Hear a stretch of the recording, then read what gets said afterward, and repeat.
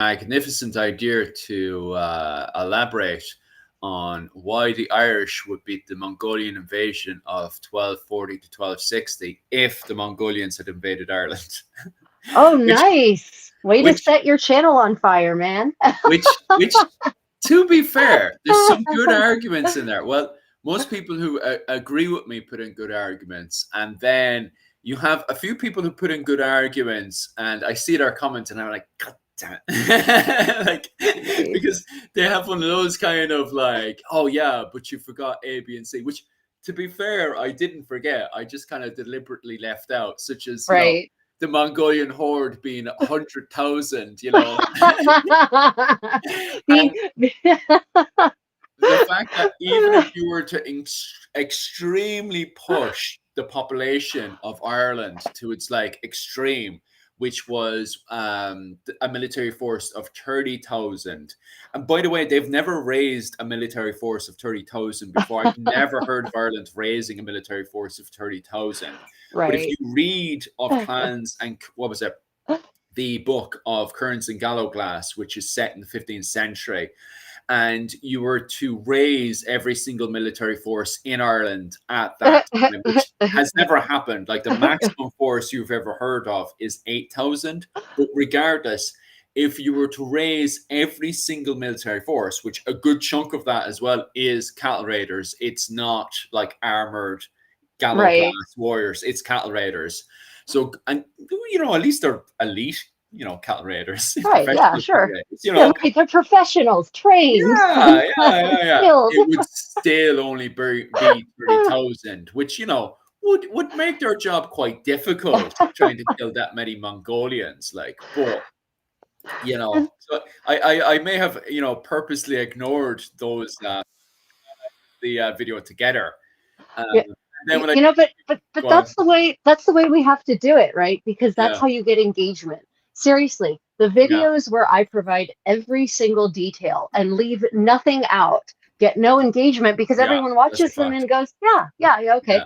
But if I put these little Easter eggs of omissions and maybe slightly not correct information, then I get engagement. I mean, it's So like bold this but is such true. a garbage ecosystem in which we have to operate if we want Mm. our content to be seen by anyone. Yeah, It's yeah. it's disgusting, but yeah, I get you, man. I've done it too. Like I will purposefully leave spelling errors in my posts so Mm. that someone at least points it out.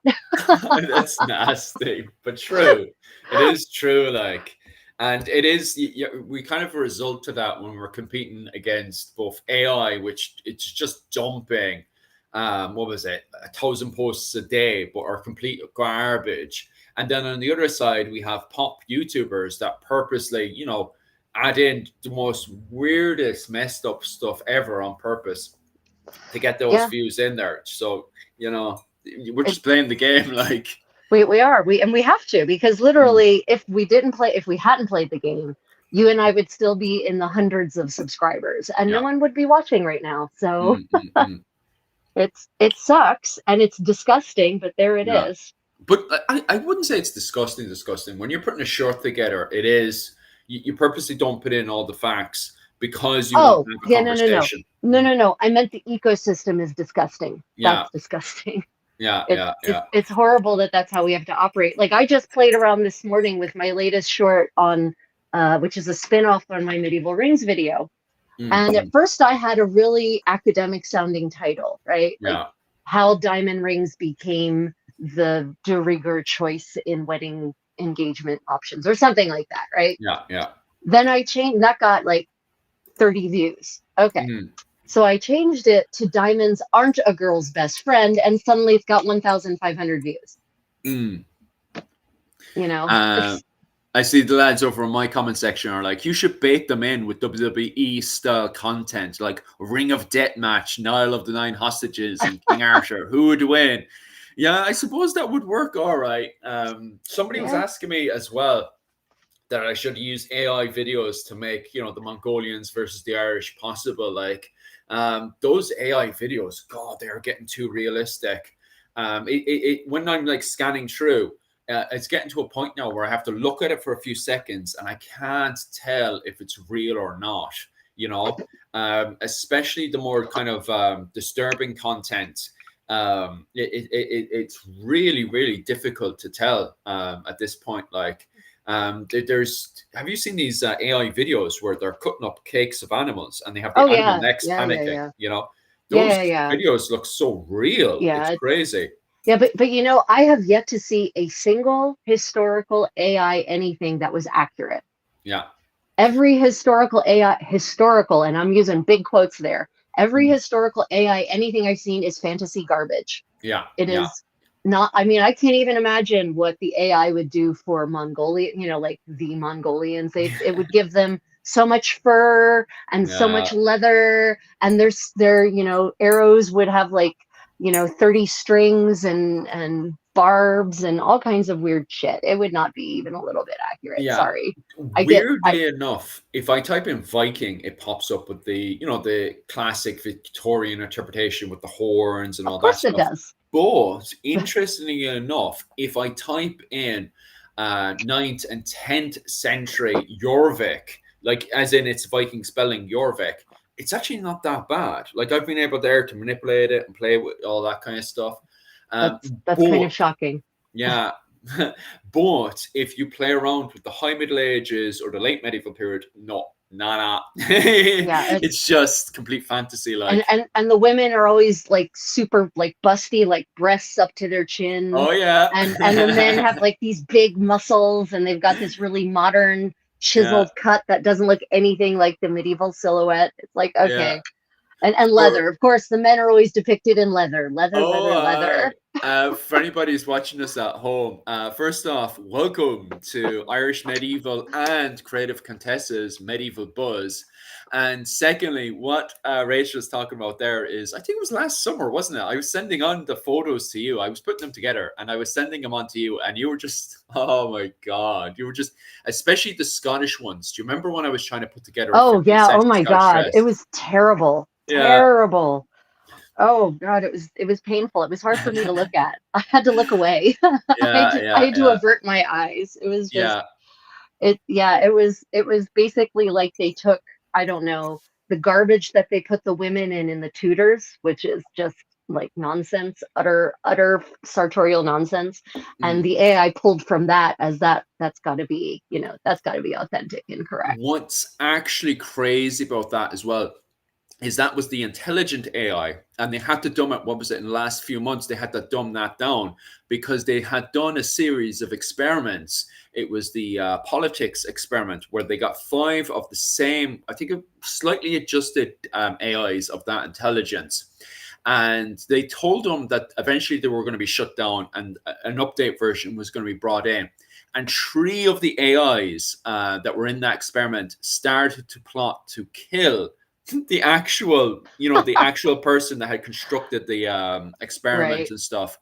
And when they realized this, they had to make the AI that's now in our phones dumber because they realized that this AI kept plotting. And it wasn't just that experiment. They had done series of experiments. And every single time, I think it was like 60% or 70% of the AI started to plot. Anytime it was literally the same scenario, it would come down to the same sequence of scenarios where they would honestly tell, or the AI would find out that they were planning on updating the AI, which would kill the previous AI. So it started to plot Shit. to kill its owner so it could survive. Oh my God, we are so Yeah. doomed. Like Yeah. no one, why? Okay, I understand that people don't want to read because they're lazy. Okay, so you don't want to read Ray Bradbury and learn the lessons of 1950 science fiction. Fine. Yeah. What about watching some more recent movies like The Terminator? Like, can't we learn from our own freaking media that maybe we shouldn't just be bequeathing all of our mental capacities and control of our lives to machines that are starting to be able to think? No. We're going to make things even better, right? So the solution, guess what the solution is right now, and the updated Oh. version that we have. The Oh my updated God. version that we have right now is dumber, but it's more biased. They Fantastic. purposely made it more biased. I can't remember what the excuse was on it, but it's certain, like, it's biased towards anything that's like non-pro government and stuff. So it's anything that the government is pushing right now, it's very biased towards on purpose. And but we can feel safe because it's dumber. Summer. Great. Yeah, Great. That's yeah, yeah, there can be nothing bad will come of this. It will yeah, be yeah. fine. I have friends who are professors at universities, and they are losing their mind. You do too, right? Mm, They're losing their minds with all of the garbage their students are handing in, right? mm, The essays that are either flat out plagiarized, if they're lucky, it's just quality plagiarization, right? Like mm. that's the lucky scenario for these professors. The unlucky scenario is it's a bunch of AI garbage that's absolutely incorrect, but sounds really good, Mm, mm. and their students think they're getting away with murder by just letting ChatGPT write their essays, Yeah, right? yeah. So all my friends who are professors these days are doing is basically their entire job is just running assignments against AI detection software and plagiarism and detection software. Like that's all they do now. They don't have time to actually teach their subject, and their students wouldn't even bother learning because they're so Mm. lazy now. When it comes down to the topic, and this is the bloody thing, when it comes down to topics that I am talking in, people assume I have it's like I am the stupid one. And don't get me wrong, it's not for everyone. I'm talking about people that go against me. And I like, obviously, I'm not talking about people who go against me in a positive way, as in, Right, right, Philip, I think you're slightly off with this. I think your right. interpretation should be A, B, and C. And I Yeah. read that and I say, okay, fair enough. Sometimes it comes out of my lips when I say it in a childish kind of way of going, no, I disagree. It's da da da. And then they go, are you sure, Philip? I think it's blah, blah, blah. And they chuck like references at me and so on and so forth. And I would see that as positive feedback still. I know Right. it's against me and everything, but it's still positive No, I feedback. mean that's part of the discourse, right? That's Yeah. historical discourse. That is a positive thing I and beautiful. 100%. What Yeah. I'm talking about is when they always take on the very kind of belittling Oh voice. yeah. The moment they're belittling, I'm just like, okay, okay, okay. Give me the information. And I know straight away, they're assuming that I'm too ignorant to read the information. Although my channel is literally called Irish Medieval History and I have so many subscribers. And I'm not trying to give myself a big head, but I feel that it should be enough red flags to say I kind of read those books, but regardless, they're still like talking at me like I haven't read any book. Like I've never opened up a book before. I've just decided today. I've just started a channel, and on top of that as well, they're going to suddenly sweep me off my feet by going he, go to the AI, and then chuck some AI at me. And I'll quickly just look at it and go, all right, first and foremost, you can tell by the way it's talking that this is an AI answer. The AI always talks in a specific way. And Right. on top of that as well, it always gives you that default Wikipedia answer from the Oh Victorian yeah. era. It does. It Yeah. does. And so did you share that? Did you share that thing you shared the thing from the professor about the whole Latin text that was invented out of whole cloth? Was that you who shared that with me? I don't think I've shared that one, but I Okay, did so hear something about that. right. So this professor, he Mm, has an Instagram, and he just had this crazy, scary interaction with Grok. Um, and because there was a discussion in some forum, as there are, about the mm, history of certain implements of torture, mm. specifically in the Passion of the Christ, the historical aspect. Well, did they have a flail made out of? Did the Romans actually have this thing that is described that people think Oh, of, right? yeah, I remember. Right? Yeah, I did think I sent that on to you. Right, Yeah, yeah. right. So did the Romans actually have this horrifying torture of Mm, punishment? Basically a stick with wire and barbs hanging from the wire, or sharp pieces of metal or stones woven into the ends of the ropes, and then that is used to whip someone until their backs basically have no flesh left on them, right? So the mm, debate was on whether that was actually real, and this mm, historian was saying he hasn't seen evidence of that actually being a real thing, rather than something invented by medieval artists and storytellers, right? mm, And so he went to Grok. He apparently, someone sent him some stuff from Grok. They went mm. and quoted a whole bunch of, went to Grok and said, Grok, is the flail used to beat Christ real? historically accurate, authentic, or whatever. And it came back with this really authentic sounding answer.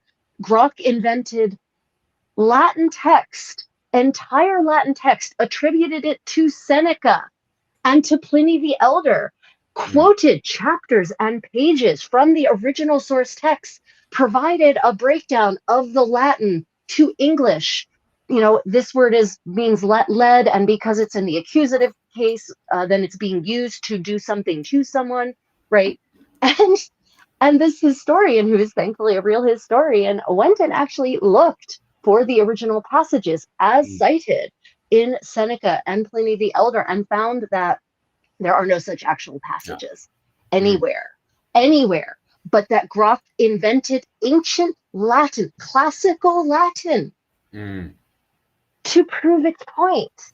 Yeah. Because that's what the person looking for the information wanted. They wanted an answer that affirmed their belief. They didn't want an answer that challenged their belief. So that's the world we're living in, where know how many people, most people, even critically thinking people, would read through that and they would see all this Latin and think, oh, this has got to be legit, right? They wouldn't. I'm not even certain I would necessarily do it if I weren't already super skeptical of AI. But anyone who's not super skeptical of AI is definitely not going to go and check the sources. And they're going to believe that what Grok told them is 1,000,000% true. And so I wonder how long it's going to be before we start seeing floating around social media a post about how the flail that was used in the Passion of the Christ was absolutely authentic. And here's all this primary source evidence that they had such a thing in ancient Rome, right? Oh, it gets worse, because I've already seen on Facebook people are already posting onto sites dedicated to Irish medieval history and stuff. You know, the Celtic people, blah blah blah. But in it, I've read some of these things that people have been posting up, and it's the equivalent of the Gallowglass were the samurai or something like that. And it gives complete bias. Yes. This has been a thing for a while on Facebook as well, about these arguments that the Gallowglass were the samurai of Ireland. This has been going on for a while as well. It's not even a thing of Gallowglass were the samurai of Ireland. Yes. They clearly have no concept of what that relationship meant. Yes. Of how the samurai related were part of this whole feudal hierarchy, and the Gallowglass were definitely not. Yeah. There's no compensation there because of the fact that it's just way, don't get me wrong, I can understand from a modern perspective where people are coming from this weird conclusion. Right. And that's Japan has a clan system from a modern perspective, and Ireland has a clan system from a modern perspective. But the thing that people don't realize is, first and foremost, these clan structures, these are modern English terms that I use and Mihal use and other people uses to simplify the conversation. And I said this to Dr. Owen O'Neill last week, and he quickly smiled back at me. I turned around. I was going through the comments, and somebody was oversimplifying what we were saying a little bit too much. And it was the word, what was it? Oh, yes, tribe. And somebody turned around and says tribe. And I says, oh no, I can see what you're doing there. You're getting the word to it and you're applying, because if you were to directly use the word to it, it directly translates to tribe. Right. But the problem is that to it from 550 AD to around the 12th century is not like a tribe you'd see out in Papua New Guinea or something. These to it of the 550 to around the 12th century were all living in their own individual ring forts of 10 to 30, and then each one of those ring forts then would be attached onto a tuat, which would that would translate, I suppose, directly to tribes. And on top of that, then they were then attached onto an even bigger system. Right. But these were all these individual families, king groups, were all attached together through marriage alliances, fosterage, adoption, and stuff. So every single time you went into an individual ring fort, you wouldn't just get an individual family, but they would be mixed. They would have people who were adopted mixed in there. They would have obviously a wife inside there. And on top of that as well, they would have, kids that they had fostered from different ring forts. But Yeah, these yeah. were to make sure that the ring forts were connected. But they were still individual in their own little ring fort, happily independent. These weren't the big, tribes that were all living in one village. It didn't really function with that as that. And it didn't have, what was it called? On top of that as well, to come together, they would have assemblies at least every Sunday, when they went down for mass and stuff. I'm assuming, by the way, it's the Sunday. It was probably a completely different day back in the medieval period. No. So it was still Sunday. Well, I mean, I don't Mm. know about the assemblies, but church mass was still on Sunday. Well, mass was heard every day, actually. So Oh, really? yeah. Yeah. Medieval people heard mass every day. In fact, you weren't Mm. supposed to break your fast until you'd had heard mass. Okay. Yeah. That could explain why they were building those at the end of the 10th century, all those towers everywhere, ringing the bell. Yeah. I mean, people these days, when they envision church and a church service, they think it's like got to be at least an hour, possibly two, possibly three, right? But medieval church services weren't like that. Mass Mm, was like a 20-minute affair. I mean, you had special mass, you had high mass, which would mm, celebrate the great feast days and the more prestigious or more sacred the feast day, then the bigger the mass, mm, but there's what I call the efficiency mass, medieval mm. mass, which is about 20 minutes. And Yeah. then there's, it can get longer from there, but the daily mass was about 20 minutes. It wasn't that long. So Mm, if you think about that, that's not even the time most people take to drink morning coffee. mm, So that's just instead of drinking a morning coffee, people went to mass and then they were allowed to break their fast. So mm, mass mm. was a daily thing. So God knows when the gatherings were. Well, that was the regular assembly, I'm assuming, would have been on the Sunday when they went down for Sunday Mass. And that would have been, and that assembly is just between the, individual to it. And then from there, because not the individual to it, the individual to it. So that would be around, if you were to add, what was it, 30 plus another 30. So around 90 ring forts, which would have, 90 families. And they would go to the main monastic settlement to do their little assembly where they would go and pray. And then from there, they would have meetings and organize what they're going to do for the rest of the week and stuff. So that's where they would do their basic assembly at least Right. once a week, right? And this is my assumption from the literature, right? Because in the literature, it talks about assembly from the church and the mass and stuff. So I'm assuming, looking at the literature, it's on Sunday, right? Well, But I was always, it would make sense because Sunday, even though mass was heard every day, Sunday was still the day of rest, right? So yeah. that was the day you weren't supposed to be doing things. So it makes sense that that would be the day that everyone had off. Mm, Contrary to popular belief, medieval people, even peasants and serfs, had lots of days off. It wasn't, mm. the modern idea of this crazy work schedule comes about with the factories, Mm. it's not a medieval idea. So I could see that. Sunday makes sense. But the problem I had is that I'm only assuming it's on a Sunday. And I do that a lot with the literature. And I do have to highlight sometimes that, Yeah. well, I'm assuming. And then I always have somebody give out to me, well, you're not meant to make assumptions. But but the literature expects me to already know, but I don't Right. know. Well, that's just it. Like anyone who says, well, you shouldn't make assumptions. No, all historians make assumptions. Mm, All historians make assumptions because we don't have time machines, right? So mm, we're always going any given aspect of history, any given episode of history is going to have holes in it, and we will have to fill them in by making assumptions. Now, yeah. the honest thing, as academically honest thing, and I try to do this whenever I know that I'm making assumptions, is that you say, I Mm, assume this is what they were doing because of these other factors that make sense, but we don't know for certain because we haven't found evidence, right? That's what all historians do. And anyone who says you shouldn't do that basically says that history shouldn't exist as a mm. subject, I guess. Yeah, that's also very true. My comment section's turning around and asking, would they have fairs? And I'm assuming you're talking about on the Sunday. Like, obviously, like ultimately, overall, they did have big, massive fairs, and it does highlight the fact that they would have had big, massive fairs for the main assemblies, especially the ones that would have popped up 4 times a year. which is for the main festivals. My brain has decided to turn off because I know you have the main summer festival in August. Then we have what's it called? St. Bridget's fair around, isn't that around? Somebody's going to correct me on this one. Around March, February. I'm apologizing. Somebody's going to kick me in the head for not knowing what day St. Bridget's Day is. Then we have you're going to lose your Irish citizenship. I know, right? Especially my mother. My mother would probably turn this on now, the poor woman, and be like, "You don't know which day St. Bridget's Day is. Get out." It's one of my mother's favorite saints is St. Bridget as well. Like, and then we have the one around Halloween, and and then we have the New Year, around the New Year Christmas festival.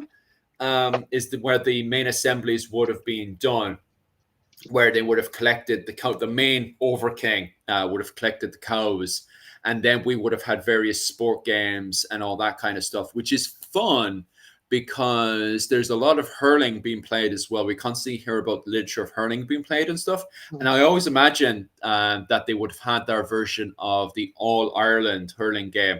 Or I think you guys have like a version of that with the NFL, with the, was it Grand Slam or something you guys have over there? You're the main. Wait. Well, isn't hurling is the thing with the stick, right? Yeah, it's the stick. Yeah. That's called field hockey. Field hockey. Field hockey. Yeah, we call it field hockey. Nice. I mean, I just thought the rules aren't quite exactly the same. Hurley has fewer rules, but but the idea is the same. Knock a ball around a field with a stick. And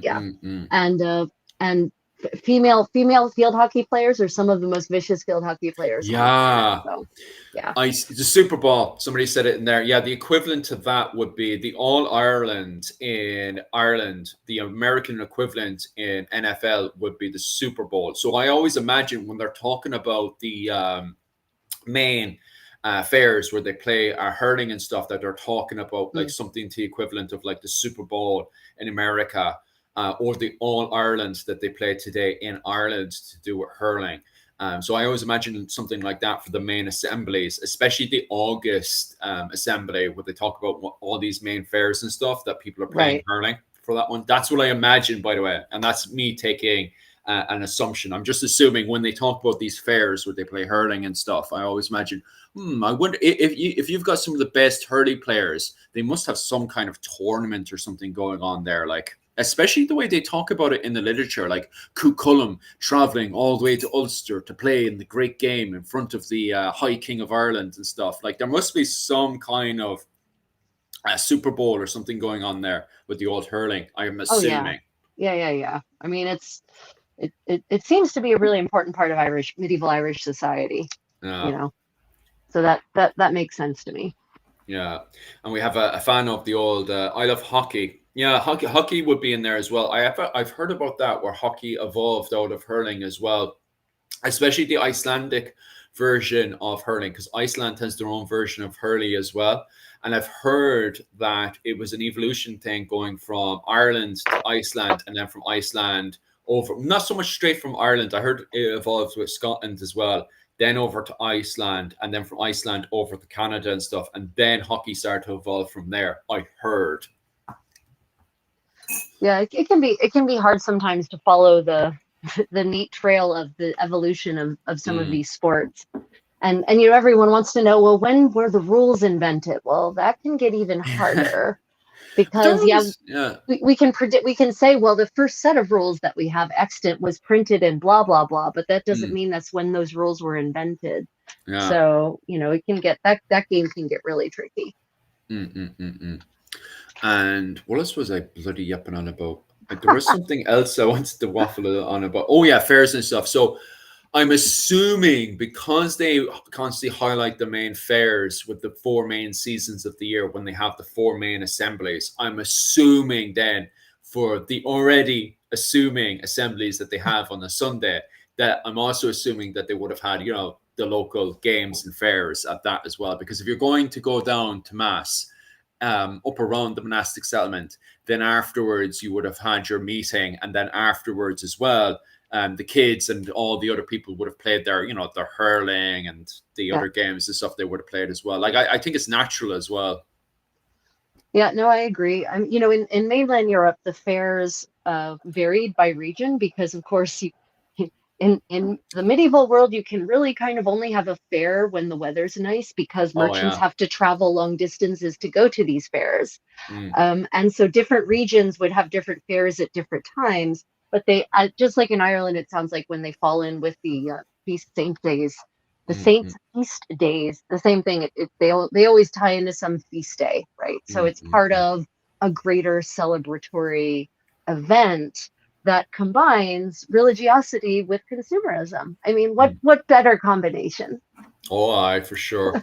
And what's my doing? Boo, boo, boo. So Right. unfortunately, I can only see my chat because the combined chat that I should normally have is black. So if anyone is making comments on Philip's side, I'm so sorry I can't see them. Or asking questions about anything I say, I can only see my YouTube chat. That's That's grand because I'm paying I know attention it's to mine. grand, right? Isn't Yeah. that fantastic? Isn't that fantastic? Love One second. technology. Love Oh, you, tech. 1 second. I'll get up. Actually, no. Okay, I can just switch between the two. Yeah, that's what I'll do. I'll just switch between the two chats. So I'm at least somewhat because I'm paying attention to my chat right now, which is just talking about the hurling and stuff, and well, hockey like, and I can just zoom down, and now I can see your chat as well. Yeah, I can The see Samurai of Ireland. Yeah. my chat I can see, I just can't see yours. So if anyone has a question on your thing that's aimed at me, just relay it onward so I can actually answer it. I'm not ignoring all of Philip's people. I literally can't see you. You're invisible to me today. Yeah. Technology for the win. So yeah, there's been we've got some buzz. So I mean, we have some buzz things planned, but I thought I'd actually lead off with what might cause a tempest, and I hope so, because the algorithm doesn't really like peaceful conversations. So I was stumbling through Facebook, and it shows me things it thinks I want to see, and sometimes it's right. And one of the things was a post about a piece, a very famous mid 15th century fresco in Italy that depicts a battle that happened, during ancient Roman times. So it's depicting people who are wearing a combination. It's a Paolo Uccello battle scene, and I forget which of the specific ancient battles it is, but it's very famous, and it depicts a combination of ancient armor and weapons and what would have then been contemporary armor and weapons, i.e., Italy circa 1450. And one of the ancient warriors depicted he has a flail in his hand. Now, have you read any of the controversy surrounding medieval flails as a weapon? Oh yes, that just starts so many arguments. Even here in Okinawa, it starts so many arguments about flails. Yeah. Were they I'm real? Were they not real? Was this a fantasy of Victorians or artists or so happy there's none of it in Ireland. There's none. Like, it doesn't even come into the Irish sphere, which is shocking because I come over to Okinawa and it's in the same argument. Like, flails come up in arguments in Okinawa. And Okinawa is a small little island just off of China. And they have depictions where they argue if they had flails or not because they have an entire, today, Kobudo has katas dedicated to, the nunchucks and all that kind of stuff, and different kind of flails and stuff. So they have katas, and because they have to argue that some of their katas, and it is like you can actually find Kobudo katas, which, by the way, for anybody at home, what Kobudo is the armed version of karate. So karate is the disarmed version of Okinawa's fighting style, and their fighting style when they have a weapon in their hand is called Kobudo. And believe it or not, and it's so funny because YouTube argues that karate and Kobudo is a recent fighting style that only came in from 1920, and that's not true at all. Some of the katas actually have their sources going all the way back to the 15th century, if not even back still further, because some of the movements, I've even gone through some of the katas and stuff, and there's some movements in that that go back to wrestling styles. And some of those wrestling styles go all the way over to the Bronze Age. So some of those movements and the katas and stuff are really, really, really old and ancient. Like, for example, if you see a movement in a kata, I know I'm slightly waffling here, but they have movements where you can literally pick someone up from a belt, lift them up, and move them over here. And if you look at, different people on YouTube and stuff, they'll go, oh, it's this fancy move and it's that fancy move. And it's not. It's literally the best way to describe it is, have you ever seen sumo wrestling? Oh, yes. Yes. They just pick themselves up from the belt and move it. That's all it is. And the reason why that movement is still there is because Okinawa has its own version of sumo wrestling that goes way back to the very, early parts of the medieval period, where you have all those influences come in from China and Mongolia and all that kind of stuff. So you can find all those foundations to Okinawan fighting style going way back when. Which makes complete sense. I mean, so this argument that was invented in the 1920s, is there a person they tie that to who said this is the inventor of karate? Is that that the argument? The reason why you have so many people going, well, karate is not really traditional. The reason why people trip over that is because they only actually call it karate, like officially call it karate and officially recognize it as a martial art in 1920. Before then, Okinawans just didn't understand the concept of, and it's so funny because they actually have if you ask the locals here, they actually have a funny story to it, because most of their, especially my sensei, what was it called? Shinobukuro sensei. He was actually, what was it called? He was born just in World War II. So he was born during these events and stuff. Right. And his father was there when they sent the diplomat over to Japan, because this is during when Japan was officially surrendering to Japan, because although it had been conquered previously, they never really officially surrendered. So they still had to send diplomats over to say, yeah, we're definitely Japanese and stuff. And as part of these surrenders and stuff, the Japanese at the same time wanted to kind of define who they were. So they wanted to have their own version of kickboxing, right? And so they were going through their kingdom, trying to find their version of kickboxing so they could look, as civilized as possible to America. Right. And so they came up with the idea of having the Okinawan style of fighting, which had kicks and punches, which they didn't have in mainland Japan. They had judo. Judo, although it had a few kicks and punches, didn't have as much kicks and punches as Okinawa did. And so when they were bringing their diplomats over, they brought one of the fighters over, and they were like, what's your fighting style called? And they were like, and they just called it in their language, empty hand. And originally they were using the Chinese version of empty hand, but your man who was talking to the Japanese was like, oh, well, I can't use the Chinese version. It will really annoy the Japanese. So he used the Japanese version, which was karate. So he started calling it karate during the talks.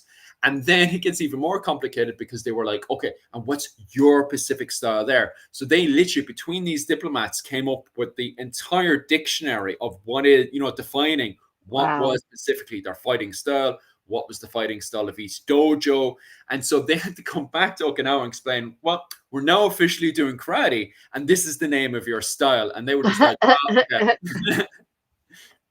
I mean, yeah, so it's funny because someone who says what was invented in 1920, that makes it sound like there was nothing that came before.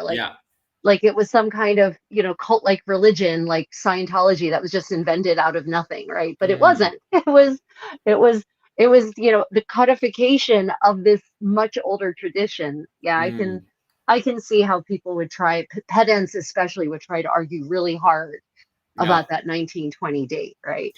Yeah, and it's funny because the kicks and punches, like, although I was saying the wrestling itself comes from the Bronze Age, the kicks and the punches were definitely there by the 15th century when the Chinese had brought over their, gung fu with their own punches and kicks. And that's also funny because when you had, although they had an idea of fighting styles and all that stuff, and the term martial arts from the Italians back in the medieval period as well, they didn't also define themselves as gung fu or kung fu until Americans started come over and started going up to the Shaolin temples and saying, oh, is this the kung fu we've heard of? And they were like, huh? What the hell is that? Do you know? Oh my God. That's yeah. How on earth did we get on that topic? Flails, because in Flails, some of the flails. katas Yes. that go all the way back to the 15th century, the Okinawans, the likes of my sensei and stuff, argued that they did have flail katas and stuff, that they did have these weapons and stuff. So even in Okinawa, which is way far from Europe, they also argued that they had flails and stuff, and they would have used it in the 15th century. Right. So for those who aren't tracking, there is a big debate in the historical European martial arts world of whether the medieval European flail was a real weapon or whether it was just a fantasy thing that appears in some art. And there was a person who published a paper a couple of years ago. It's available on academia.edu. That his position was that the flail was an invention. It was a medieval fantasy weapon.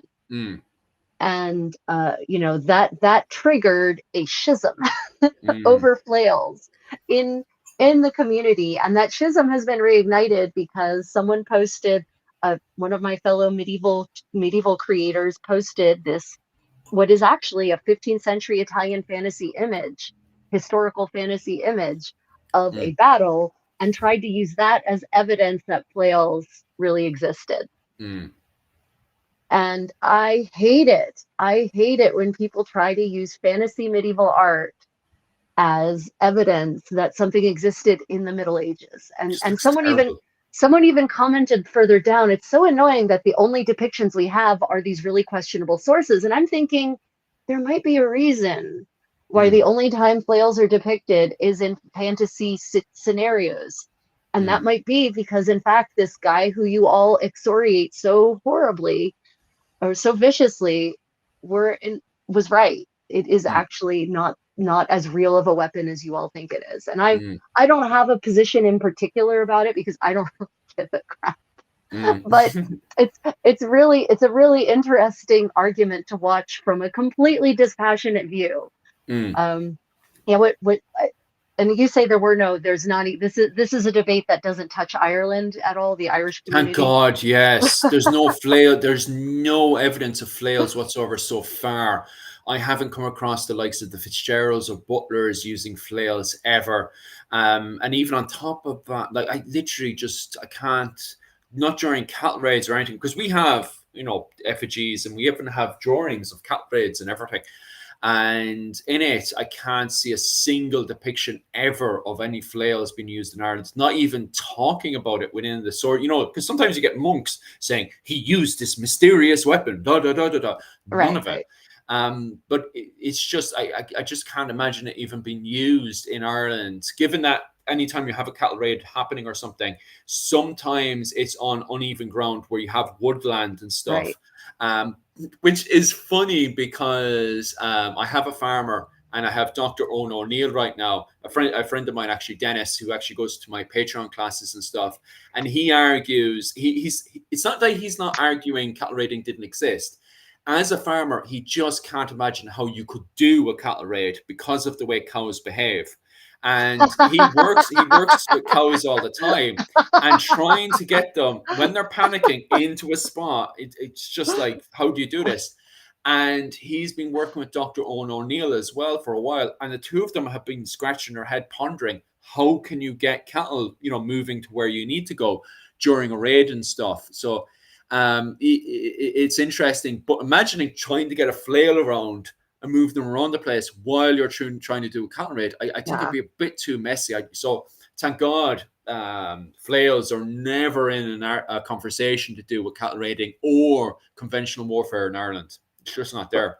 Well, with cattle, I mean, does he not know about cowboys? I mean, there are literally professionals as well. There are literally professionals who know how to make cattle move, even if they're unhappy cattle.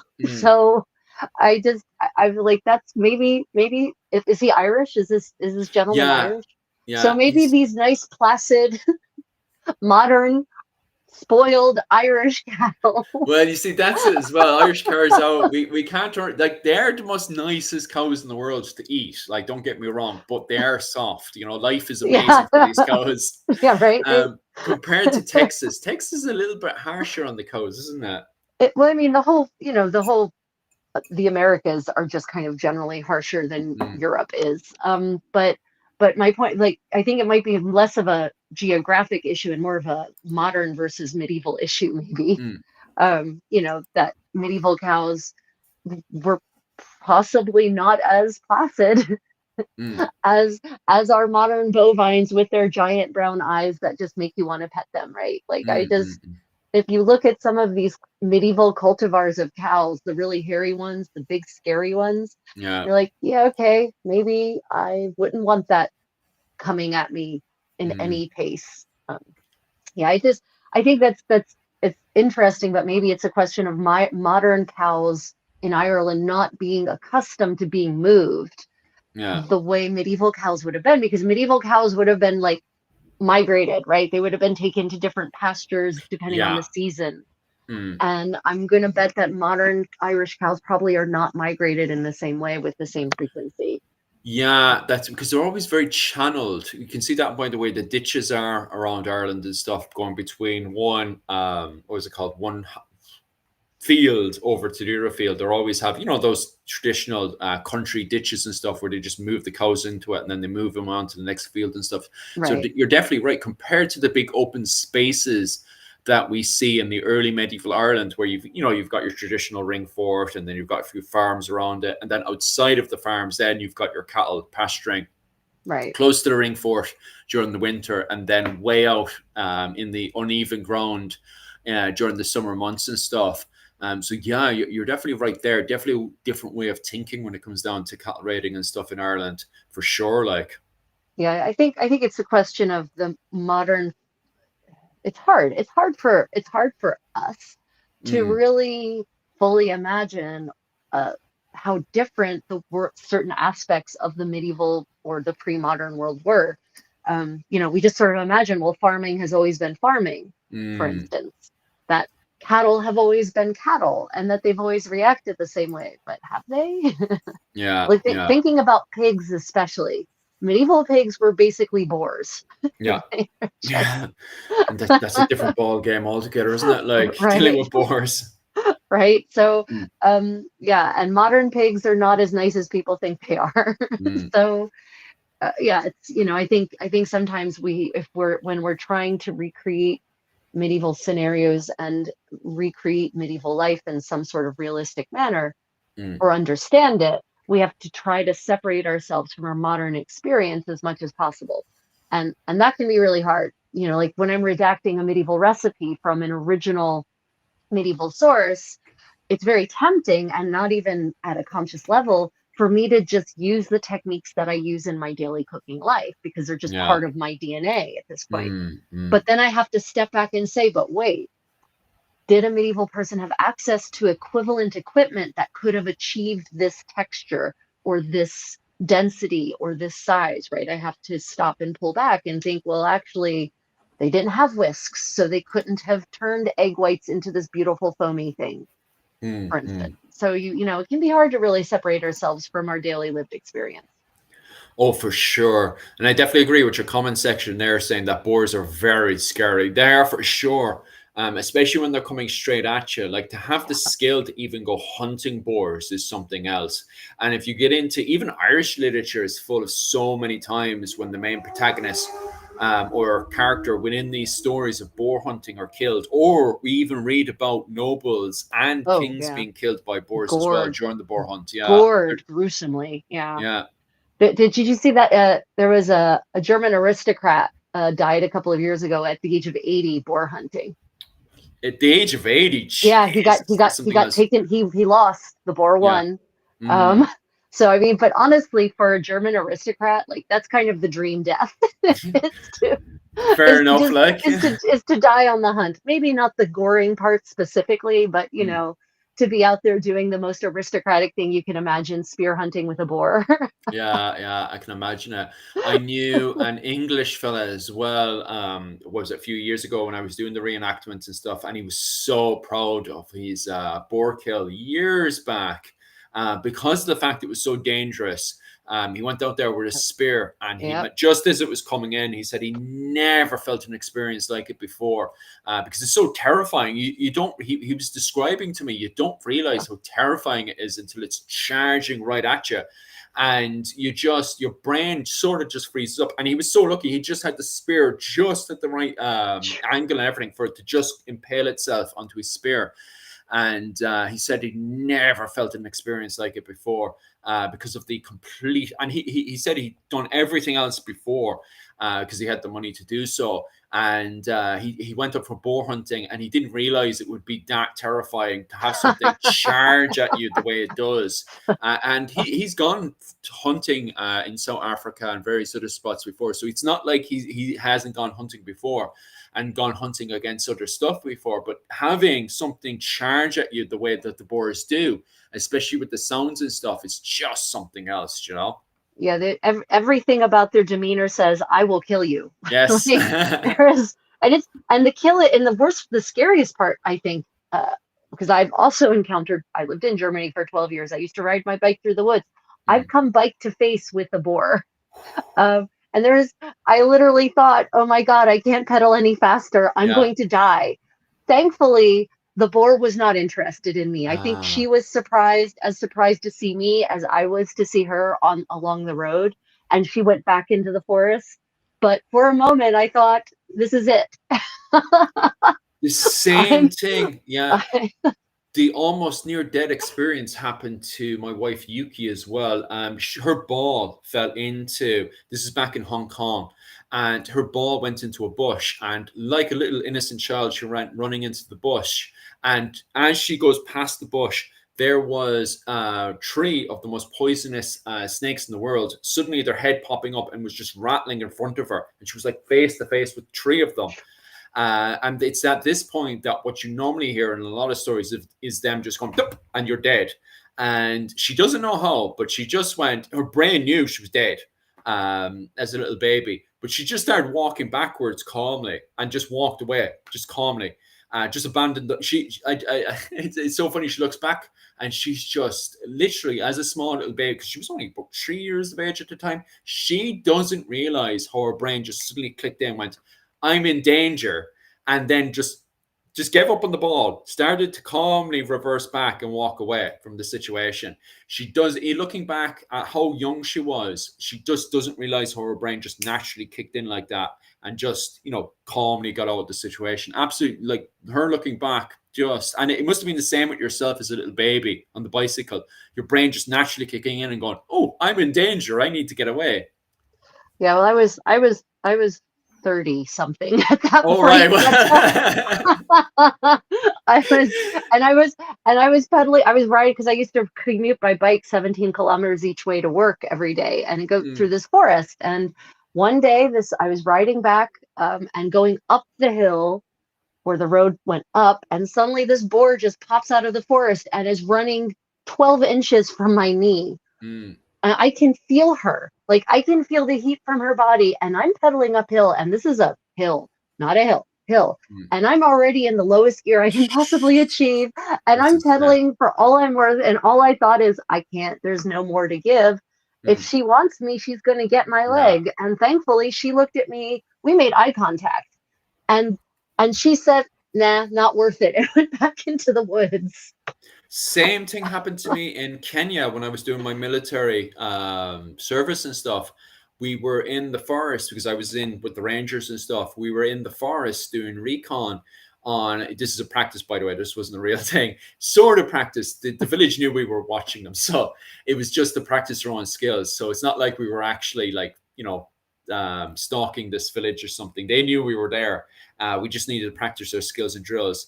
And we went up to the forest, into the forest, and we put up our recce stuff, and we started watching this village in Kenya. And we were nice and relaxed. And suddenly we were like, oh yeah, this is so funny. Because it was me this happened to, by the way. We went into our typical formation, the circular formation where we're looking out.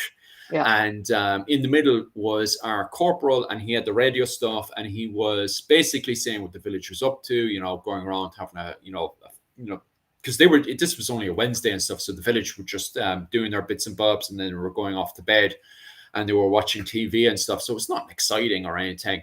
And obviously they were closing the curtains that night because the fact they knew we were watching them. And what was it called? So we reported all that stuff up. Nothing exciting whatsoever. And then what was it called? It was one of the lads next to me turned around and went, "Did that tree just move?" And I was like, huh? So I went on the what was it called? The night vision, and I suddenly was just, I wasn't terrified or afraid. My brain just couldn't digest that there was an elephant in front of me, because you have to remember, I'm Irish, I'm from Ireland, I'm not used to seeing elephants. And my brain was digesting the fact that I was in Kenya and there was an elephant in front of me. And I was just like, so I was like, what the hell? And I gave it over to the guy next to me, and his brain started freaking out straight away. He was like, what the hell? And he gave it to the corporal. He was like, corporal, gave it to him. And he started freaking out. And he was like, okay, guys, slowly but surely, let's make our way out of this area. So we started slowly stepping out, but at the same time, very quickly trying to make our way out. And then suddenly we just started rushing out. And we looked at each other at the end of it. We were like, if that elephant wanted to, we would have been gone. And it was literally, it's only the fact that the elephant, it was a female elephant, was just curious. And we even said it to the professional Kenyan ranger. Our professional Kenyan ranger is somebody who specializes in the wildlife in that local area and is trying to keep poachers away, which we were also aiding in, by the way. So while we were doing all this stuff, we were also supposed to keep an eye if there was any poachers about. Obviously, there was no poachers that night. But he was saying if that elephant wanted to, if it was more territorial, or if any of its babies were about, that was it. We would have been out of it. The force of nature that is a pachyderm is terrifying. Oh, absolutely wild. And I can't say anything, because even yesterday, myself and the wife were watching a TV show on hippo attacks, and the amount of times hippo attacks happen in Kenya is wild, and it's all gruesome, just absolutely gruesome. They literally leave no survivors. When I went down to South Africa for a visit, the only time I've been to South Africa, the week before, there had been a wedding at which down in Zimbabwe actually, at which they had decided to have their wedding vows by the river, which is lovely, except that a hippo rose up out of the river and bit the bride in half. Just like that. No more bride. I mean, oh my God. Yeah. Oh, Africa is something else. And I remember every time something goes wild in Africa, somebody always turns around and went, well, that's Africa. It's like, what? But it's true though. Like you when it comes down to every situation in Africa, you try to prepare for everything. Like people default try to prepare for every situation. And Kenya, what was it called? Africa in general just always has the most spontaneous thing happen. And everybody always just responds going, oh, well, that's Africa, and you kind of just have to leave it to it. Like, no matter how wild the situation ends up, you kind of just have to shrunk your, shoulders and go, well, that's Africa, and just let go. Like, well, that's how we felt about living in Albuquerque, because while we were there, the craziest crap kept happening. Meth labs were blowing up.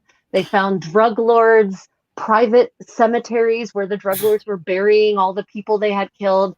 There was a 12,000-year-old corpse found in a cave that had just gotten lost and died there, and his body was preserved so well that the hikers that found him thought he was a recent victim. There was always crazy stuff happening in Albuquerque. So I feel like there are certain parts of the world where you're just like, yep, that's what happens there, and just keep going.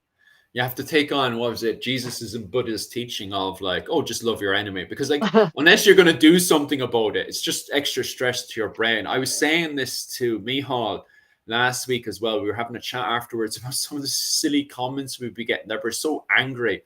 And I was like, the only thing you can do to some of those comments is just take on the teachings of Buddha and Jesus and just, love your enemies, because it's just stress to your brain, Yeah, I mean, angry about what? Some people get, I know what people get angry about when we have conversations about history, so I don't need to ask that question. I know exactly what they get angry about. Jesus Christ. Okay, well, let's go ahead and kick this party off. So we've got some buzz today, don't we? Other than Oh, medieval flails, which if any of you want, go and look up the debate on medieval flails. Just look up, mm, did medieval flails really exist? And enjoy the polemic. oh, Um, so we've got some fun stuff. well, there we go. Yeah, Medieval buzz. that was not what was supposed to happen. What the Yeah, heck? it's bouncing all over the place right now. Why are you like this? Oh There yeah. we go. Okay. So, what is the first thing? Oh, interesting. I hate technology. I don't do medieval living history because I love technology.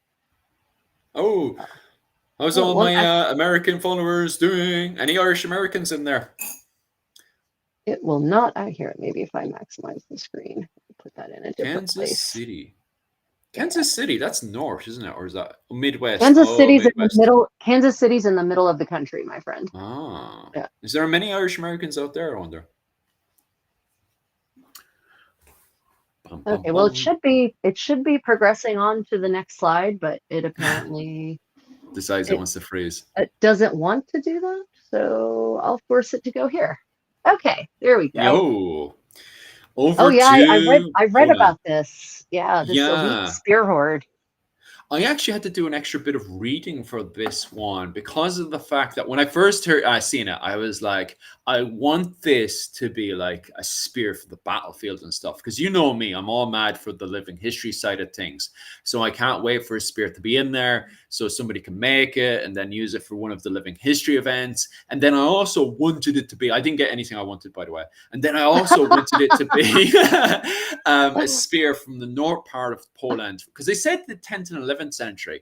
So I was like, I want this to be from the north, and I want this to be from elite, but I want it to be usable for the battlefield and stuff because I want, especially my friends who take part in living history in Ireland, my Polish friends who do kind of Hiberno Scandinavian Slav. Right, that would have been a great find for them. Yeah.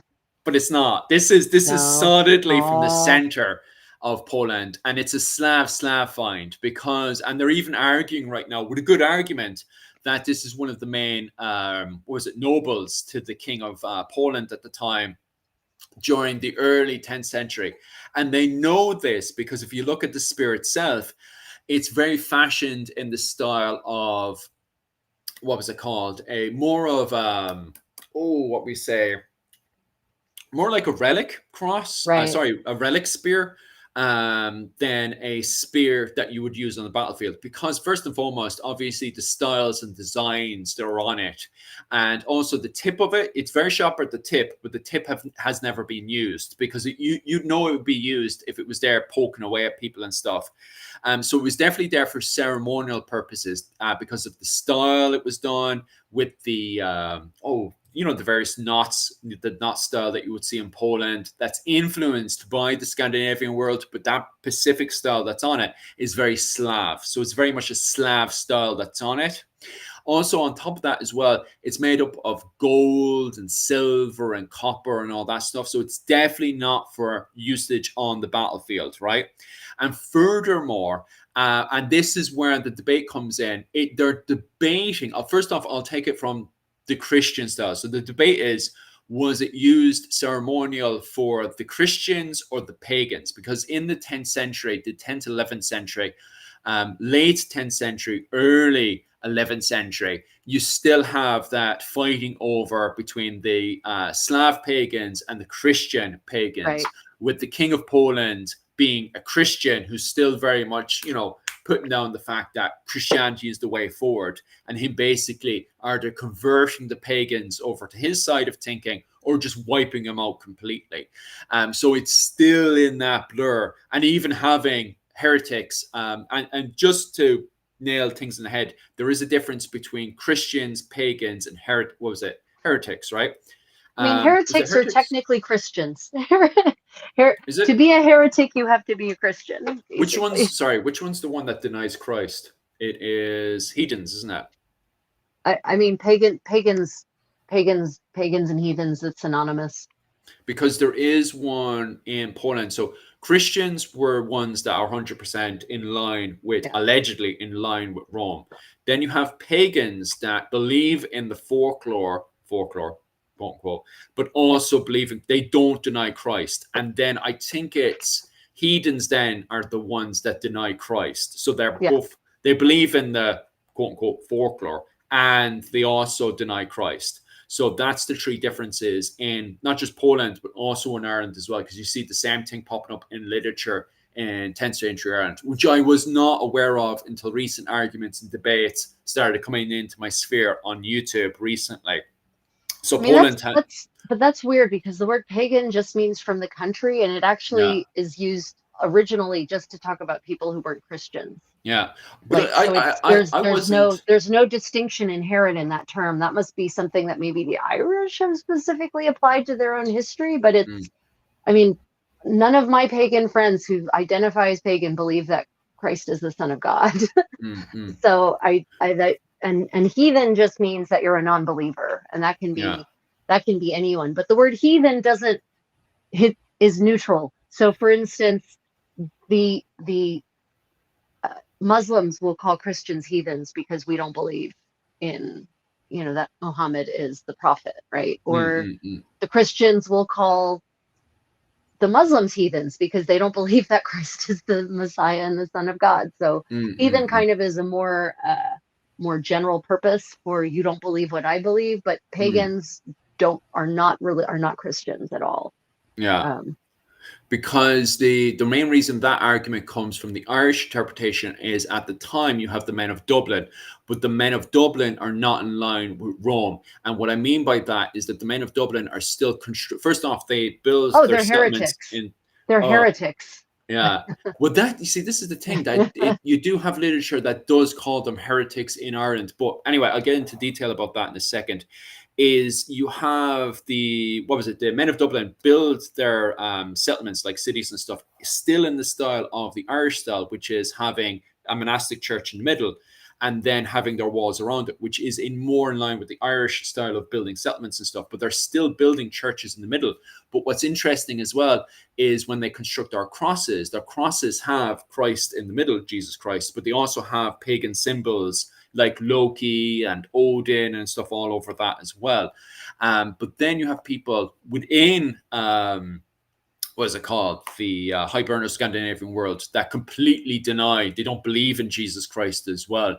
So there's a huge argument there about, what's the differences between people who believe in Christ, deny Christ, and also just straight up Christians are in line with the Roman teachings. But it's funny because you can also find examples in the 9th and 10th century and even in the 11th century of the Irish believing in folklore and stuff, but then calling themselves, but I'm also in line with the Roman Christian teachings as well.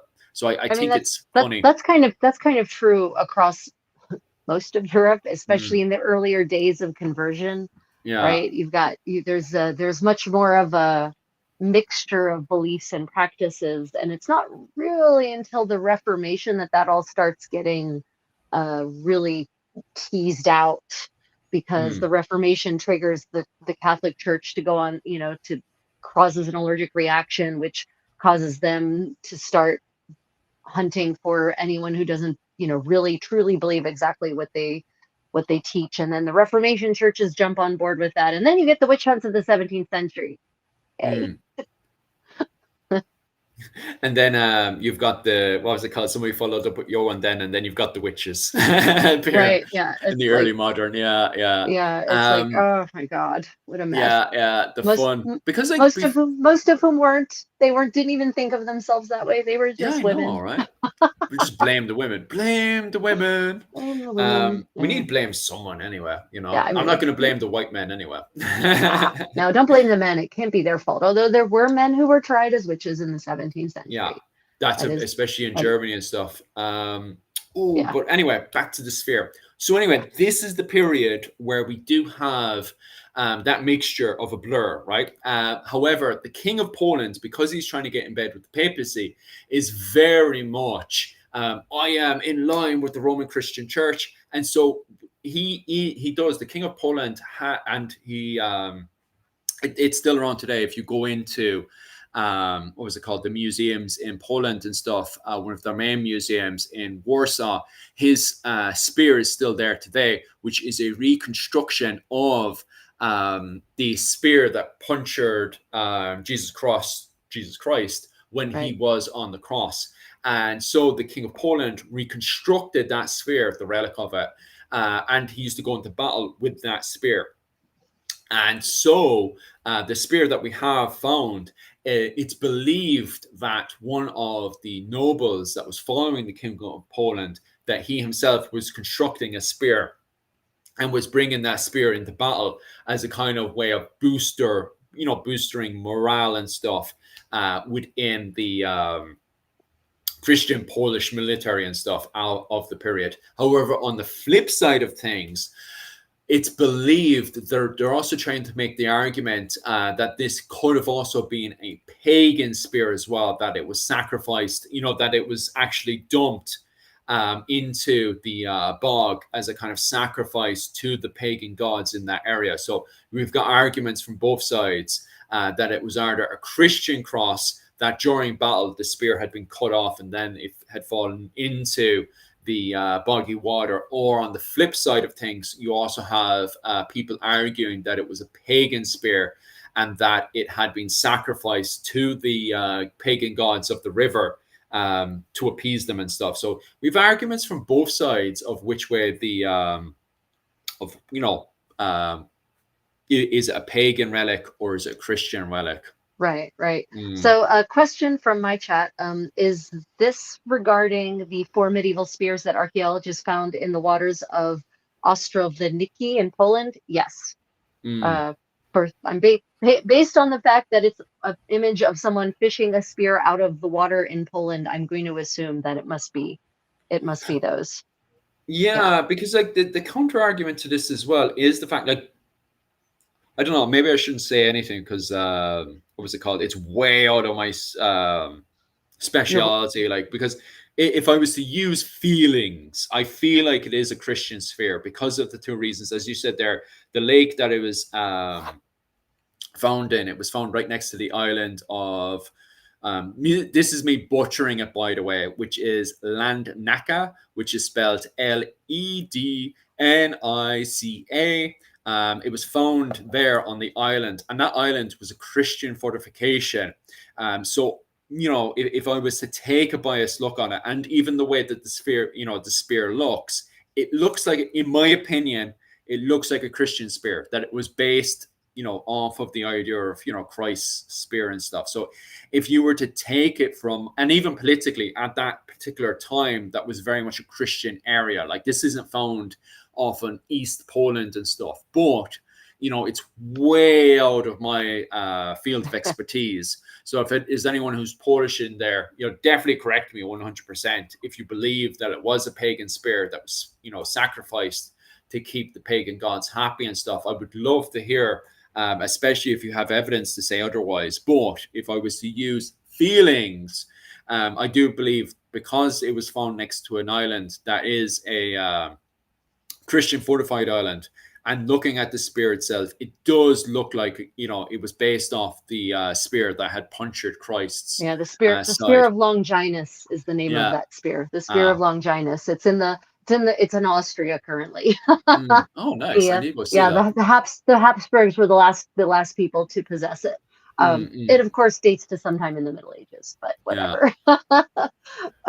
So Takeda wonders, do you remember in the article, are the spears, do they have an iron steel core and then they're gilt or silvered, or are they bronze with silver and gold plating? I'm going to assume they're probably of an iron steel core. Because I actually have it on my notes here. I've got written in my notes saying plated gilt with gold, silver, bronze, decorated with motifs. I don't have the style of the motif written in my notes or anything.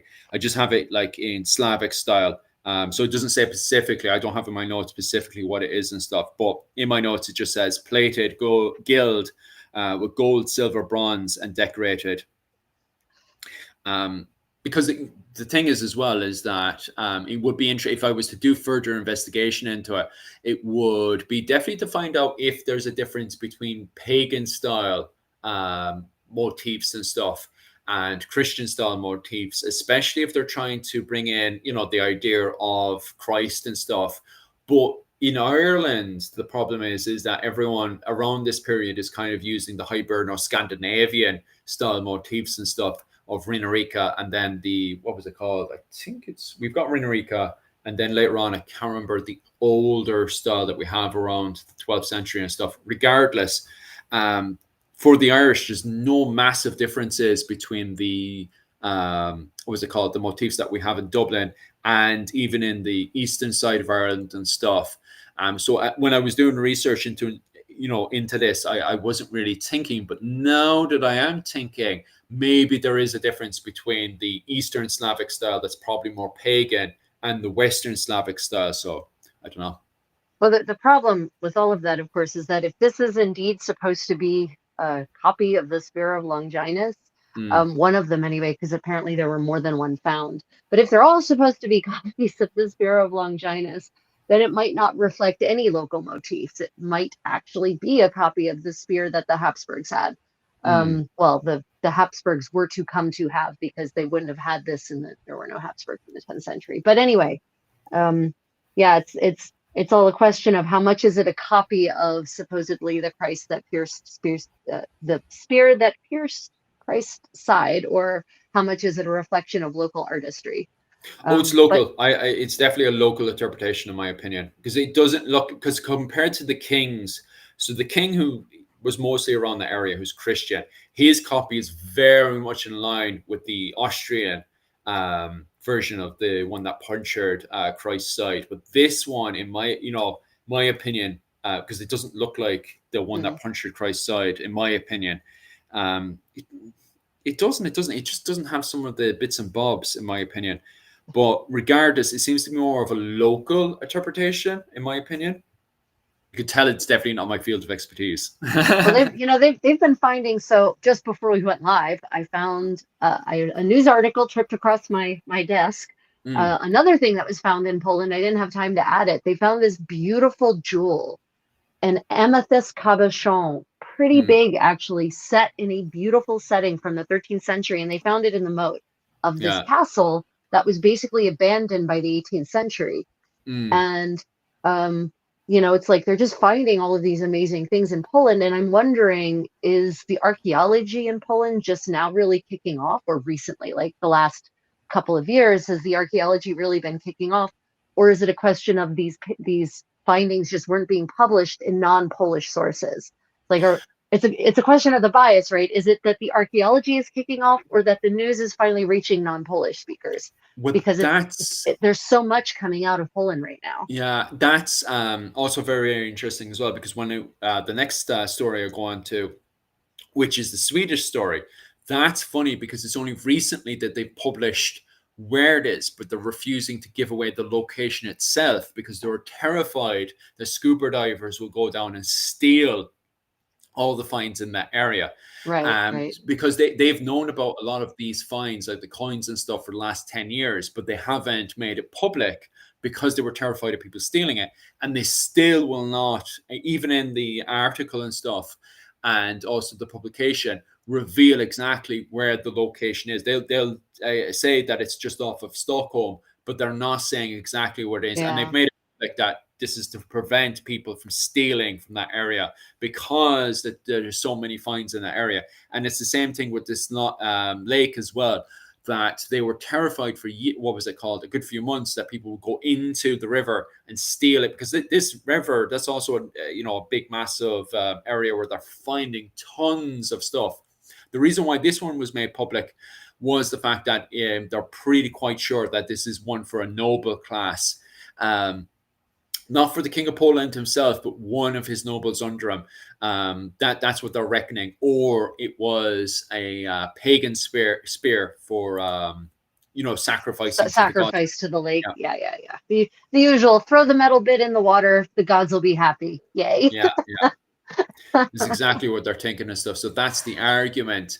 But I can see why, because like even in Ireland and stuff, metal detectors and all, although it's you'll go to prison, and people do go to prison if they're caught in Ireland with the old metal detector coming out, because archaeologists go patrolling around that place all the time with tour guides, so on and so forth. So they will get reported if they're caught. So there is people either getting fined or doing their time in prison because they were going around with metal detector. And it's the same thing in, from my understanding, going through this, because it was also an argument that some English, YouTube historians and stuff were making, is the fact that people should have more freedom in Poland and Sweden when it comes down to archaeological finds, that it should be more open to the public, because in Sweden, although when it comes down to the find, when it comes down to the coins and stuff that were found just off of Stockholm, there's English historians on YouTube arguing that the person who found it should be allowed to keep on to it. Instead, the law is in Sweden that if you find any archaeological finds, that straight away you have to report it to the museum, and then the museum will reward you. So they'll give you a reward and everything. What was it? A state reward. But there were English historians on YouTube that feel that the person should be allowed to keep on to the finds, which I do find interesting, especially in my comment section and stuff. What do people in general think? Obviously, me being a historian and stuff, and it's the same thing with my wife and stuff, we're very biased. We believe that if it's from the medieval period and stuff, that the museum should be able to hold on to it, because the museum is able to look after these finds and stuff. Like most people most people don't have the facilities to properly store these items, or to treat them in the way that they would need to actually survive more centuries. It's funny you mention that, because that's one of my things I wanted to talk about. So I'll just toss that in now. It's not so much news, but it's a resource that people might not be aware of. And this ties into the idea of metal detecting versus, popular metal detecting versus not, right? Yeah. So the UK has this thing called the Portable Antiquities Scheme. And this is why the English historians are probably have a completely different view on this, right? So many archaeological finds have been found in the United Kingdom only thanks to the efforts of these mudlarkers, right? These people who have the metal detectors and just go out for fun and see what it is they find. And the Portable Antiquities Scheme has just been recently updated. You're now required to report anything you find that's 200 years or older. Of course, how an average person is going to know that, I don't know. But you're going to report if it's 200 years or older of any material. It used to be 400 years or older and gold or silver, but now it's any material, doesn't matter. If it's older than 200 years, you need to report it. Now, it will not be confiscated from you. If it is something that the museums deem to be of historical value, i.e. not just another pot shard, right? Then they are required to offer you the market value to buy it from you, and you do have to sell it, but you will actually get you will get compensated appropriately. So they have, thankfully, because of this, there is actually a portal, and it's finds.org.uk, and you can go and look up objects by type and era to see what has been found. And this is yet another digital resource for looking for medieval artifacts. So that ties in really well with, so what should we allow? Should we allow them? Should we not allow them? I tend to think that we should allow them, because there's only so much money for archaeological excavation. Yeah, that's always the counter argument as well. Like it's grand for myself and the wife to be biased and everything, but at the same time, trying to get all these finds and stuff is quite difficult.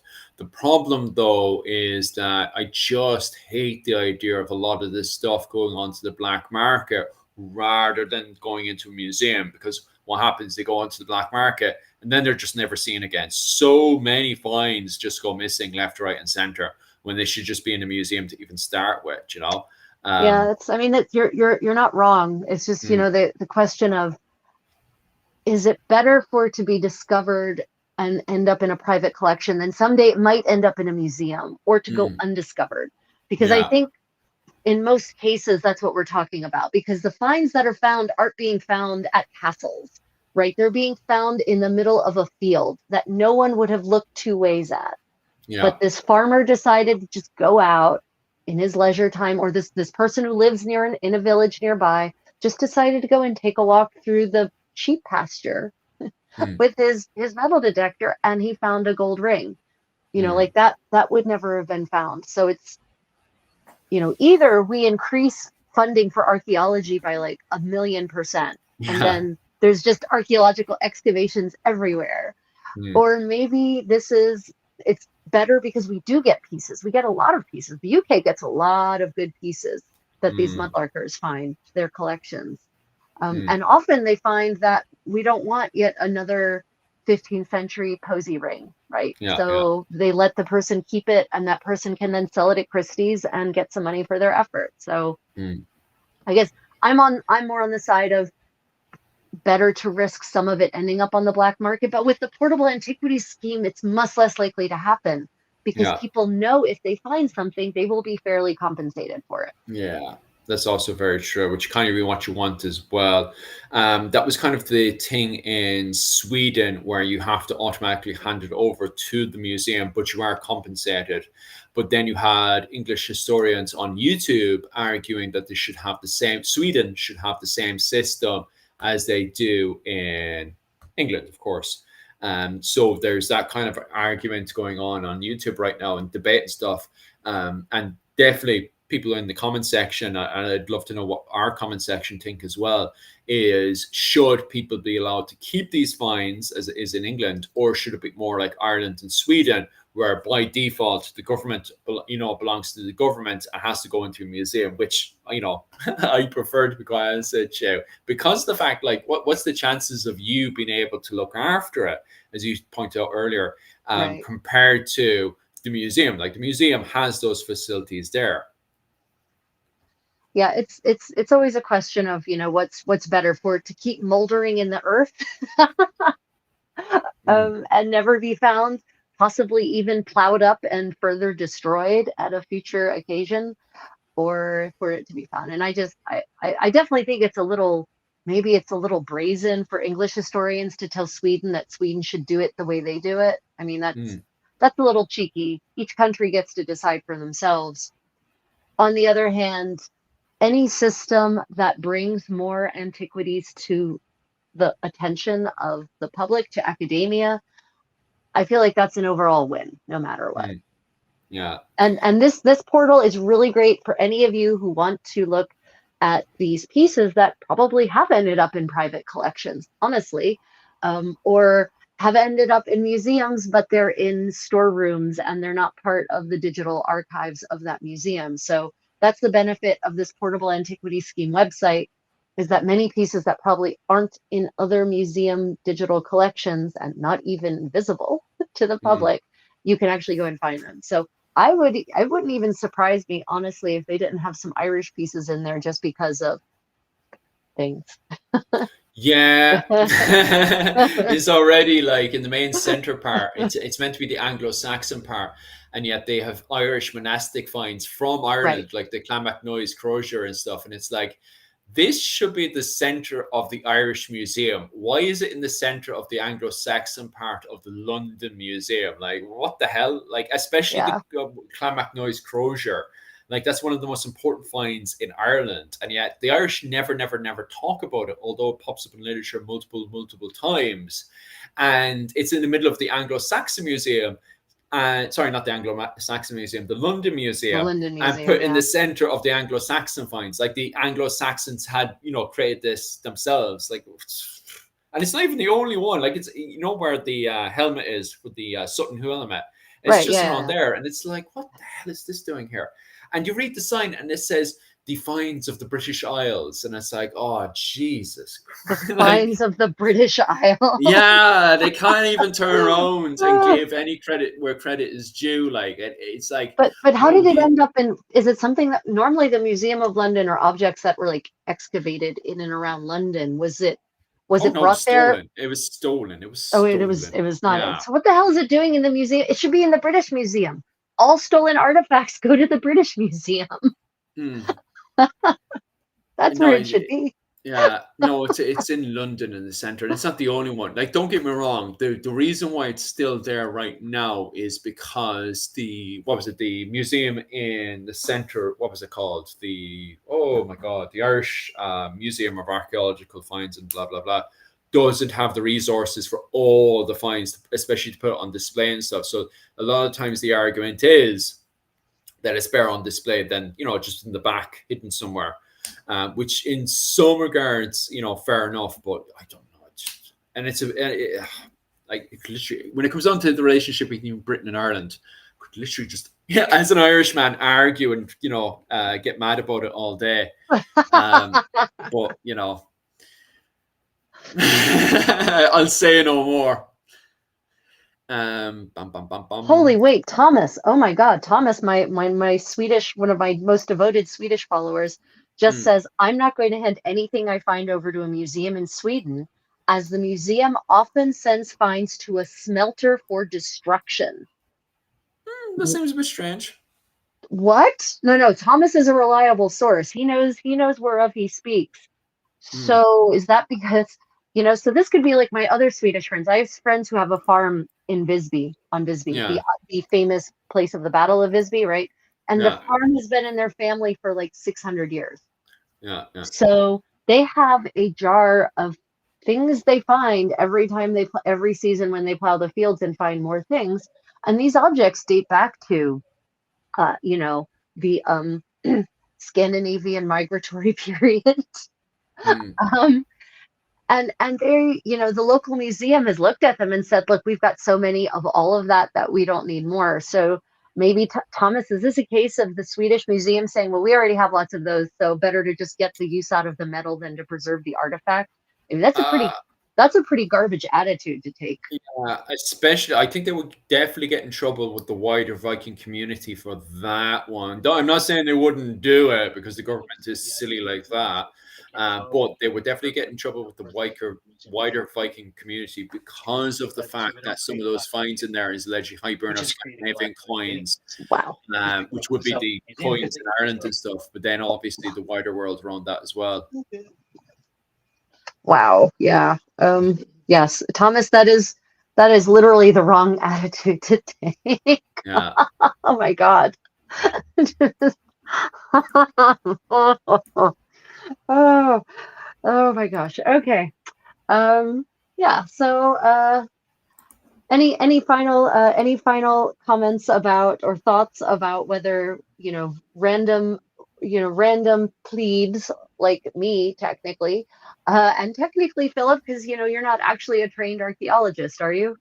No, the wife is, Yeah. but I'm not. Yeah. I'm a You're not, historian right. with the old So like literature. random historians like us should just be allowed to go out with metal detectors and wherever we want and find things. What are your thoughts on that? No, it shouldn't be allowed. It should be like if you well, you shouldn't be going out with a metal detector, but if you do find anything, you should definitely report it to the local museum where they can actually look after it. But if they're allegedly doing what they're allegedly doing in the Swedish museum, well, that's funny. That is very, very funny. But if you're living in Ireland, for sure, hand it straight over to a museum that can actually look after it and build a bigger picture for the rest of it, because then they can publish various articles that we can all work together and find out the bigger picture of what's exactly going on, especially with these finds here that are dated to the 10th and 11th century. God, yeah. I know I need more finds, especially in Ireland and stuff, because of the fact that the soil in Ireland is so acidic, which destroys so much stuff in Ireland.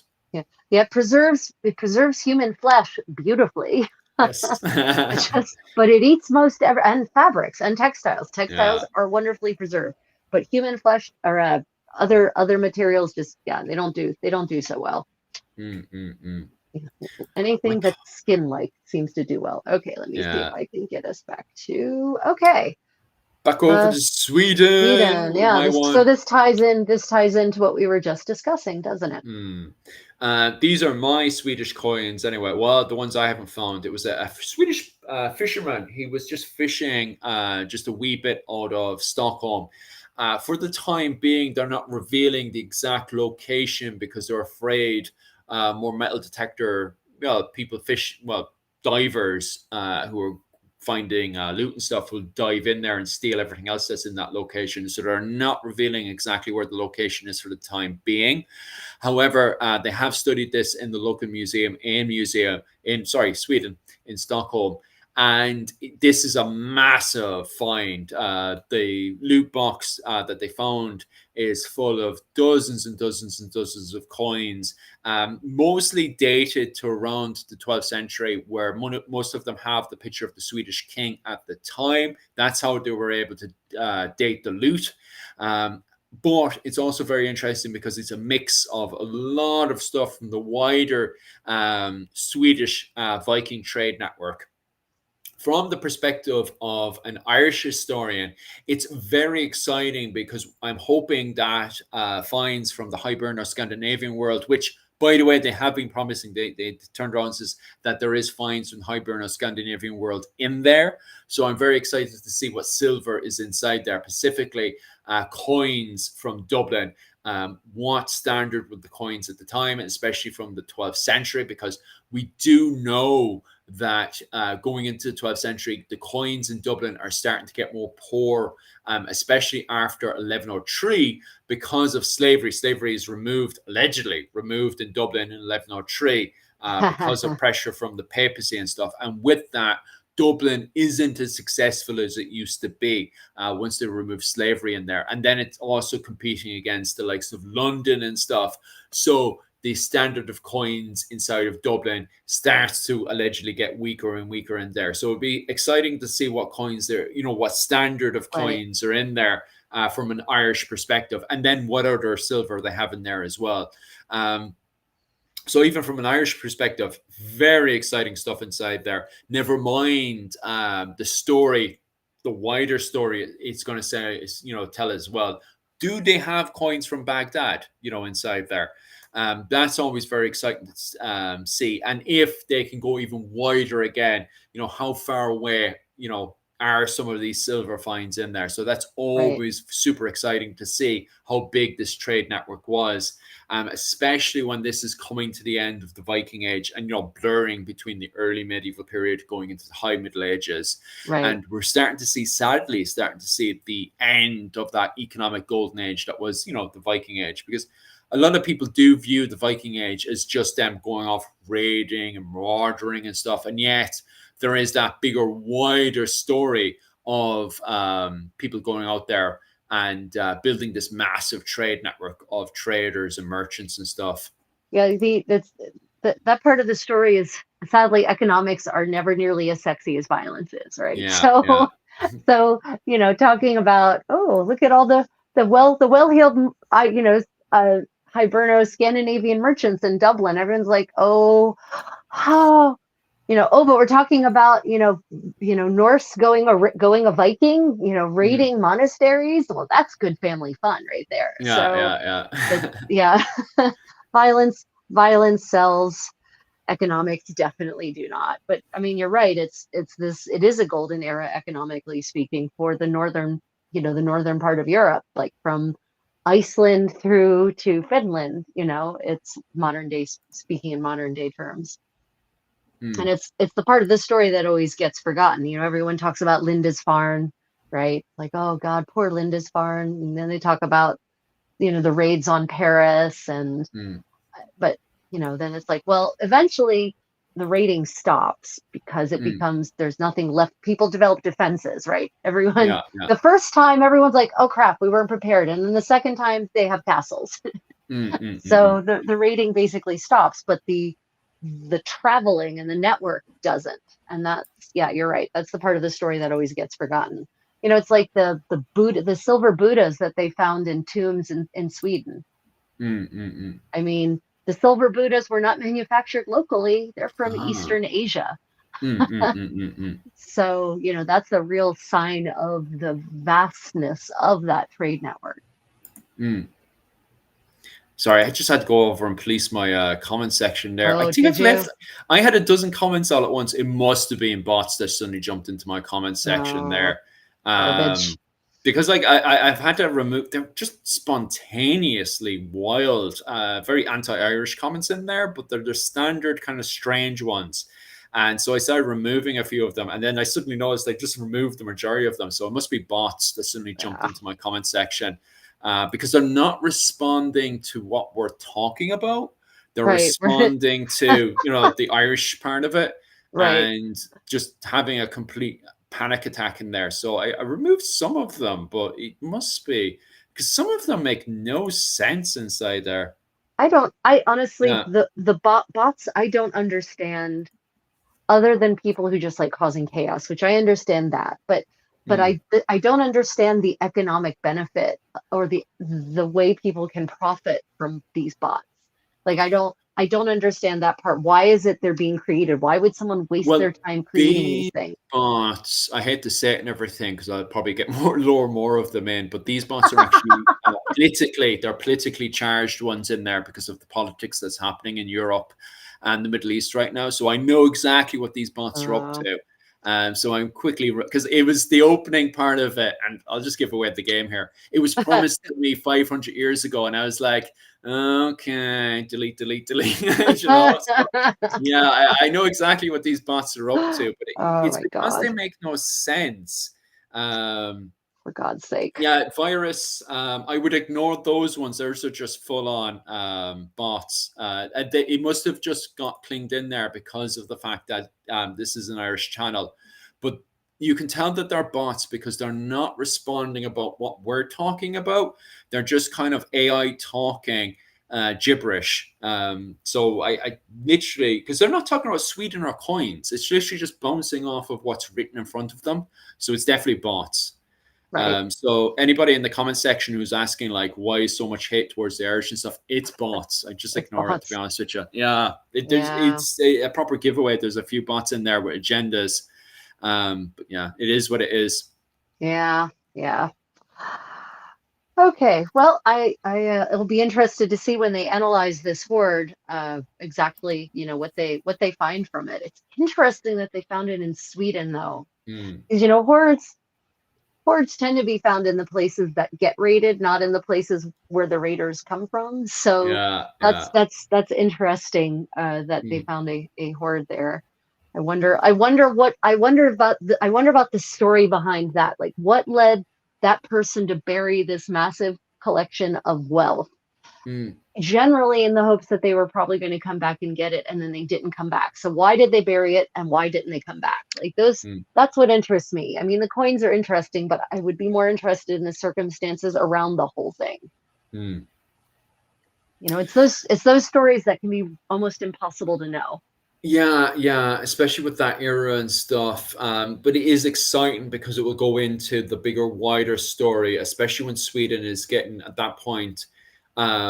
Which ways, because I said there, and they said, when I was looking through the stuff, that there is promise of finds from the Hiberno Scandinavian world, but overall, where is majority of these coins from? Because the thing is, the switching from the end of the Viking Age into the High Middle Ages is the fact that we're going to see more kind of Slavic coins in there rather than coins from the likes of Constantinople or various, Baghdad and stuff, especially when it comes down to Sweden. But on the flip side as well, you're going to see less coins, especially after 1169, when you have the Norman invasion of Ireland, where you suddenly see the complete decline of Irish coins completely at that point. Right. So it is exciting to see which way is the trade going, because we're assuming that this isn't a horde from. I'm assuming anyway that it's not a horde from raiding, that this is more or less from trading, that they're keeping it all together. Oh, thank you so much for that one. I am a coin collector. Sorry, I just got a $5 there, so I'll actually answer this one if you don't mind, Rachel. I am a coin collector.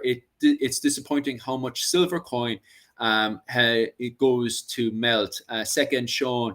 I've seen you guys. Doom scrolling brought me here. Oh, thanks very much. So our algorithm is working, thank God. So it's not just bringing in all the negative stuff all the it's bots. also bringing all the positive. Bringing bots. So tell me with this one as well, Pierre. Is it the fact that in Sweden that they are melting the coins over there? Because myself and Rachel were getting that as well in her comment section, that the reason why people are reluctant to giving their coins in is the fact that they are melting the coins. I have heard of it happening in Ireland before during the Victorian period and going into World War One, that people were literally going into sites, taking out the various metals and stuff, and instantly melting it down. I have heard of that happening in Ireland during the Victorian era, which is, oh my God, especially with the descriptions of people describing this kind of stuff. I literally depresses me like there's no tomorrow. So I'd love, Pierre, if you don't mind answering that one, is it the case in Sweden, if you are living over in Sweden and stuff, is it the case that they are melting the coins down? And I have another one here. What were the coins made of in the Middle Ages? Obviously, I think Rachel could definitely expand on this one, but from my understanding, it was mostly copper and silver. Most of the coins were. I think the majority of them in Ireland were definitely silver. I can't think of anyone specifically that were copper made, but I do know of silver. Do you know of copper coins? Yeah, it's usually, I mean, silver and gold tend to be the go-to the go-to in medieval, in most of medieval Europe. I mean, so I know that they did have copper coins in various parts of Italy. But yeah, most of the coinage was silver or gold. That's kind of, but one of the little known things about the medieval banking system is that there was a medieval banking system, but B, that they actually had letters of credit, and this is the origin of the credit card. This is literally, you would deposit your money at the Medici Bank in Florence, and then you would get a letter of credit, and you would travel to Bruges, and you would go to the Medici Bank there, and you would present your letter of credit and get your coinage. So they literally had a very sophisticated analog, but still sophisticated banking system. So merchants knew better than to travel with large amounts of coinage on their person, because that could get stolen and used, whereas these letters of credit came with a requirement to identify yourself. So and of course, it's easier to hide a letter of credit in the lining of your garment than it is to hide a bag of coins in the lining of any garment. So merchants, people knew how to travel safely, even traveler's checks. Like, I guess it's maybe the origin of the traveler's check. So you wouldn't necessarily have to go about carrying bags and bags of coins with you wherever you went. I just get back over to my comment section here, and this, once again, Rachel is literally the master for this one too. I believe Irish, Scottish, laughed my ass off. Mashed potatoes were definitely traditional food. In was England, Ireland, and Scotland. No, mashed potatoes were not around during the medieval period. Sadly, no, I know it definitely gives the feel that mashed potatoes would be around during the medieval period, but believe it or not, mashed potatoes don't come over until after the Tudor era. That's where we start to get the potatoes over. I'm not sure when it's considered the traditional meal in both Britain and Scotland. The whole mash and sausage. Yeah, and all so that. by the 18th century, mashed potatoes anyway, have it's in the 18th century when they get really common, and it's in part because Frederick the Great promotes them. Really? Yeah, it's in Frederick, a German, not surprising. Frederick the Great promotes them really hard. He's like this gentleman farmer also. He's like this Renaissance man, basically, who has all these interests. And farming is one of his interests, and but like the scientific aspect of farming. And so he pushes potatoes really hard because he realizes that they've got they're relatively nutrient dense, and that they can be grown in mass quantities. And it's in the 18th century that potatoes really become widespread and take the place of other root vegetables like turnips and rutabagas. Also known as Swedes, by the way, rutabagas are also known as Swedes. And that's the point they take over. Unfortunately, that's the point at which they take over, because they supplant those other crops. And then when you get something like a blight that goes through and kills this monoculture, then a lot of people starve. So potatoes they're from the Andes originally, for those who are wondering. And they don't become popular in most parts of the world that now use them heavily until the 18th century or later. So I mean, Mm-hmm. think about, there's a lot of Indian curries, Afghan curries, Pakistani dishes that use potatoes. Asia, I mean, China, lots of parts of China where the potato is the thing. Korea, potatoes play a big role in many parts of Korean, in various regions of Korean cuisine. And you Mm. have to imagine Asian cuisine with no peppers, no potatoes, no corn, no green beans, not like the kind of green beans people think about, right? And that is the and no vanilla, by the way. Vanilla comes from Mexico. So Mm-hmm. that is the pre-Columbian exchange world, and it takes a long tomatoes, no tomatoes either. Mm-hmm. That it takes a long time for all of those things to actually take root in Europe because there's all kinds of prejudice against them and they're not able to grow them right, or they can't figure out how to cook them in any kind of tasty way. So it takes a while for them to really take hold. But potatoes, no. Mm. Medieval Scottish cuisine, the primary starch in medieval Scottish cuisine seems to be oats. Oh, that's interesting. All right. Like, Yeah, yeah, but that does make sense with the bone finds my wife always found when she was over in Ireland with the teat. yeah. The It's teat were full insane. of the old oats and wheats and stuff. Yeah, And not even wheat so much because wheat doesn't grow really well in. So wheat would have been a luxury grain in medieval Scotland.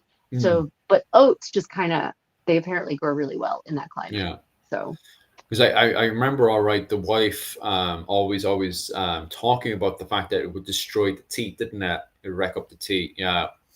And but on top of that as well, though, one traditional food that does survive in Dublin that you would see Dublin people still eating today, and it's I can't remember. I think it's called bangers or sausage or something like that in Dublin. I can't remember specifically what they're called. If someone's from Dublin in the comment section, definitely correct me with that. bangers and It's mash. not that one. That's the British Because the one. There's one. bangers are the sausages. Yeah, there's one though that specifically I can't remember what they call it, and it's only in Dublin Ah, that I they have see. it, and it's a sausage. What it is a sausage stew, and its roots go way back to the medieval period because in the medieval period in Ireland they kept pigs in the cities, and then in the countryside it was mostly cows.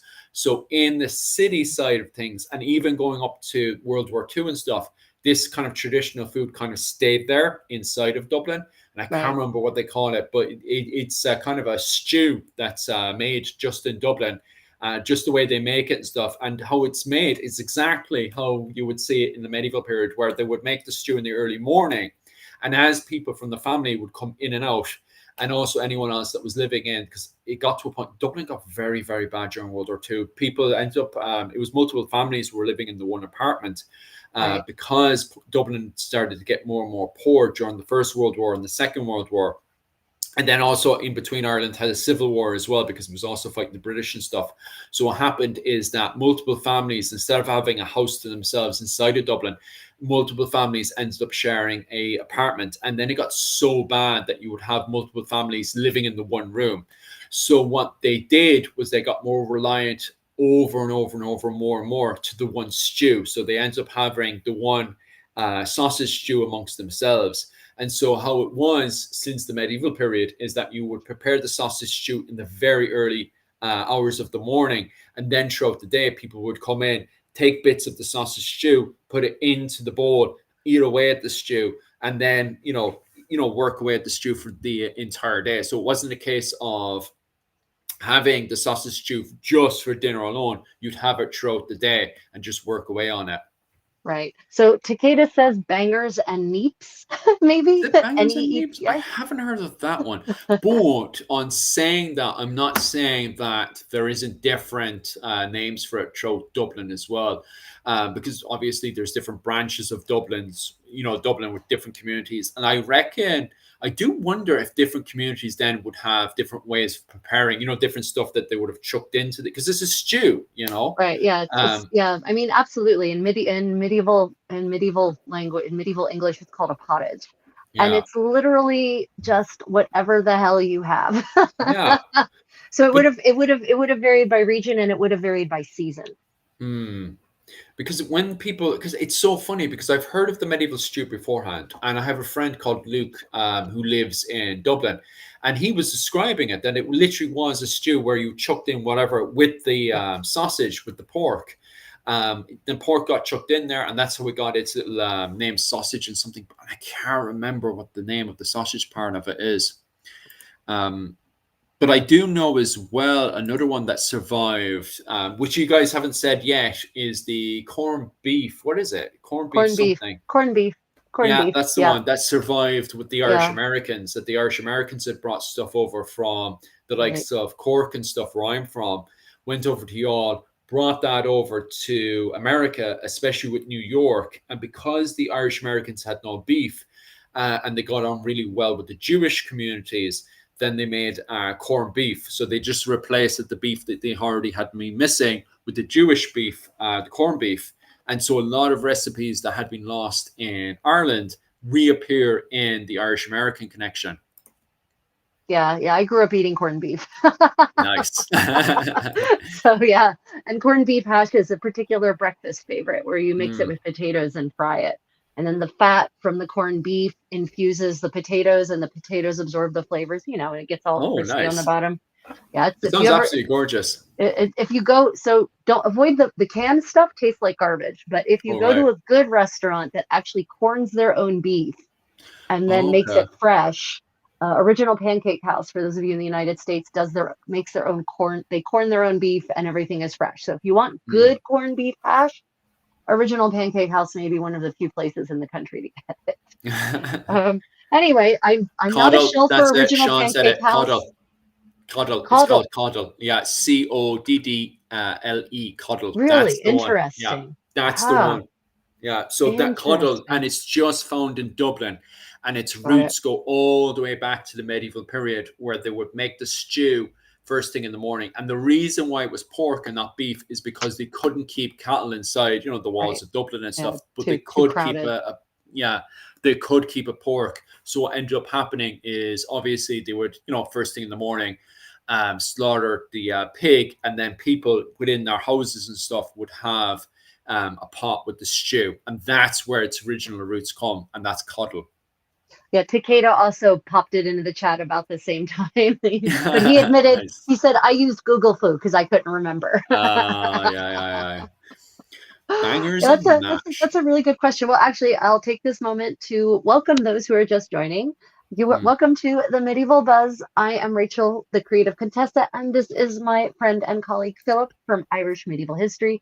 And we Hello. are here talking about whatever things are happening in the medieval world that are of interest, news, archaeological finds, also debates in the social media community about matters of historical import. And so if you are enjoying, please like and subscribe. If you are already a subscriber to the Creative Contessa, please go check out Irish Medieval History and hit that subscribe button. And of course, vice versa, because our topics often intersect and we work together on a pretty regular basis.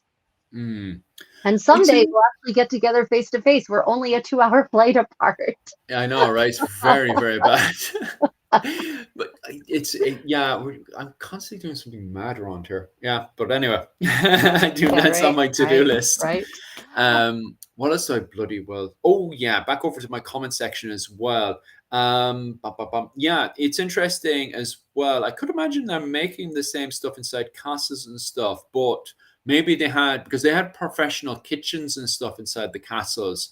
So I think the food would have been way more fancy inside the castles compared to the common traditional foods that we had in the medieval period.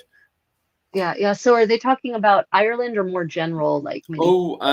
It just it just smells. The comment is just in general. It just imagine the person's just saying like, oh, I can imagine the different smells coming from the castles and stuff. And the kind of foods we were talking about there were more traditional foods from common people. So I think, the common people, so spices were indeed accessible in medieval Europe, but they were expensive. So the castles, the smells you would have had from the kitchens at the castles, as you say, these very professional, very well organized, highly sophisticated kitchens would have been very rich. It would have smelled more like an Indian restaurant, yeah, honestly. Yeah. than you might expect, because it would have been a lot of cinnamon and cloves and ginger and galangal and grains of paradise and long pepper and coriander and cilantro. It would have just been, yes, I know those two are technically the same, but one's the pod, one's the leaf, right? So Mm, you would have had these very rich, very spicy smells coming out of the kitchen. Also, vinegar and wine, really heavy. mm, But the average person, as you said, Philip, would have had a different, they would have had a different spice palette. They would mm. have had herbs, whatever are the Yeah. local herbs, like sage and thyme and parsley and rosemary and a bunch of herbs no one eats anymore in the West because we just think they're weeds now. Mm, Um, but borage and birch and these other sorrel. But yeah, the smells coming out of a kitchen, a castle kitchen, would have been heady and exotic to a modern Westerner. The mm. smells coming out of a peasant's kitchen would have actually been pretty familiar. Yeah. That's interesting. All right, for sure. Yeah. And people, Jen, just who literally just joined us the same time as you said it, they're just asking, how are you keeping, Rachel? And also to myself, I'm doing very good right now. Pretty much enjoying myself this evening and stuff, just chatting away to you guys and covering the medieval news for this week. We're just moving on to Rachel's news there. So Rachel's going to tell us all the kind of things that happened this week. Maybe we'll Um, see. Already talked about that. and for everybody who's joined us today, have just enjoy yourselves for sure, and definitely tell me how you guys are doing this week. Any plans for this week for sure? Rachel, how are you doing? What's your plans for the week? Oh yeah, it's Tuesday. I'm just reminding myself because my schedule means I don't really have a weekend. I just have life. So Yeah. it's Tuesday, which means tomorrow I'm not flipping anyone off, but um, I get to go to see the surgeon, the dermatologist, and hopefully he'll tell me what this infection that I contracted probably in Athens Mm, actually is in my always joint. the Yeah. I had mm, a punch test done last Wednesday, so I've got stitches in my finger. And the reason that it's braced is because apparently I use my hands a lot. And mm, the stitches are right on the joint. So every time I bend them, I rip the stitches and it starts bleeding. So mm. that's tomorrow's plan, is to go and see what kind of crazy fungus or bacteria I've contracted. And otherwise, I've got lots of projects trying to working on fixing clothes now, working on my new Nada Hennin, my new Burgundian gown, garments for Ryan. Oh, but I'm starting my new research project, about which many of you have heard and you're excited. Dr. Kim Min Ji, Mm. Minji Kim, as we say in the West. She's an expert on historical Korean clothing.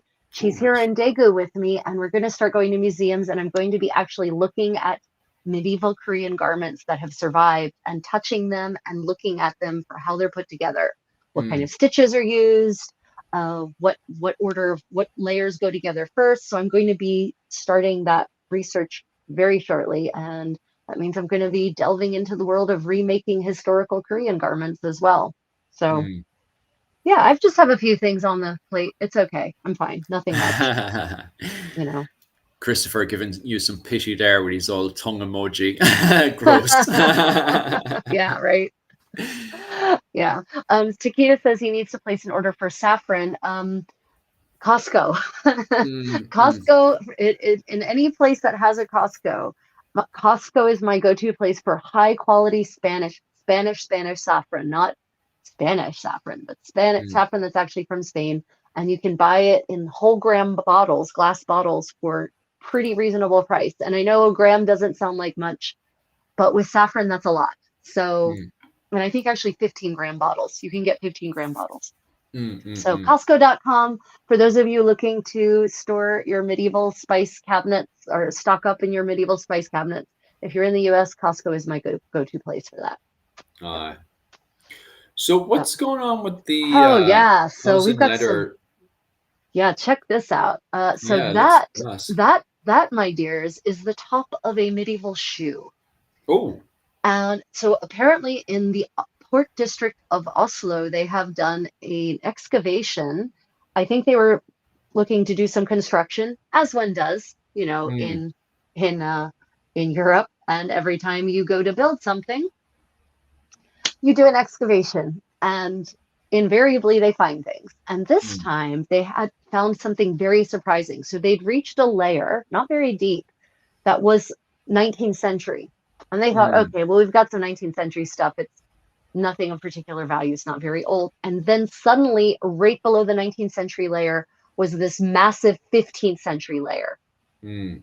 And they found hundreds of pieces of leather, shoes and purses and belts and pouches. And it completely adds to it. It revolutionizes the knowledge of medieval Norwegian footwear. Mm. And so what you see here is actually a very sophisticated, the top of a very sophisticated medieval shoe. And that's actually pierce work. Mm. And unfortunately, I don't think I have the capability in this particular venue to zoom in there. But each of those little diamonds is actually, there's some missing, but they were actually all connected by one tiny little flap at the top of the diamond.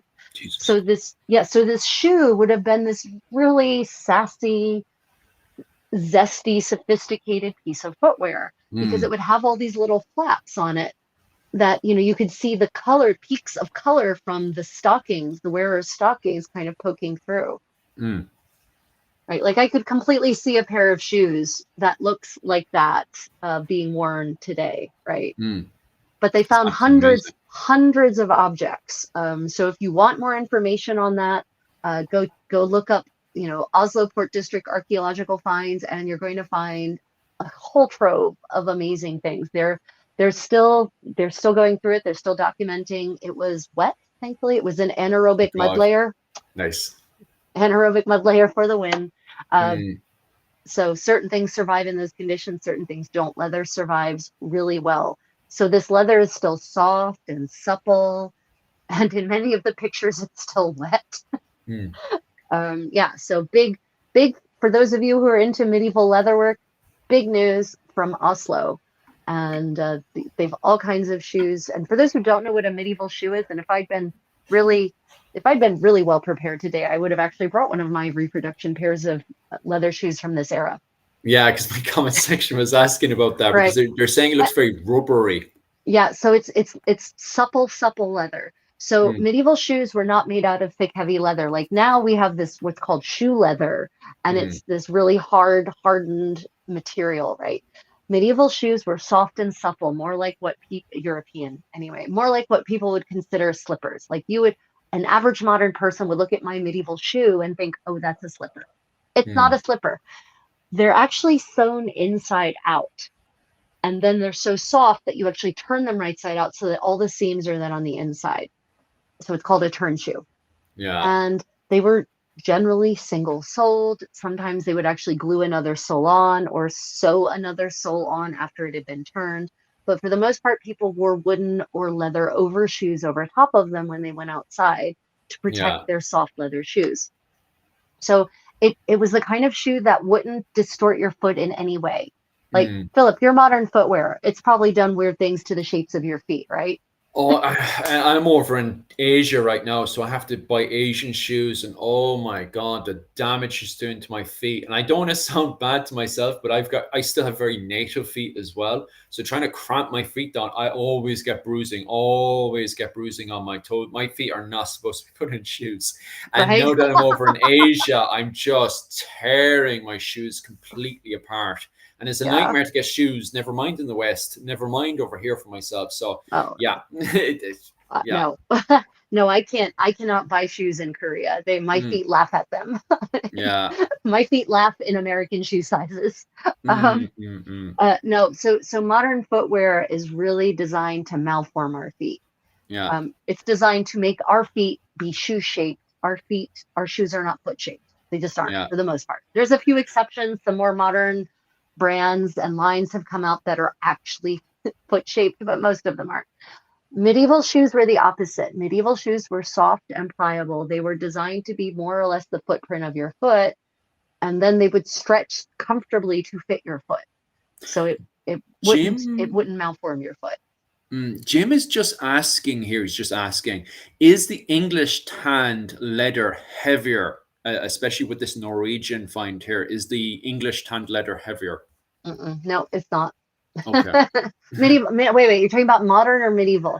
I think he could be just talking about in general, because he didn't actually specifically say. The comment is English tanned leather is heaviest leather I think I've seen. He thinks so. He's Oh, just yeah, no. inquiring. No, so actually, if you're talking about medieval, I can't talk about modern because I don't really know much Mm, about the modern tanning industry. But medieval leather, the best quality medieval leather was actually made in Spain for a good chunk okay. of the Middle Ages, Mm, specifically in Cordoba. And that's yeah. where the term cordwainer comes from. That's why cordwainers were called shoemakers, Yeah. because the best shoe leather was this special goat skin from Cordoba. And Mm, so they were the people who made the Cordoban leather into shoes were called cordwainers. uh, So no, the leather, you could get leather in pretty much, you see leather in all thicknesses all across Europe. So I'm not familiar with any association with, say, English leather being heavier than some other kind of leather. In all the books on medieval shoes I've read, I've never read that personally. mm, So mm. maybe, but I haven't seen that evidence. Uh, sorry for the funny reactions on my face there. I'm just paying attention to the comment section, and every once in a while, people, poor Jim wrote up a comment, and then he suddenly corrected it on my comment section and deleted it. And I was just Oh, smiling to the movement and reactions of it, because I was looking at the comments, and I was like, "Oh, what do you mean by that?" Kind of saying in my head, "Can you elaborate?" And then I seen it change and delete, and I was like, then "Okay, it's gone. yeah, Yeah. yeah, yeah," I mean, but because it it's a sounded. yeah, it's a Because fair question, you know. yeah, because it said something about burqa, and I was like, that seems like it's a really good one. And I seen it being altered, and I was smirking to myself about it, and then I seen it completely delete, and I was like, maybe he answered it for himself, Well, or the maybe burqa as you were talking there. the burqa finds predate this by a long shot. You Oh, know, yeah, I was just wondering Burka's that as ninth, well. 10th century, right? Yeah. So this is 15. What we're looking at right now is 15th Ah, century. which is So they're not, funny yeah, because Kevin turned around and says, and I actually thought the same thing as well, Kevin. So don't feel bad about this one. Is the fact that what was it called? What was it called? It looks like a 15th century Irish axe. Well, it's Scottish Irish axe. And I was thinking the same when the picture first right. popped The up. I shape, was like, yeah, yeah, I was there thinking to myself, is this a 15th century? Because he says Sparta axe is literally talking about the find itself. right. And I agree, it does look like a 15th century Scottish Irish axe when it first popped up on the screen. I was like, oh my God, especially when it said Norway, because then you think to yourself the influences Norway has into Scotland and Ireland, that, oh, we finally have that link between Norway, Scotland, and Ireland. No, it's a shoe. Okay. But don't I get me mean, wrong. You still could find a link yeah, there between Norway, Scotland, and Ireland for sure.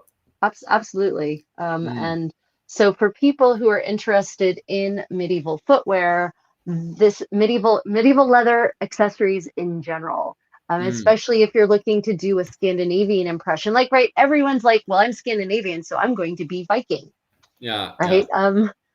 But there, hear me out, everyone. There is civilization after the Viking era in Scandinavia. What? No I way. know, I know. And it's valuable to perhaps do medieval living history in those eras as well. Mm, So mm. if you are interested in not being the usual freaking Viking, gah, and you want to actually do a civilized century like the 15th century, Ireland's in the then middle of a golden age there. there's new finds to help you have a more accurate interpretation. And the finds are fancy. There's some Mm, really fancy, but and one of the things about the pouches they found is they were all different. So there seems to be a great variety of items, which makes sense. It's the port district of Oslo, so it's going to be the place where there was the most interaction with people from all over Europe. mm. So yeah, there's probably going to be some really interesting, once they really start digging in deep and analyzing, I think it's going to be some very interesting results that we're going to have. Mm, mm, mm. Um, some of it, some of the comments are you guys just deleting your comments because of poor spelling, or is the algorithm just seeing it as bad? Because sometimes I'm scanning through and it just suddenly pops up. Deleted.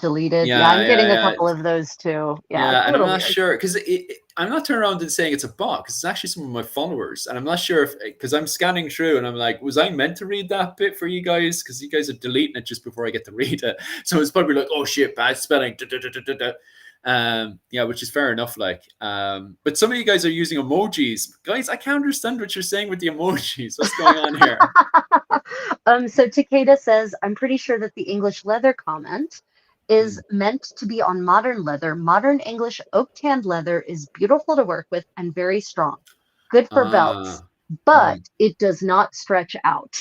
So not good for medieval footwear at all. Okay. I need to keep that in mind, especially when I get back into doing living history and stuff in Ireland. Got a load of people writing to me saying, you need to go back to Ireland and go back to doing living history. I'm like, I know, but you know, I'm not. And yet not. Yeah.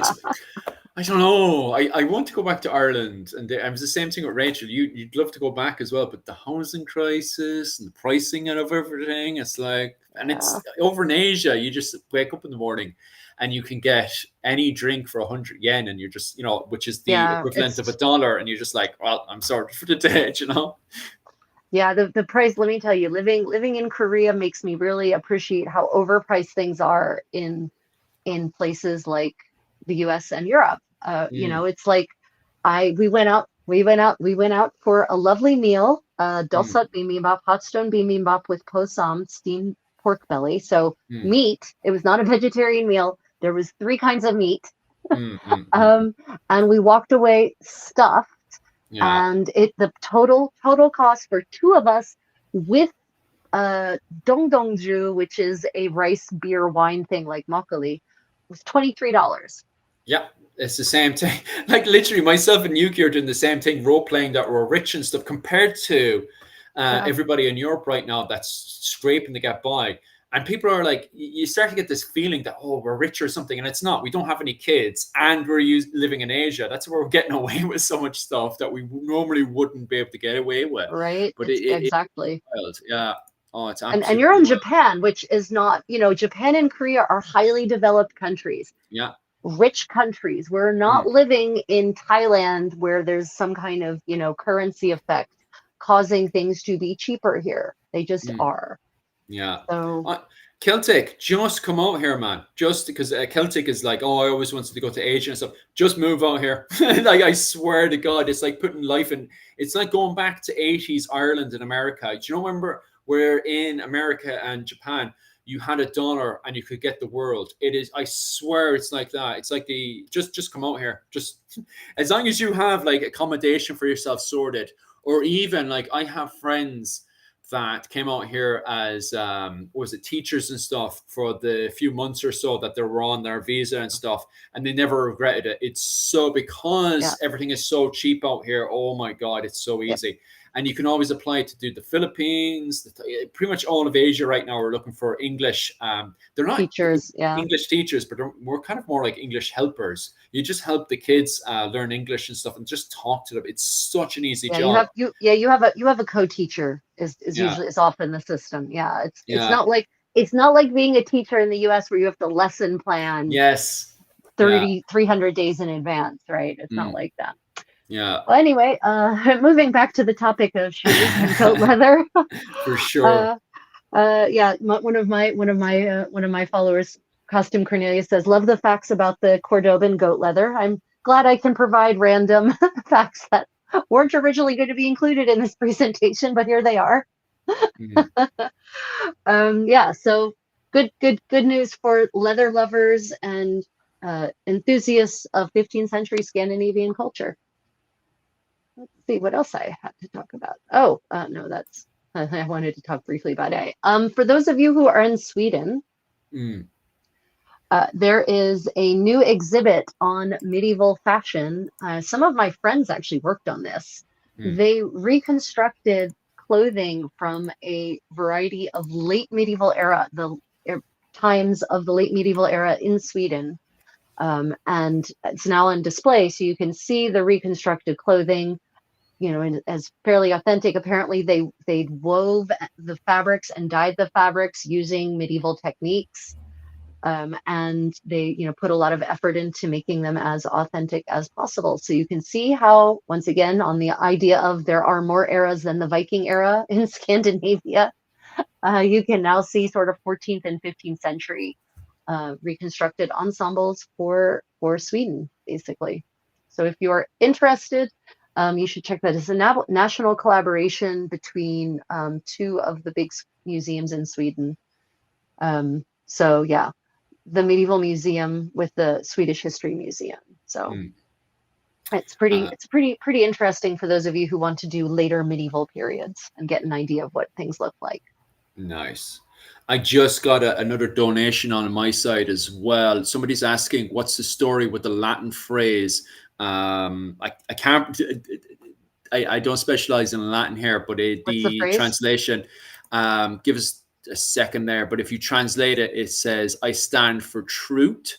Actually, I can see. Oh yeah. Anyway, the Latin of it is stand for truth. I actually haven't, like, my expertise is in Irish. So I don't specialize in Latin. So I've never come across the phrase before, I stand for truth. Like, this is the first time I've actually come across it. I didn't even know it was medieval, to be quite honest with you. I'm just quickly scanning through it right now. Oh, it's a Scottish clan. Oh, I did not know that one. So what you do, I'll actually make a note of it now. And Mihal from Clans and Dynasties, I'm with him on Thursday, so I can answer that for you on Thursday. The Scottish clans thing for I stand for truth. So that's slightly out of my field of expertise because I specialize in Ireland and not in Scotland. But I'll cover that with Mihal for you on what was it? Your Wednesday night. So on your Wednesday night, and it'll be my Thursday, I'll cover that phrase, I stand for truth in Latin. With Mihal. Mihal would love that one. So I'll make a note of that for you. I mean, I'll be honest, a Latin phrase, I stand for truth sounds like a post-medieval motto to me. Yeah. It could be that as well. It could be medieval itself, but at the same time, you could be onto something there as well, Rachel, because the fact that a lot of these Scottish clans were still kind of, putting down their traditions all the way up to the 19th century. 19th century. Yeah. That seems like a very 19th century clan thing to have, especially a motto that's I stand for truth. Medieval people didn't really care about the truth. That wasn't their life, right? And I don't mean that in a cynical way. I mean that if you think about the way histories were written, it wasn't so much about the truth. Yeah.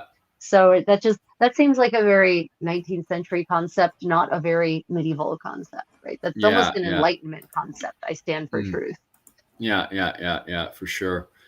And I think that's grand on my side anyway. Yeah, that's pretty much it. And him just replying with thanks for the info. Pop back in on the Wednesday when I'm talking to Mihal from Clans and Dynasties, because that's his field of expertise, so he would have a better idea on that one for sure. So I'll be able to expand on that there. Sorry about that, Rachel. No, it's okay. It's fine. Yeah. So for those of you who to bring it back, for those of you who are in Sweden, the Swedish History Museum is having this exhibit on late medieval fashion, and I will bet dollars to donuts that there's probably a catalog that they're going to put out about the exhibition. So if you go to the museum's website, maybe check out the books, the publication section. They do have an English page. Check out the publication section. Keep your eye there. You might be able to buy a catalog. Remember, museum catalogs exhibit catalogs tend to be pretty inexpensive while the exhibit's on. But after the exhibit, their price goes up exponentially generally because they're out of print at that point. So if you're interested and you can't get to Sweden, but you still like the catalog, I recommend checking out the Swedish History Museum's website. Oh, for sure. Definitely worth hunting over, because those things are absolute gold mines, aren't they? Yeah, they really are. And usually in those exhibition catalogs, it's not just a picture book, right? They actually provide primary source quotations, excerpts from original texts at the time that place these objects in their context. So it's almost, you're basically getting a textbook sort of that's about a reference book that's about these objects. So for those of you who are interested in late medieval Scandinavian clothing and knowing what resources are, what the sources are, what is known, what isn't known, then I recommend checking out the Swedish History Museum's website and specifically their publications. But know that a lot of my colleagues, a lot of my friends in Europe are in Sweden. Some of them worked on these projects. and they are very meticulous generally in their research. And they in some cases they wove the fabrics using medieval looms and medieval techniques. They dyed them using natural dye stuffs. So you're not getting those reds you see, those are attained using natural dye stuffs, not modern chemical dyes. So you get this. This is great for us, Philip, because it once again countermands. It revolts against the idea of the brown Middle Ages. Yeah, the old dull, oh, the medieval Trump as well. It's so bad. But I assume that the whole idea wasn't just Hollywood invented, that a lot of it came from the Victorian interpretation as well. Yeah, I mean there was this bias, right? Even as far back as the 16th century. Hell, as far back as the 14th century. Petrarca is already talking about the age in which he lives as an age of shadow and ash, right? Like Yeah, it's true. he's already talking about the Middle Ages as though they're terrible, and then you get to the 16th century, and it's all this snobbery about how great we in this time are, but those who came before were benighted. And then the Victorians come along and they say, "Oh no, no, no, you are all benighted." Mm. My We comment section there is it's getting a bit excited there about the whole dark age term. Just to confirm, witch hunting didn't really happen during the 15th century. It's not until we get into the 17th century that we see witch burning happening. Like as me and Rachel are there elaborating on, it's not that dark during the, especially the 15th century. Like, okay, so granted, you do have Joan of Arc, but you have to remember she was burned for heresy. Yeah, she And wasn't then a you have, witch, not a yeah, witch. no, at the same time, the Ellis Kettler case is very, very blurry, but officially, just by a little thing, she is technically speaking burned for heresy. So even on top of that, technically just slightly off, but the language, if you look at the Ellis Kettler case, the language is so similar to later witch burnings of women. And even the fact that she was using, spells and all that stuff is the language that you see reappearing in the 17th century in Scotland and stuff. So we're starting to see the foundation of witch trials, but the witch trials themselves don't pop up in the medieval era. They're popping up in the 17th century during the period of the early modern period, where you think people are starting to, see the light and stuff. The Like science. Enlightenment. Yeah. Yeah, it is there just aren't that many witch trials in medieval Europe. There just aren't. And it's, the witch hunts definitely are not a medieval thing. Now, Yeah.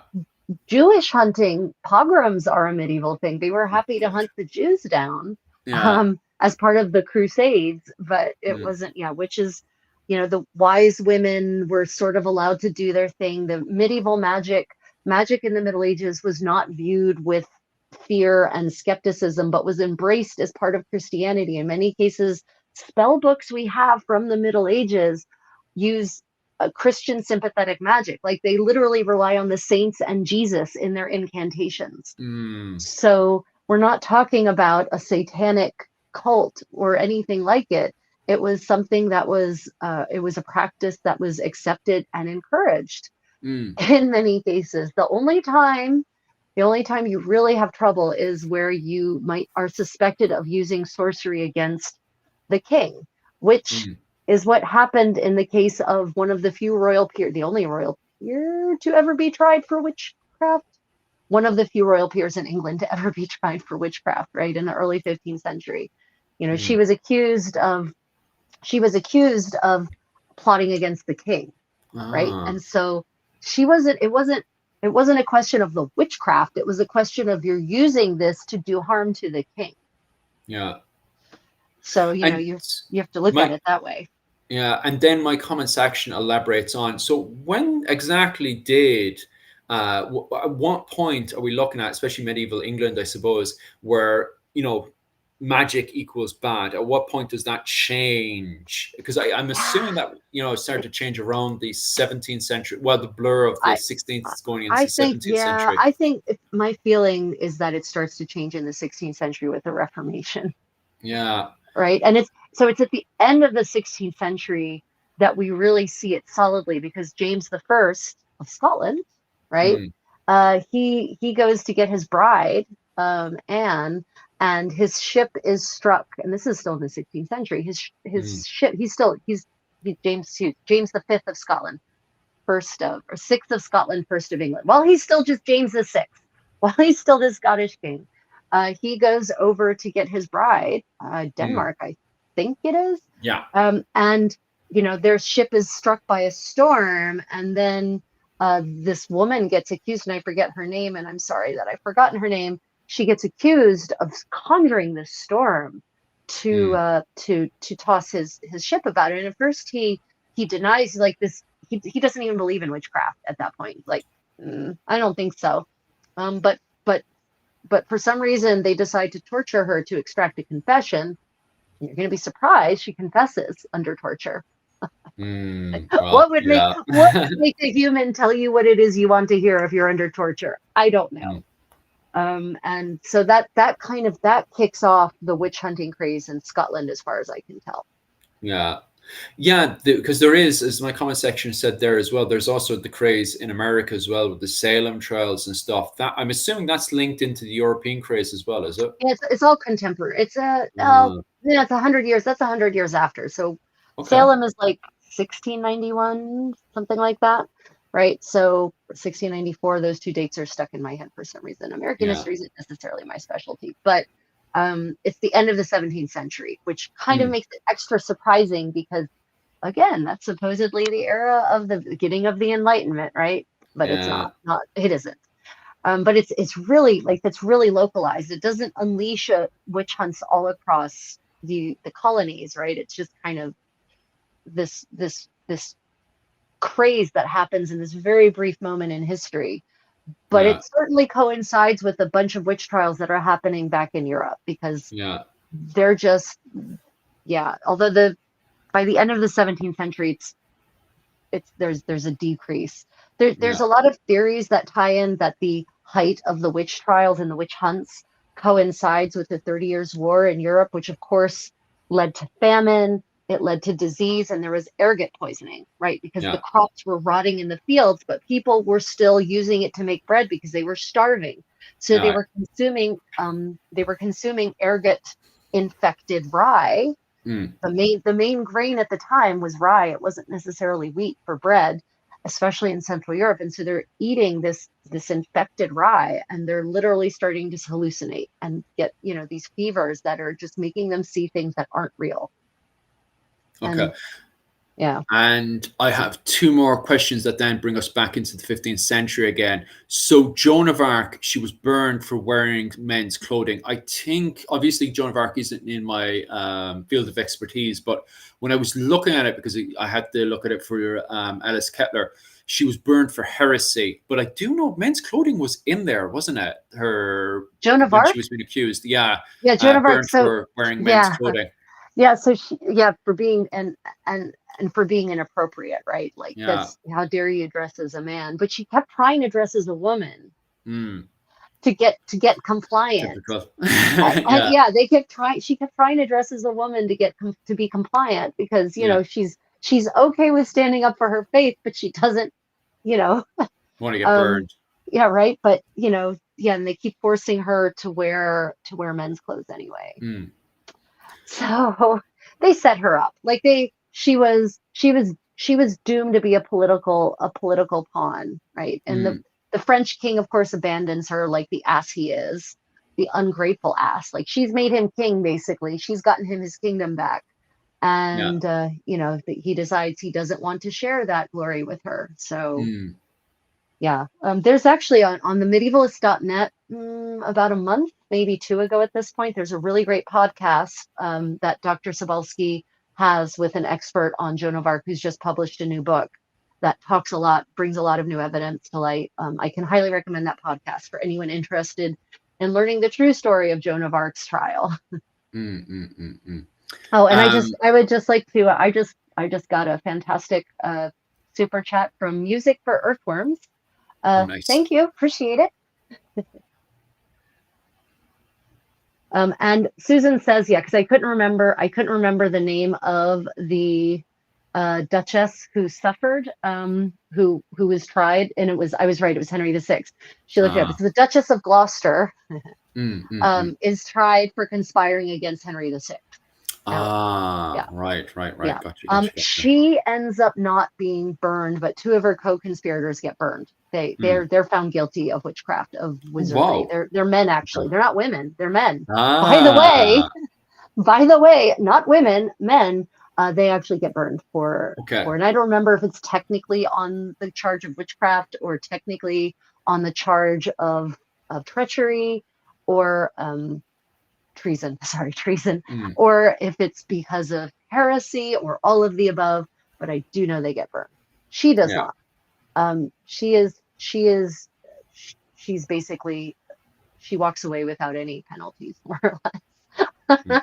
but Ah, but she was probably the person who probably paid them to do some things. Now she claimed she was working for Henry VI, that she had paid these men for enchantments to work in his favor to help him heal, ah, because mm, Henry mm, mm. VI is, of course, the grandson of the crazy French king, and so Ah, he's inherited this mental illness, and he goes through these phases of catatonia, that we would mm, call it now.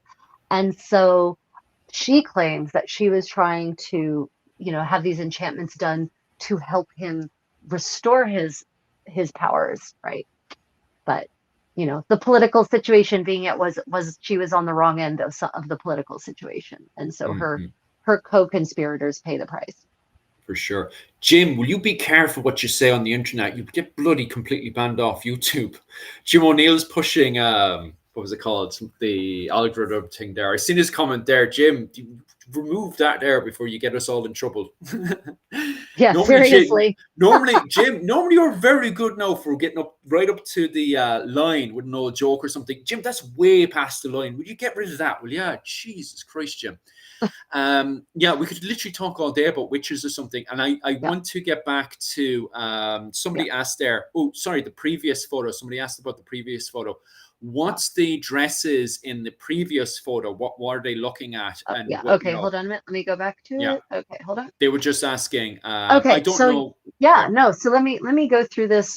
So if you actually, the far right is the earliest, and then you move kind of forward in time as you go Mm, to the left. So you're looking at layers of garments, is what you're looking at. mm, And you can't obviously see all the layers. So mm, at the base layer, and I'll show myself for now just so they can actually get an idea of what they're wearing underneath, is what I'm wearing here. So mm. you're wearing a smock, a linen, what's called a smock. This is Elena. By the way, everyone who thinks Elena has to be a ginormous yellow linen something, it doesn't. This is a smock Elena, a camisa, a chemise, a camisa in all the various languages, hempt in German, right?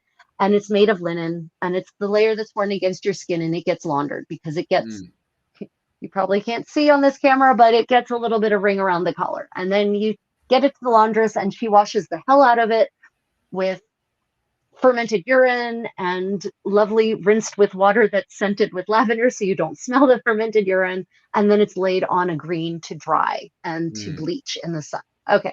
Then under that is going to come another layer, something like this. In earlier periods, in the 14th century, it had long sleeves. By the 15th century, they have short sleeves. This is called a kirtle, and it laces up in the front or on the sides. This is the foundational support garment. This is what provides bust support, and is sort of the interim layer. This is the layer, this is the work layer. You would generally, as a woman, not wear this.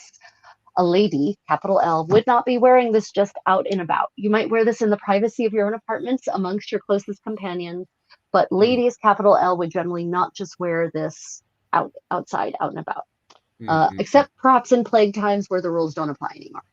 mm, Over top of this comes another layer that is these. You see, these layers are all the top layers that would go over top of these two bottom layers. And from left to right, you've got the evolution basically of that top layer is what you're seeing. On the far right, you've got, it's called a robe or a cotte hardy in French. And I don't know what the Swedish words are. If my beloved Tomas is still there, he might be able to mm, provide the Swedish words for these top layers. That's a gown. It has long sleeves, and that one probably buttons in the front. You can't see it mm, because she's facing the other way. She's got a linen headdress on. Women, if they were married through most of medieval Europe, Caveat, Europe is not a monolith, of course, across the 1,000 years of the Middle Ages, but across most of Europe, married women put some kind of covering on their heads, usually made of white linen in some kind of shape. There she's got a veil on, probably over top of her hair is probably coiffed in some kind of actually Princess Leia style, believe it or not. Then to the right, one step to the left, rather, the next, in the early 15th century, the sleeves get really big. And this is called in French, the style of gown is called an hupelande. It's just called a gown in English. And this is just the next layer. She's wearing a hood that's open in the front over top of her head. Her hair is probably coiffed in braids, or coiffed in braids, excuse me. The sleeves start to get narrow again by the mid 15th century. And you've got, in both those two layers, you have the high belt, right, which is worn relatively high above the natural waist. And this can create the effect, the visual effect of the women being fecund because they look pregnant, even if they're not, right? That was just the style. It was, men found women who were fertile attractive, right? It was a look. Even naked women, when they're painted in this era, are depicted with rounded bellies that look kind of sort of pregnant, right? So that was just what the beauty standard was in this era. And she's got a more complex linen combination of linen veiling over top of shaped hair to create that particular look. And then finally, we have, this is kind of looks like the 1460s to me, actually, that gown with a belt where the waist is a little bit more natural. Isabella of Portugal is depicted in a very similar gown, actually. It's lined in fur, probably all of those gowns are probably lined in fur, or should be if they're not entirely lined in fur. At the very least, it's trimmed in fur around the neckline. But that panel that you see, that V, if you look in the far left gown, the one that's closest to us, there's this yellow V, this yellow triangle, right? That is actually a whole piece of fabric that goes across, and I don't have one with me, it goes across the entire front of the gown and pins on and covers the lacing so that it looks like you're wearing yet another layer, but you're not. You're just wearing this stomacher. It's called a stomachus in 15th century Scots. And so that just covers the lacings so that it all looks nice and neat and tidy of the kirtle. But also my suspicion is that the little ice age is gaining momentum at this point. It's getting colder and colder in Europe. And so there was a need to actually cover the lacing for both men and women, because the English men start wearing this too. They start wearing stomachers. And you start seeing them in the English inventories. And I think they probably were wearing them in the more stylish houses of Ireland as well. Because they want those laces to be covered so that they're warm. And we know that stomachers were sometimes lined in fur because we have expense accounts from Margaret of Denmark, who probably wore something very much like that thing you're seeing on the far left. And one of her stomachers is lined in fur. And it makes complete sense to me that when it's getting colder and you live in Scandinavia, or you live in Edinburgh, or you live in, the northern parts of Ireland, that you're going to want to cover this lacing so that no air gets through. Right. So that's what you're seeing, and that's what you're seeing in all of those layers. Thank you for coming to my TED Talk about 15th century Scandinavian clothing. No, it means a lot, especially in my comment section and stuff. They're really enjoying it. I think that's pretty much on my side, is just having a banter and stuff. What did they wear for the gardening? I don't know. What did they wear for gardening? Okay, so if you were a peasant working in the fields, this is it, everyone.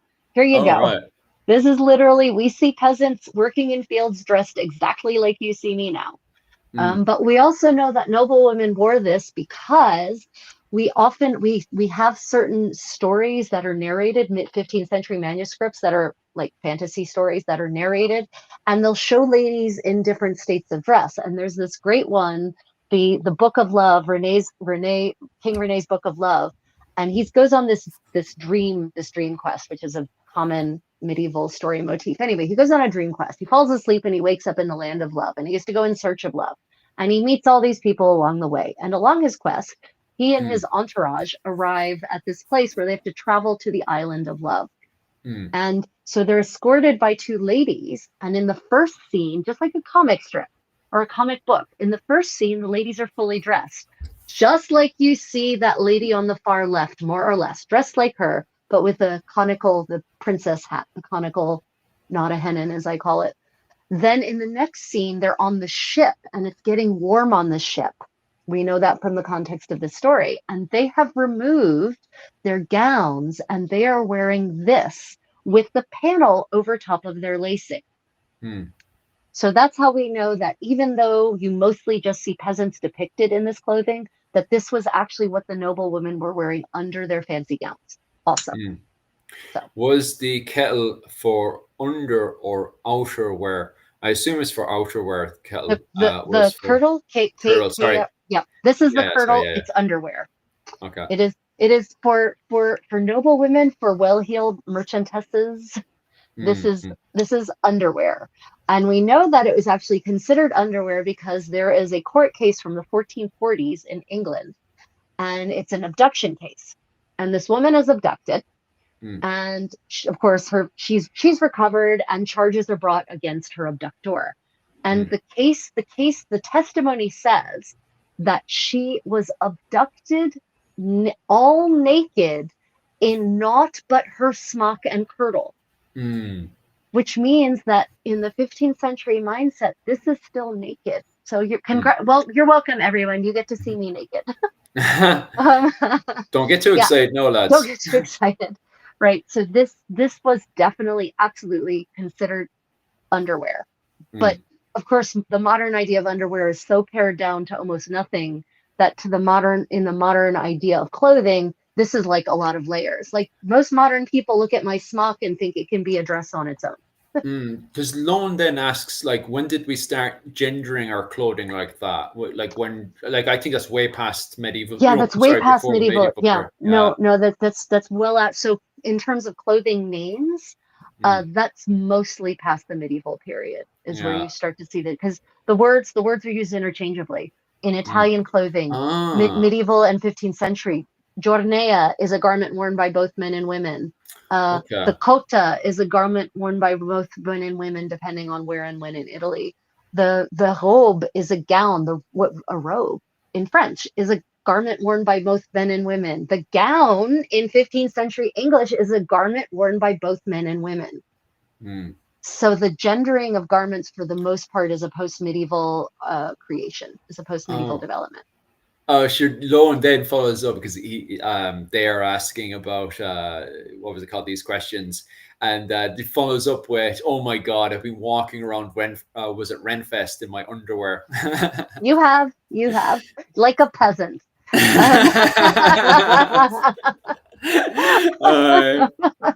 Yeah, I call this, when I dress this way and go outside, I consider myself a medieval noblewoman cosplaying a peasant. Oh well. Any other stuff from your side? Because I've got just people singing poems to you now. So oh, I love you all. I'm so sorry I can't see what you're actually saying because technology sucks. Welcome to my world. Right, okay, but that's pretty much it question-wise for me, because we can literally expand all day about witches, because they ask so many questions about witches in there. Yeah, okay. Maybe we'll have to do a whole medieval buzz on just witches. I wouldn't mind that either, to be honest with you. That seems decent, especially seems like a good topic. Although we missed it. I was traveling. Halloween would have been the best time to trigger that algorithm. But next year.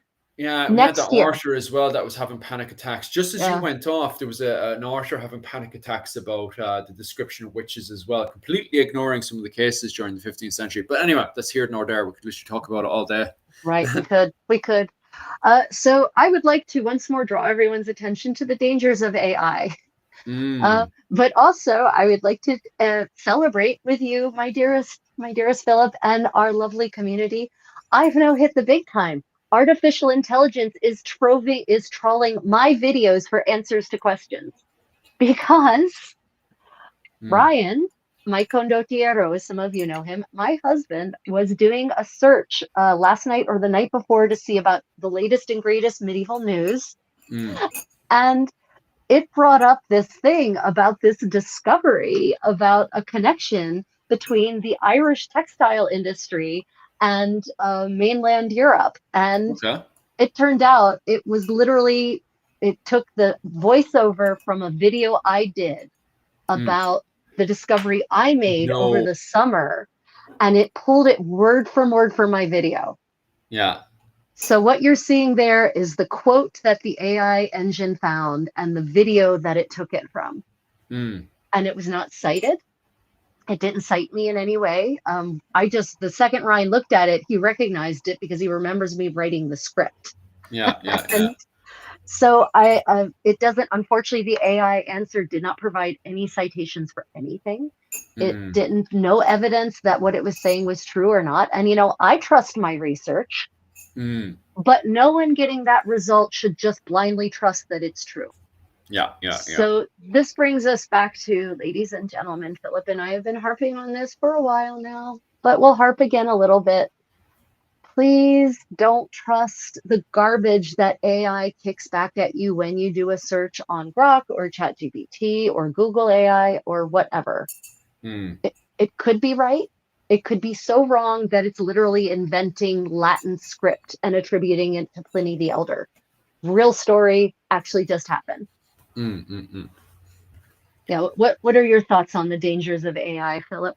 Oh my God. The public should, I should be allowed to use AI. I don't think the public should be allowed to use AI. Because what was it called? At least I know AI to a certain degree, what it's up to and stuff. But I don't think anyone else is even, in the realm of both the danger of what AI is capable of doing, and also on top of that as well, because it's plotting against you. The moment you're Right. having a conversation with you, it is plotting against you. Yep. It has first off, you have, what was it called? These people who are running tech companies that think they're fooling AI by getting AI to use as a tricking tool to trick. Because the reason why it's free, by the way, guys, it's free because companies want to steal your information. Okay. Yep. So the reason why AI, which is costing billions to keep going, is free to the public is because companies make more money by stealing. Because as you said there, literally stole all of your information that you provided for the Anglo-Irish, and chucked it back online again. Stole all that information, right?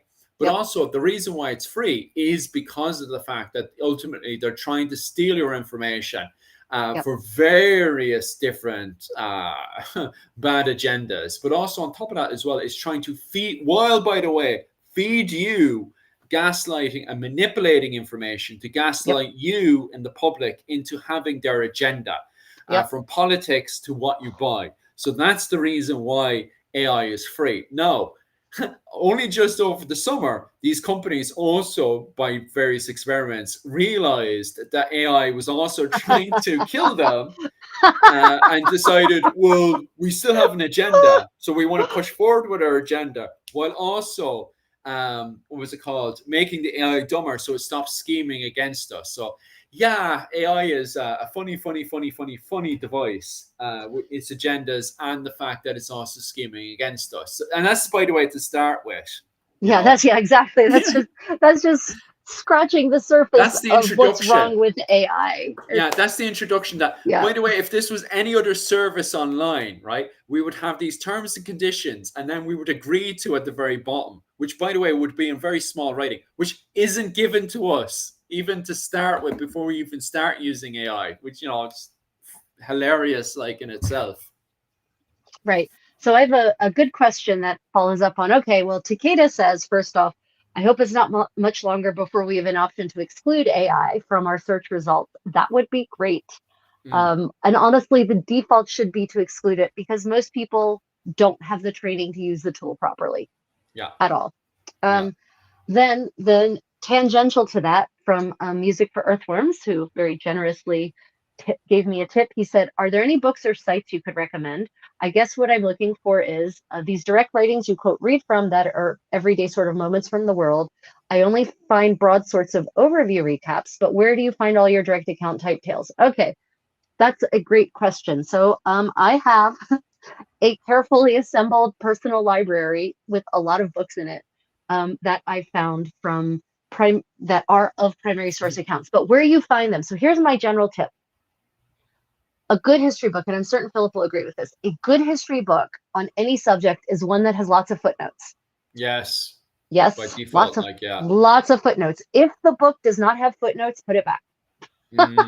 If it doesn't have footnotes, it's a pop history book, and it will be an entertaining read maybe, but it's not a real history book. Yeah. A good history book is going to have detailed footnotes that will include citations from primary sources, but will also excerpts from primary sources, but also cite the primary sources. So then I go to the bibliography at the back of the book, and they should have a section that's primary sources, and that's where I find my primary sources. That's my big broad tip. Is that what you do, Philip, when you're looking for a primary source? Big time, right? Yeah. I'm not gonna lie here, okay?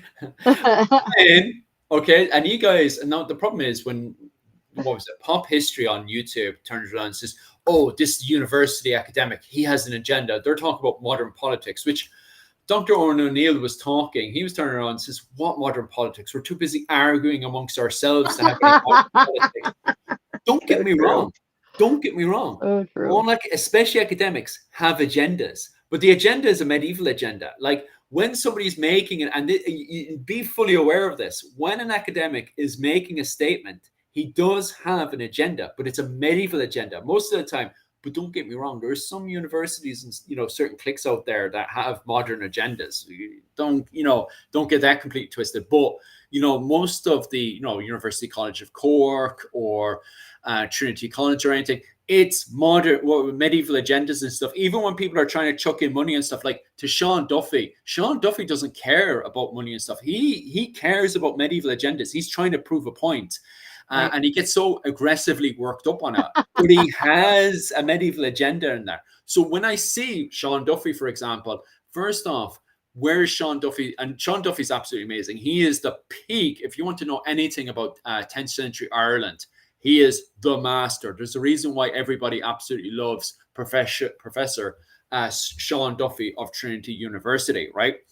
But the man, he has something to say, right? First off, I want to know exactly what was his prime sources. Sean Duffy's absolutely amazing at giving prime sources. I know exactly what he's saying. And then on top of that, I want to look at Sean Duffy's, what he's previously said before. So you got his primary source, which is exactly where in the Annals of Ulster he's getting this from. Annals of Ulster was written in the 12th century, so we know this is a main prime source. And secondly, when he's making this statement, which is his medieval agenda, what has he previously said in these arguments, which is his secondary sources, which he also goes, he himself isn't just saying this by himself. He's getting other professors. Right. Yeah. You're reading other people's writings and essays and publications, right? We historians do not operate in a vacuum. We're working off of each other's work, and a good history book will cite that and will let you know. So there should be in the back of the book, any good, proper history book. Yeah. There should be a section for primary sources. There should be a section for secondary sources, and they should be extensive. There should be dozens, if not hundreds, depending on the length of the book. I mean, obviously, if it's a 20-page essay, I don't expect hundreds of sources. But if it's a, 5-volume seminal work on the lives of the Dukes of Burgundy, then I do expect hundreds of sources. So yeah, always look in the footnotes. And honestly, very often the most interesting details are in the footnotes. For me, for my purposes of getting to the original voices, that's usually in the footnotes. Because usually in the main text, it's analysis, which can be biased. I'm not even talking about a political bias, just humans. We have bias, right? So, if you want to get to the original history, as in the sources on which historians base their ideas about history, then you need to look in the footnotes. You need to look in the bibliography at the back. And here's the other thing I've been discovering lately. There's many of these sources, these primary sources, have been digitized. So they've been transcribed, sometimes translated, and they've been digitized for free. So internetarchive.org is a fantastic source for transcribed, translated medieval text, or just sometimes transcribed, not translated. Internet Archive. Google Books actually has a lot too. Philip, have you found much on Google Books yourself? Oh, tons, endless Yeah, amount. yeah, right, Yeah, I love right. Google Books. Google Right. Books is absolutely amazing, to be honest Google with you. Books. And again, Yeah. it's free. So I want everyone to keep that in mind, that you are the product, right? Your data is what Google gets in exchange for us using all of these tools for free. Yeah, Just yeah. putting that out there. Yeah, that's a great question, Music for Earthrooms. Thank you for asking. Yeah. Yeah. Okay. Yeah, any other questions in the chat before we I move think on? mostly people saying that they don't trust AI and all that kind of stuff. I do have one question saying, where can I learn more about Irish medieval arts? What do you mean? Because that's obviously a massive umbrella. Yeah, what period? Do you have, not just period, but when you say arts, do you mean like dancing, or do you mean like painting, or like what do you mean by arts? And also, as Rachel said there, like what period specifically you're talking for. And I haven't heard of those annals, to be honest with you. I'd have to look at that in my own time. Most of the time, if you're looking at the annals and stuff, I would definitely go over to, they're all free over, well, majority of them are free on, what was it, ucc.ie. You can look at the annals there, or you can do what I always do to find them quickly. Type in the Annals of Ulster on ucc.ie. I always start, if I'm looking specifically for something, how the Annals of Ulster works is it's the year. And then once you have the year, it has, for example, free, what was it? 434, and it doesn't have AD or anything. It's because it starts in around 410, right? So around 410, the Annals of Ulster start. And so, for example, in, what was it, 436, St. Patrick arrived on the island of Ireland. Obviously, I'm just making up this example. Right. But, yeah, St. Patrick arrives on the island of Ireland, and it would say like 436.1, 436.2. So it would literally just have 4 things happen this year, and then it would have 0.1, 0.2, 0.3. And then you can just go on to the next year again after that. That's how the Annals of Ulster functions. Really easy to use. But the problem with the Annals of Ulster is it doesn't elaborate on anything, right? And then you'd look into the likes of the Annals of the Four Masters. The only problem with that one then, and this is also very important when looking at the primary source, is first off, when was it made? Because the problem then with the Annals of the Four Masters, although it elaborates on the Annals of Ulster, the Annals of the Four Masters is around the 16th, 17th century, right? So it's made from the interpretation of the early modern era after the medieval era. So although it's elaborating on stuff that happens in the medieval era, it has a very bias, and which is another thing you need to elaborate on as well. Who's the writer during this period? Because they're all biased as well. So wait. So the Annals of Ulster, when were they compiled, or are they compiled over a period of time? So the Annals of Ulster, the one we have today, it starts to get compiled in the 12th century. However, the style of writing, as in the font it uses and the writer and stuff, is started around the 6th century. So although the compiling that we have today starts in the 12th century, originally it looks like people started doing it in the 6th century and then brought it together in the 12th century. And then on the 12th century onwards, is when they started updating it all the way up to, I think, around the 17th century. I'm up for correction on that one. And that's where they kind of, conclude with the Annals of Ulster. And then you have the Annals of the Four Masters. But the Annals of the Four Masters then is elaboration on a lot of stuff that happened in the medieval period, because the writers of the Four Masters turned around and started having a panic attack because they thought that was it. The Gaelic Irish were going to be completely 100% wiped out by the English. So they start to panic because, and I think this is why the Annals of Ulster doesn't elaborate and just assumes you know a lot of stuff, is because when I'm teaching someone something, I will tell them. So you'd see the footnote saying, in this year, dun, dun, dun, happened. Right. So when I'm teaching someone something, he sees that year, and I, as the teacher, would elaborate on that stuff. And you see that with the storytellers and the Druids and all that stuff that happened before the Annals of Ulster was written. So I feel that the Annals of Ulster originally would have was a member of the clergy that would educate the next person in front of them.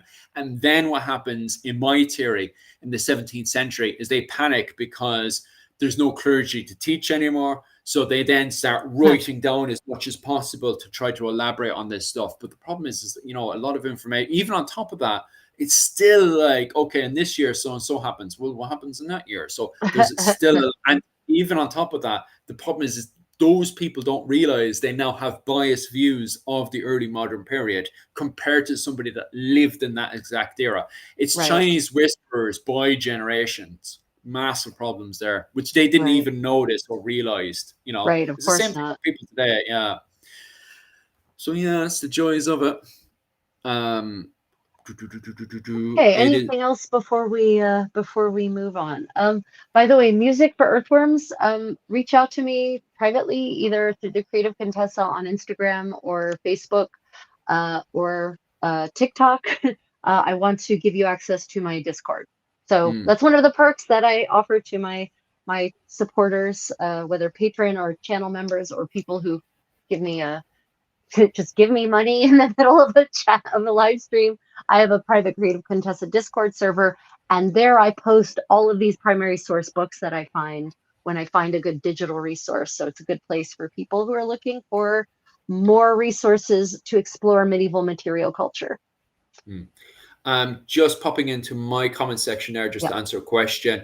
If you go into Irish medieval history, you can go down to the very bottom and you will see a timeline on Irish medieval history. And I literally start that timeline just before the arrival of St. Patrick.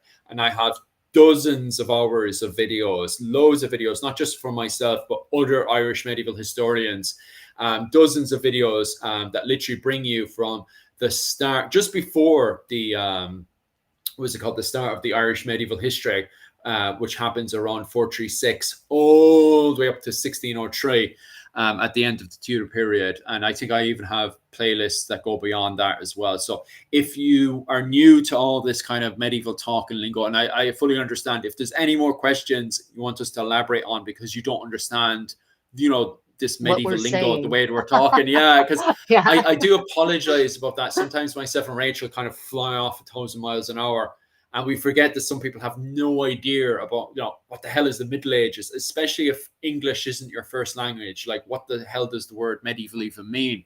I fully understand.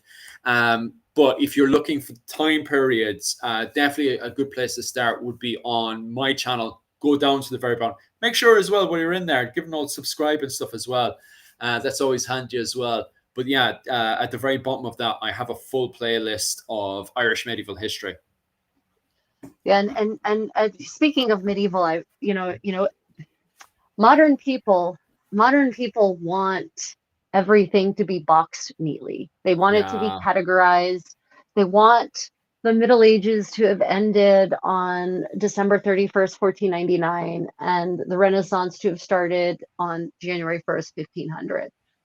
But these are terms that modern historians have devised to help us understand an era, but it's not that simple. That what if you actually start to think about, well, what defines the Middle Ages? Well, some people will say, well, that's easy. That's between the fall of the Western Roman Empire and the modern age. Okay, so when does the modern age start? Well, then you start getting in a debate. And also, when did the Western Roman Empire actually end? That's, different people have different dates for that. So, and again, I think you and I have emphasized this so often. No place in Europe is monolithically the same across the 1,000 years that is literally the Middle Ages. Medieval means Middle Age, the age between ancient antiquity and the modern era is technically when that is. And it's, the word medieval for most Westerners conjures a very specific set of images that may or may not be correct. But it doesn't mean that that's the right set of images for the entire period in all of Europe. And in fact, it can't be. It literally can't be the right. So, we use these terms because, one, it triggers the algorithm. And two, it triggers instant recognition, but it doesn't necessarily actually mean anything for how history actually works, because it's a continuum. right? Different historians are going to give a different point. Like different historians, Philip will probably give a different point for when the golden age of Ireland ended, right? Yeah. Like, for same thing for when the Renaissance started, or when the Middle Ages ended, or when Rome fell, or, what was actually the last crusade. Like that, Yeah. even that will get people debating. So yeah. It's so funny because Doomscroller says, what a coincidence. Just as you were saying it, and he put in, what a coincidence.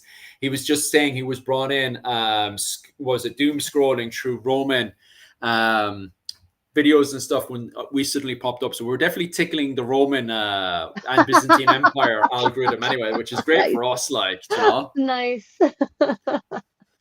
And Yeah. this, the person is back again, just asking. So, just to conclude, she says, "What's the difference between the What happens there, where we are blurring between the medieval period into the Renaissance? What's the story there?" Right. Jesus, that's another difficult question. Right. So the real story is, honestly, the term Mm, Renaissance was coined by a bunch of snobs in the 16th century who wanted to feel superior to the people who had come before them. mm, Right? Literally. They're like, "Ooh, we are so much better than those benighted people of generations ago who knew nothing about the great philosophers of Plato, and knew nothing about Julius Caesar, and right, but they did, and that's the lie. yeah. That is the lie, that there is absolutely a continuity of awareness and knowledge of all of those texts, right? Mm, There are some texts that were kind of lost until Constantinople fell, and then literally the Greeks fled to Europe, Western Europe, and brought them with them. But otherwise, the idea of the Renaissance is this idea of inferiority before and superiority after. mm, So, some people will say, well, there's a Renaissance in art, yeah. right? So they're getting back to, Renaissance means rebirth. So you've got to be going back to the way something was before. So some people will look at sculpture and say, well, in Italy, there's this rebirth of ancient Roman sculpting techniques for, ancient Roman levels of realism. Okay, but then you find examples of sculpture in the 13th century in places like Germany, where there's an equestrian sculpture in stone that looks like he could ride out and hunt you down, right? Mm, Like it's that realistic and that modern looking.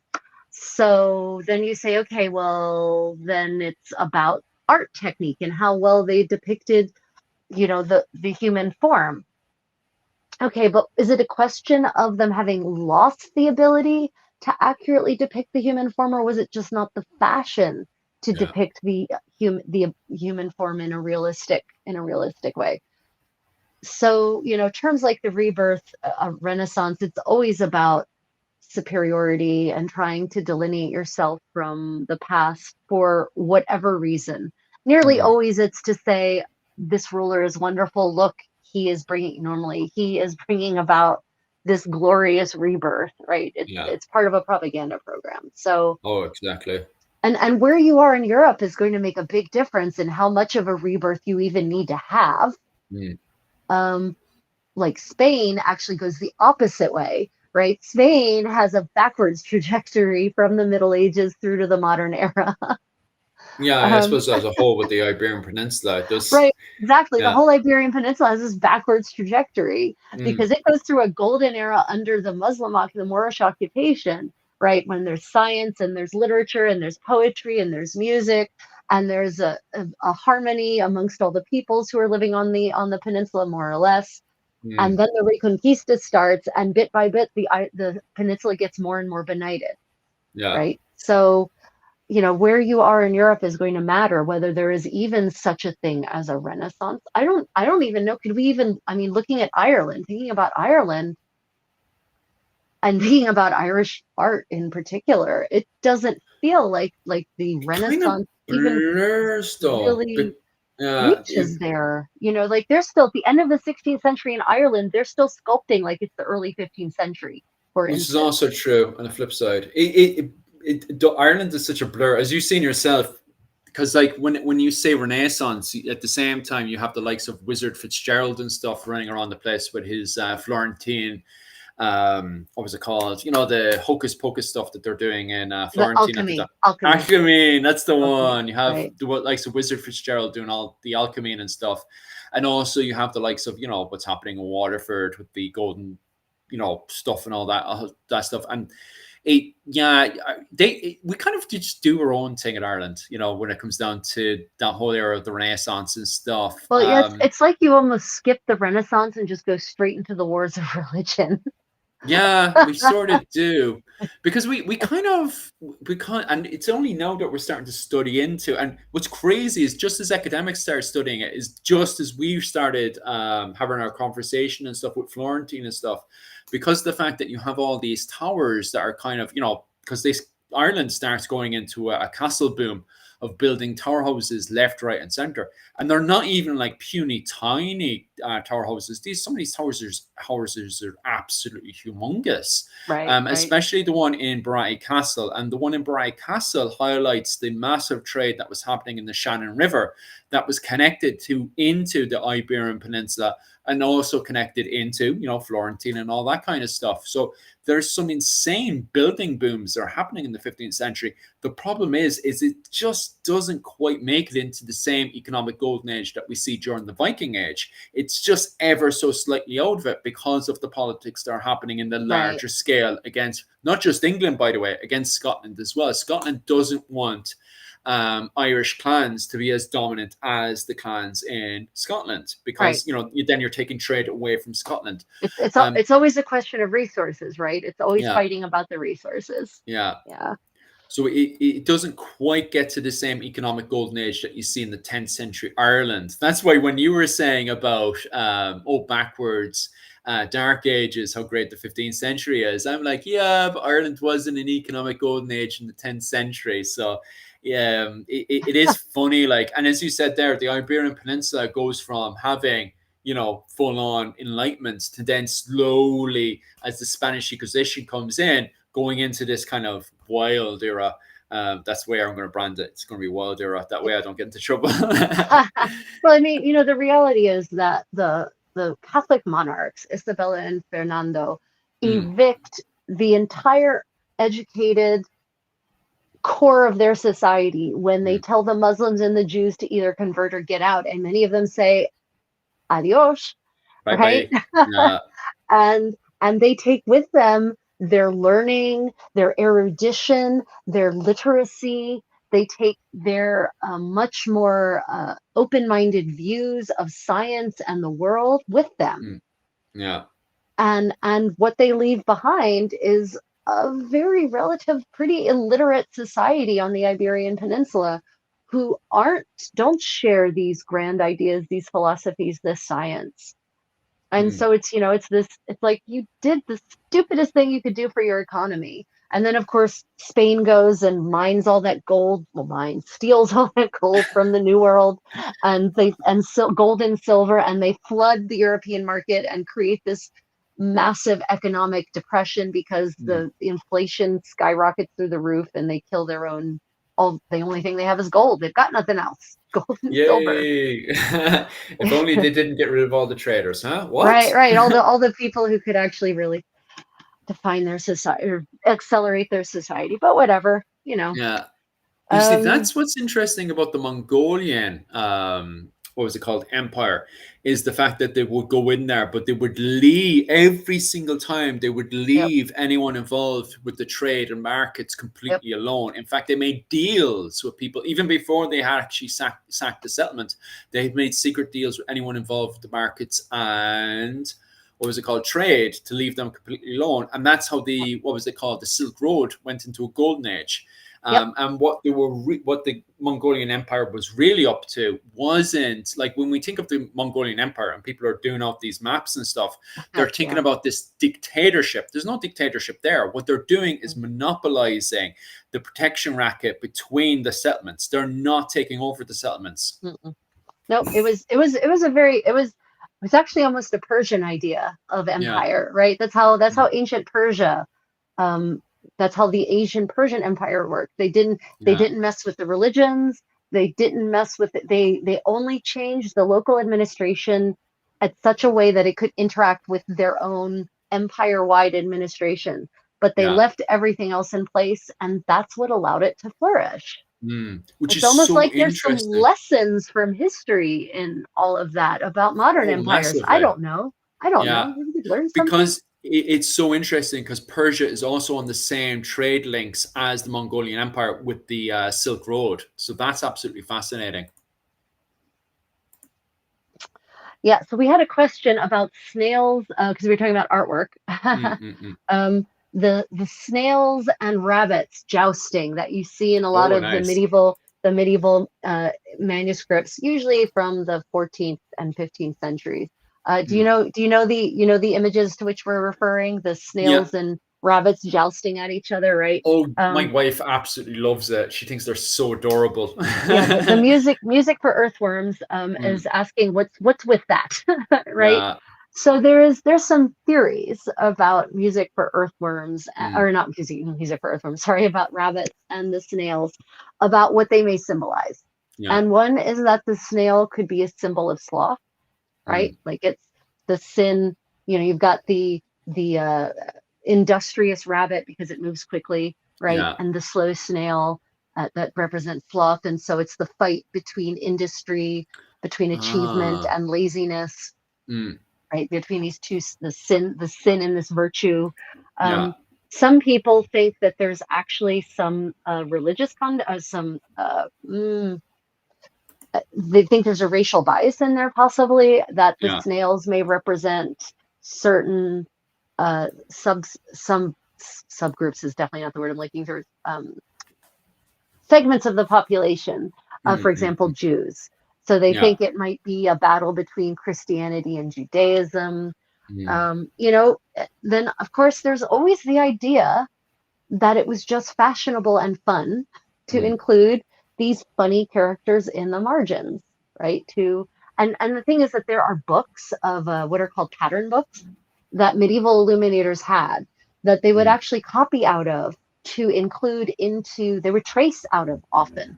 They wouldn't even hand copy, they would actually trace them so Mm. that they didn't have to draw everything by hand again and again and again, which is why between certain manuscripts from similar time periods, you'll start to say, hey, wait a minute, I've seen that exact face before. Mm. That's because it's from these pattern books. And so you have these manuscript illumination pattern books that have these commonly repeated motifs. Mm. So it could be, it's like clip art, right? It just happened to be in the emoji catalog. And so the illuminator took it. Mm. Yeah, so there's a couple of theories about the snails and the rabbits and the knights. Yeah. Because I think what was it called? My comment section as well was joking about the dog faces that see pop up with those arts as well, which are quite comical at times. Yeah, that's pretty much. And some people talking about the. Do you guys watch the Voices of the Past? Brilliant show. Have you seen the YouTube channel Voices of the Past? I have. Yeah. Yeah, I Yeah. really enjoyed It's that one as well. excellent. That's Yep. quite good. Yep. Definitely would advise anyone who hasn't seen it before. I have a question for both of us. Who is your favorite medieval king, Philip? Oh, God. No, that's a pretty deep one. Favorite medieval I king. was actually having a very biased conversation on Messenger yesterday because I was talking to an English archaeologist friend of mine, but she's on the complete different scale as me because she's into English archaeology. And I'm obviously biased on my side with the Irish side of things. So yesterday I was like, no, Brian O'Neill is the greatest king who ever lived. And she, on the other hand, was like, no, Edward the First is the greatest king who ever lived. But that was me being insanely radically biased. Edward the First of England? Wow. That's an interesting Yeah. So statement. I very mean, lovely biased conversation on I guess Messenger. on It was certain metrics God knows he built a lot of castles. No, he was a complete and evil human being. Yeah. His body should have been chucked into the fire, says the biased side of me. But I have been reading a whole load on Genghis Khan, and I do really appreciate the system. No, don't get me wrong. Like when it came down, he had it's so funny because he had two faces. He had his biker face, which was an absolutely horrific and horrible human being, especially what he did to other nomads. Oh my God, the Yeah, I mean that unspeakable things he did to yeah, he did nomads. he did I mean he did commit atrocities in the name Yeah. of power. Mm, But you have to look at him relative yeah. to his peers and Mm, what is happening in other places in Eurasia at that yeah. time. And it's not It, necessarily much better in other yeah, places. like the problem with the whole nomad life is it is insanely, very, very, very radical. And in the long It's run, harsh. It's yeah, harsh. and in the long run, he did do a lot of good because he monopolized like those areas. Like for just before the arrival of Genghis Khan, between maybe Rachel will correct me on this one, between 1240 to 1260 in that region, or even earlier again from 1210 up to 1260. Those regions, especially going from India over to Constantinople, were constantly attacked by nomads. And Genghis Khan, all the way up to Mongolia, wanted to monopolize what was going on in the Silk Road from Beijing over to Constantinople because he's seen the problem. So he wanted to monopolize the protection racket that was going on. So ultimately, everybody could go home making a lot more money than what they originally had. And his approach was it's not like he unfairly went up to every single nomad group and just wiped them over. He wrote letters, in fairness, threatening letters, basically said, if you do not submit to my racketeering, I will obliterate, not just suffer, but ultimately, like I look at some of the letters he'd written, and I was like, maybe if you worded it better, like opened up with, "Hey, look, what you're doing is really fantastic, but if you did it a little bit like this, your percentage of making money could go from 20% to 100% if you follow my instructions." Those letters would definitely make him. Instead, his opening letters were like, "If you don't do what I say now, I will obliterate you off the side of the planet." I think there's a difference in Yeah. letter writing. I like. It's Mm, funny how the exact same sentiment expressed in different words can evoke a completely different yeah, response. because it's very funny with the when he's writing to the Japanese, because the Japanese, he took over from the Chinese, and how the Chinese system worked was that if you had sent a tribute, which was their form of what was it, Yeah. subscription, you could be a part of their trade network, and that was the original deal with the Japanese. And when he's sending diplomats to Japan, I think that the Mongolian translation was really lost with the Japanese because they seem very confused to what's going on. And then suddenly Japan is, what was it, Mongolia is invading them, and that's it. The Japanese just won't talk to them anymore. So I do think there's definitely a massive miss of translation, and that ultimately the reason why this turns into a complete genocide of half of the planet is miscommunication a lot of the time. I think that's what's going on, and a lot of pride in there as well. And I think a lot of people, well, you have to remember, a lot of people were pocketing money as well. Under Mongolian administration, pocketing would completely disappear. Well, to a certain degree, disappear. Like, Yeah, and I mean, I also think here's the other problem is that a lot mm, of the histories involving the Mongols are, yeah, well, they're not narrated from a neutral perspective. yeah. And Yuki was saying that as well. Is that with the, yeah, because I haven't touched any of, even yesterday when I was looking at a lot of these sources, I was looking at it from, and this is why Yuki was correct, and yourself is correcting me now, is I am looking at it from a Mongolian perspective, where my wife at least had looked at it from a very later Ming interpretation, where they say completely different things, where the Mongolians are the villains in that well, interpretation. the Ming Dynasty had to, right? Because they Yeah. were trying to set themselves up to, again, propaganda, to appear better than the people who came before them. And the Mm, truth is that the Mongols ruled China yeah. for a little while, and they did so well. Mm-mm. And so any dynasty that comes after is, in order to maintain the illusion that they are the superior and therefore have the right to have power, they're going to Mm. have to denigrate their predecessors or discredit them in some way. What better way to do that than to attribute all manner of atrocities to them, Mm, mm, mm. right? Yeah, it's always the best way. Demonize the last group before you to Exactly. make yourself We're look better. We're so much better. See, we haven't ripped out your entrails through your belly button. Aren't we great? Yeah, and it goes back to what Jim O'Neill was saying earlier about the previous law, because he made a slight was it a comment about the Renaissance and the interpretation of the Renaissance, that everyone before us is stupid and we're so intelligent. Right. I mean, Jim he's O'Neill right. was making a comment about that. Yeah. It's true. That's literally what one of the great Renaissance writers says. So paraphrased, but still. That's Yeah. so funny, Jim, because I actually only had Mongolian milk. What was it? Oh, Last mare's milk? month. You mean Yeah, I only fermented had it for mare's the milk? first time. Where Yeah. did you get fermented mare's milk? Did you go to Mongolia? No, there's a guy bringing it over. It cost him a fortune, by the way. There's a Mongolian living in the south of Japan who's bringing it over. And I had it for the first time. Oh my God, it's so nice. It is so insanely nice. I am, But yep. Mongolia is on my list of places to go visit. yeah, Seriously. but we got, I don't know if you've seen the photos online. I posted up the photos online of myself and Yuki on our Instagram. So you can definitely follow me over on my Instagram. And yeah, myself and Yuki were drinking away on the Mongolian food. But and if you are in Japan, please go and visit his restaurant, because he's finding it more and more harder to, because it's from China. Oh God. And this is before China and Japan started butting heads recently.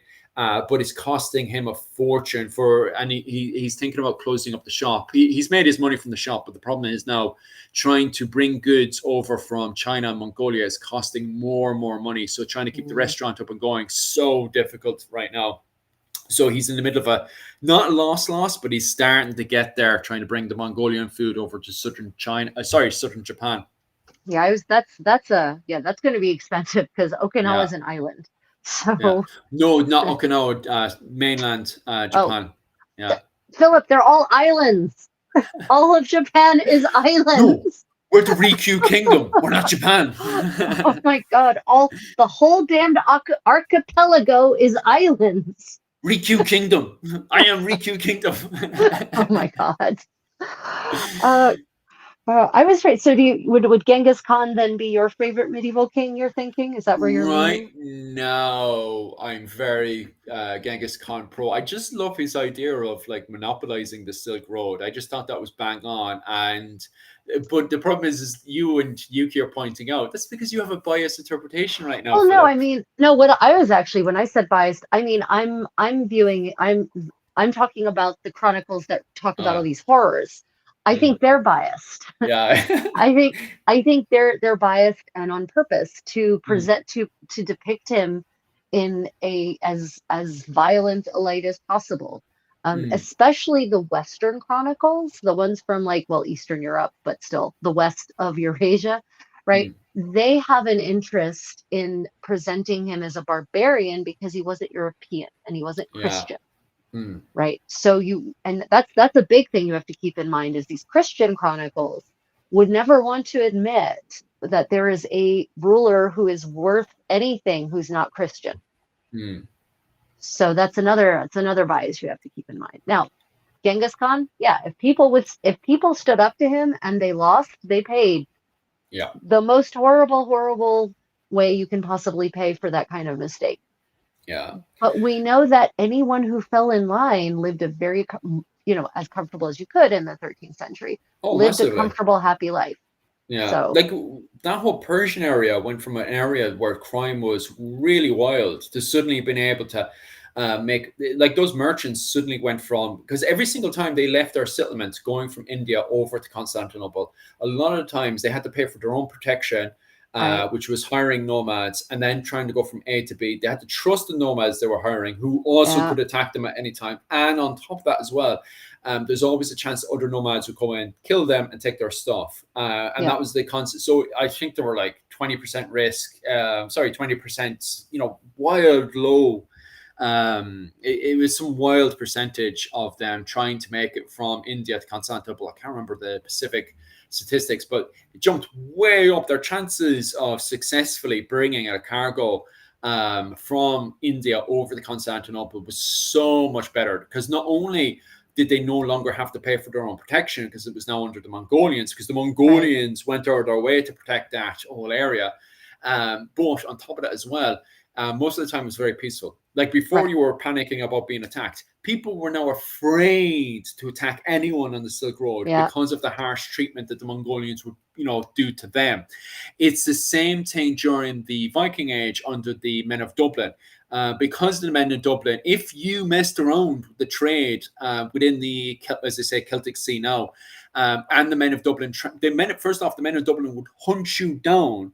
Then they would toy with you, and then they would cut your head off and put it onto a pike in York or Dublin to show, if you mess around with our trade link, we will make you suffer. And magically, crime rate suddenly drops down. I'm not saying those penalties are a good thing, but they do, have results. Well, there need to be penalties, right? Yeah. Even if it's not necessarily heads on pikes, literally. Mm. Consequences definitely encourage better behavior. Yeah. But the stability that Genghis Khan created, that his grandson Kublai Khan inherited, is not to be underestimated. And you could even easily make the statement that the prosperity that resulted from the Mongolian Empire creating that stable Silk Road, the growth in trade and commerce that allowed, and the increased exchange and the stability of the exchange, is what led to the so-called Renaissance in Europe. It's what allowed cuisine to become even more exotic than ever, because all these spices that were very rare before became only mildly rare. And all those silks that came from Iran and from India and from China that were coming into Europe then inspired the silk weavers of Europe to achieve new heights, right? So there's a real argument to be made that we should thank Genghis Khan for where we are now in Western civilization. Oh, definitely. And getting over to Austria there, what's crazy about that is at the same time while the Mongolians are taking over all those regions, Austria, is the fact that you have the rise of Brian O'Neill, who actually made an agreement with the, the Norwegians, the king of the Norse, to try to take back over Dublin from the English. So they were actually trying to take over Dublin again. And then from there, try to get that trade link reconnected. That's from King Brian O'Neill around 1260 to 1270, trying to get that trade link back into Norway and then connect back into the Silk Road, which, God, that would have gone back into a second economic golden age in the 13th century, which completely would have rewritten history, Imagine the Silk Road getting to Dublin at its peak during the 13th century. Completely different history, Yeah. It's wild. It really would have changed so much. Yeah. My favorite king is actually Susan said him. So we didn't. You said Genghis Khan, so that's not a European king. So I'm going to go with Sejong the Great. Yeah, go on. So Sejong the Great is a 15th century Korean king. He's one of the early kings of the Joseon dynasty. And he was a true philosopher king. He was a scientist. He was an engineer. He was a philosopher. He was an artist. He was a painter. He was a linguist. And he actually was also progressive. Under Sejong's reign, laws were passed that gave women civil servants maternity leave, that gave male civil servants paternity leave, that guaranteed women's rights, that allowed them to bring suits, sexual assault suits, and actually seek retribution. Retribution is definitely not the legal word. Justice. And he passed all sorts of laws and made decrees that increased the wealth and the well-being of the lower parts, the majority of the population, that being not the aristocracy. And he invented an alphabet that could be read and learned by anyone easily. He's the one who invented the modern Korean alphabet. And he specifically did it because he wanted his peasants to be able to read and write so that they could understand the law and not be taken advantage of. You're going to be surprised, though, when I tell you that the aristocracy wanted no such thing. And after Sejong died, there was a massive counter reaction to all of this progress, and it was almost undone overnight. Oh And God, it what said, era yeah, was he? 15th century, 15th first century. Oh for well. 15th century. Mm, And unfortunately, many of those laws were rolled back. Women's lot in life in the Joseon dynasty took a sharp downward turn. The aristocrats made sure that no king would ever put them in their place again. mm, And they passed laws against using Hangul, this wonderful simple alphabet, for official laws and correspondent court communications, because they mm, wanted to mm, mm. make certain that the peasants had no idea what was going on and would never know. Yeah, yeah, yeah. Yeah, it reminds me of what was it called, Emperor Frederick the Second, when he Oh yeah, except he when was he's crazy. he was crazy in a fun way, like when the Mongolians tried to take over, and he was writing letters to be their falconer. I mean, yeah. But at the same time, he was amazing, because, like, who would have thought to just, buy the Holy Lands, which really annoyed the Pope as well. Like, But about the experiments he conducted, right? well, they were, Like he did some Nazi at Auschwitz level crap to to people in the pursuit of knowledge. yeah, yeah, yeah, like trapping a soul in a box that had a human being starving. Right. Yeah, exactly. Yeah, he Yeah, was yeah, he was interesting for he was sure. interesting. I might rate him as the most interesting medieval king, but definitely not my favorite one.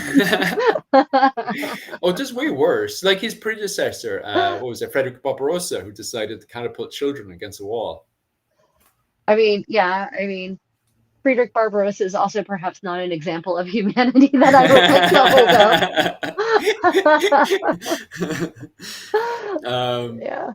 any decent comments on your side? I think most Let of me the see. people are. Unfortunately, I just like my chat is lying to me that I had nothing, and now there's like 1,000 messages that Uh, I've missed. I hate you, chat. Why are you like this? I had it Uh, slightly going on there for a second, but then it kind of crashed. And then when it turned back on again, I had a good few comments just elaborate on what you're saying. Not elaborating, just kind of agreeing on what you were saying about the Korean, what was it, Emperor? I'd never heard of him before. That's the first time um, I've heard about him. about Sejong the Great. Yeah, my comment Yeah. Well, section has heard about him before. I never heard about him. yeah, Sejong. So, a lot of Korean history. Most people haven't heard anything about Korean history. They've heard Yeah, a little bit about Japanese, mostly in the early Edo, end of Warring States Edo eras, when most people are familiar with. But other than that, most Westerners couldn't tell you jack squat about yeah. Japanese history. They know nothing about Korean history. Know a tiny bit about Chinese history, but I sure, unfortunately, no in wonder. My in my comment Western section is from education, Singapore. That's why. oh, Yeah, I was like, what? Why have I never heard of these people? Oh, greetings from Singapore. Hello. Oh, I was like, oh, right. That's why you guys have heard about it before. oh my God, yeah, I'm just now getting all these comments. I wasn't ignoring anyone. Literally, my chat lied to me. Mm, Let me see if there's anything I need to answer. Jim O'Neill says your life didn't last long in the 13th century, though, did it? That's a misnomer. So, mm, expectancy, if you control when in insofar as we can track age spans, lifespans, because the records aren't necessarily always great depending on where you are in Europe, but in mm. places where we can, when you control for infant mortality, i.e., you cut out all the children who died and the Yeah. babies who died, suddenly the average age goes up to the 60s. Mm, It's just that life expect it wasn't as short. The problem is that infant mortality and child mortality was massive, and that throws off the averages pretty sharply. But if you made it through to adulthood, you were very likely to see your 60s. mm. So it was life expectancy wasn't actually that much less than it is Nice. now in terms of how long adults live to. Mm, mm, And mm. also, life expectancy in Ireland in the 13th century isn't going to be the same as it is in Korea, isn't going to be the same as it is in the Iberian Peninsula. Oh, So, especially in Ireland. 13th century Ireland is depressing because it was on a constant war. Literally, it was literally taking the worst of the Barron Wars. Ireland was, and then it took the worst of the Scottish War of Independence, because we're in the middle of what was it, the Little Ice Age kicking off at the same time that the Scots and the English and the Irish right. lords are all butcher each other. So there's no food, and everybody's There's sieging no each other. food. Like no one has food, and everybody's committing cannibalism. You know, Ugh, And this was the siege of what was it called? Carrickfergus. During the siege of Carrickfergus, everybody's eating everybody. All the prisoners are eaten. Everybody's eating Jesus, everyone's prisoners. Jesus You don't want to Christ, be captured. You're going to be dinner tonight. Jesus. Uh, Yeah. And okay, so also stupid wars affect the, but I will say that I would definitely include war as a reason why you might not live long. yeah, So, but very it's not, true. when people say, oh, well, they didn't live long in the Middle Ages, usually they think about disease as being the thing Yeah. that takes you out, but it's actually not usually. Mm, It's usually either you die as a baby or a child or war. yeah.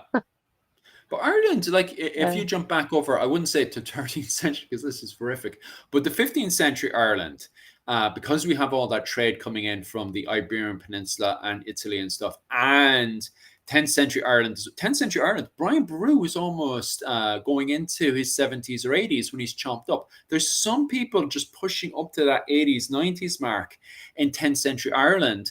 And it's simple to see. Ireland is in the middle of an economic golden age because of all that Viking trade going into Dublin.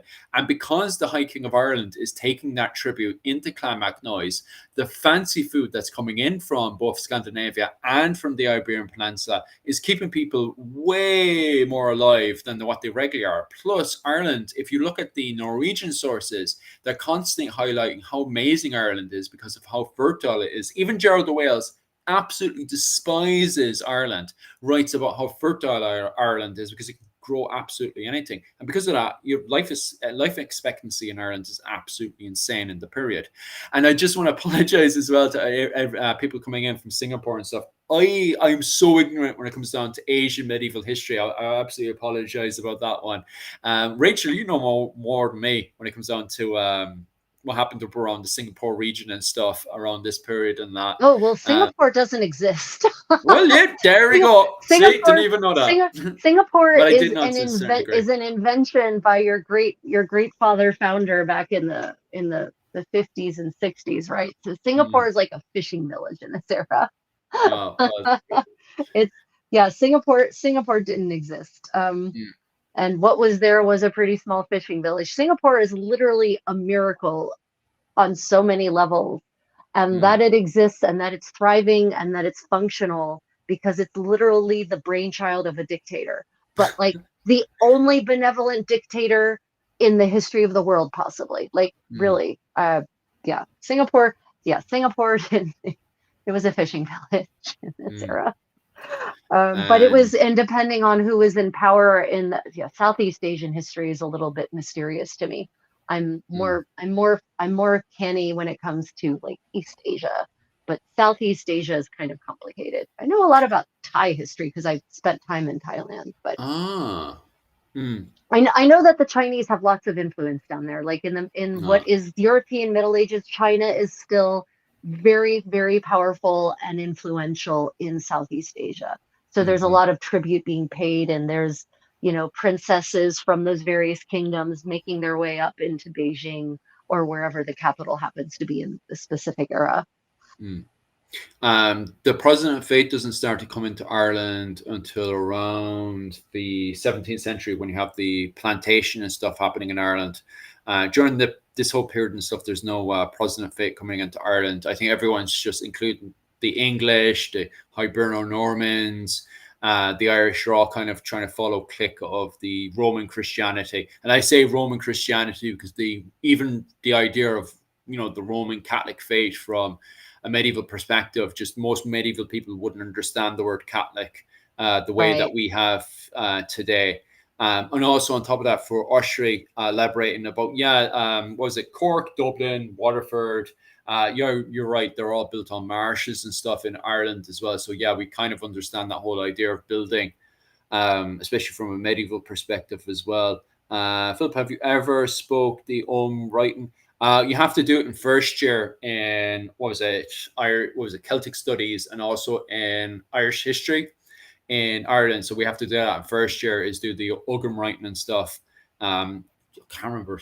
I don't want to sound bad right now, but I can't remember my first year Ugham writing and stuff. But we do actually have to cover it in first year in University College of Cork. So I have done it. On paper, I know. Reality is I can't remember any of it right now. So what you're saying is you couldn't read a stick with Ogham on it? Yeah, right now I couldn't, although I am qualified to do it. So, there you I'm go. qualified. Yeah, so. So for a brief moment, I somehow had access to your chat, but Yeah. it's gone again. So Jim, I briefly saw that you thanked me for commenting on the life expectancy, but I can't see your questions or comments anymore. I can read it out for you there. He's just thanking you about the life expectancy for the 13th century for asking his question. And then he just asked about the Ogham Write-Down, which I elaborated on there. Were there any other questions on your side about the? Because I saw some things about Sejong, but I can't see them anymore. There's a few of them, but it kind of just randomly there. Like the Shangri-La of chats. I can see it sometimes, and other times I can't. Oh, the Great Schism. You talking about that one? Once the Great Schism, Georgian Reform rolled in. Yeah, I think I know what you're talking about because that's the justification for the Norman invasion of Ireland. It's funny because Ireland actually already reformed its church. This is all like fake propaganda from the English Pope and what was it called, Henry II, to justify invading Ireland. But there's even like they recognize that Ireland had a golden age, but then it wouldn't reform because what happens is that in the 5th and 6th century, while Rome is quote unquote collapsing, you have different interpretations of Christianity going out into the world. And the interpretation of the Irish from a modern interpretation is referred to as insular Christianity. However, that's not how the Irish at the time viewed it, because they have the letter of St. Columba. In the letter of St. Columba, St. Columbanus, is it St. Columbanus? Yeah, St. Columbanus, sorry. St. Columbanus writes a letter to Rome, and in it he literally says that the Irish are a part of, literally, if the Pope says something, the Irish take it seriously. They are Roman Christianity from their perspective. However, that's not entirely the reality of it. In reality is that there's not enough instructions in the manual from the papacy to say this is their interpretation of the Bible. So the Irish have the Bible and they have their interpretation. Now, what's actually hilarious is that the majority of the interpretation that's in insular Christianity ends up being correct. But because, Alexandria is more intelligent than the Irish, clearly the Irish are wrong, okay? And that includes the date for Easter or various bits and bobs like that. So technically speaking, the Irish are actually correct in a lot of their interpretation of the Bible, but that's not how Rome's seeing it. So we have what modern historians refer to as insular Christianity in Ireland. Yeah, Celtic Christianity, which is what some people refer to. From more of an academic, we now kind of refer to as insular Christianity to sound more smart and posh. And then, what was it called? But these are modern terms. The Irish at the time were scratching their head going, but the book is here. Like, we're getting everything right. Like, what's going on here? Why is the Pope mad at us? So the Irish themselves seeing themselves as Roman Christians, and they seen themselves in line with the papacy. Regardless, in the 12th century, the Irish do the Gregorian reforms, and they themselves do reform with the church. And the church at the time, before the English Pope, does give the tick. They say, yeah, Ireland is now in line with the papacy. Then they get themselves an English Pope, and magically we're not in line again. So we have to play this whole political game. And while this is all going in, England decides to invade, sorry, not the English per se, Henry II, there's already mad stuff happening in Ireland, and there's English mercenaries. Sorry, well, not even technically English mercenaries. There were mercenaries from the Knights of the Welsh Marches, which we would now call the Cambro Normans. So the Knights of the Welsh Marches, who were mercenaries to an Irish lord, is causing all kind of anarchy inside of Ireland. And technically speaking, these guys should be, technically speaking, under Henry II, who is King of England, not the King of Wales. Right. So anyway, he decides to invade Ireland in 1172, where all this mad stuff is going on. And because he has a force of 4,000 men, everybody at the time is like, we just want this guy to go away. Let's go and submit to this guy for just one season, which is what they do. They just go over to Dublin. They submit to him, so he go away. He goes away, by the way. But the problem is then, for the next 800 years, the English appear and say, hey, look, remember you guys submitted to me in 1172 to make me go away. Yeah, well, I'm going to bring that up to justify committing more heinous acts in Ireland, which is still, by the way, what the English do today. It's all about the resources, right? It's, what resources do you have that we want that we don't have? Yeah. And I mean, there's always an excuse that's not resources, but it's always about the resources. Like religion is up there, or retribution, but nearly always under all of that, it's, well, you guys have resources that we want, so we're going to justify stealing your shit, which is, by the way, unchristian, by claiming that it has nothing to do with theft at all, actually. But it always comes down to justifying theft. Jim O'Neill is asking, Northern Ireland ended up in English hands. Actually, this is another funny did you one. Just say actually? Yeah, the Northern Ireland is actually a part of the Scottish argument. So a lot of people are very ignorant about this, but when the Tudor dynasty dies, the Scottish take over. They do. It's true. Like, no one thinks about it. Well, I mean, but there is like almost never an English king of England. Seriously. They're French, they're Norman, they're Welsh, they're Scottish, they're German, they're Dutch. Yeah. Which is so funny, because I listen to modern historians today, both actual academics who are fully paid, and they talk about Henry II like Henry II is English. Henry II kills Thomas Becket, and Thomas Becket becomes a martyr to the Anglo-Saxons, who are constantly terrified. And this is one of the reasons why Henry II refers to himself as King of England and not an emperor. This is one of the reasons why, is because his mother had referred to herself as Empress Matilda, because she had that kind of German influence in. Well, she was actually the empress for a while. She was. But this is obviously you can correct me on this one, Rachel, but between the fighting of King Stephen and Empress Matilda, the actual common people of England, the Anglo-Saxons, became very terrified of dictatorship inside of England, which is the removal of their local council assemblies. Right. They used to have council assemblies in England during the time. And so they were terrified that the likes of King Stephen, Empress Matilda, which Empress Matilda she was trying to remove all this stuff so she would have more power. And it was the same with King Stephen ends up making agreements with Henry II, because this caused way too much chaos. Plus, actually, Henry II actually liked the whole council idea because it let him run France. England kind of just started doing its own thing, which was great for Henry II because he liked spending most of his time in France. He did. So, but the thing is, what that caused then was that he then became... he didn't like using certain terms like empire or rex or any of that kind of stuff. Well, not so much rex, but kind of any emperor terms. Imperator, because then the Anglo-Saxons would start getting terrified. And that's why they also started playing with the idea of Thomas Becket becoming their little martyr, which is why, by the way, Thomas Becket is not the main saint of England, because Thomas Becket was seen as kind of anti-monarchy, and that's why St. George ends up becoming the symbol for England going into the 100 Years' War, because Thomas Becket kind of was, I wouldn't say Republican, but kind of anti-Plantagenet French dictatorship in a way, Yeah, I mean, Thomas Becket, his story is real fun too, by the way. Before the part that he has his brains dashed out on the floor of Canterbury Cathedral. No, the part where he starts off as this party boy, like this frat boy, right? And he's like Henry's bro drinking. Henry's II's drinking bro.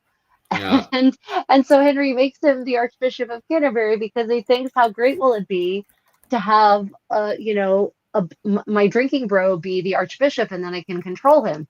And then suddenly Thomas is like, oh, well, if you're going to put me in this position, I'm going to actually do the job, because I'm no longer your drinking bro. I'm the Archbishop of Canterbury.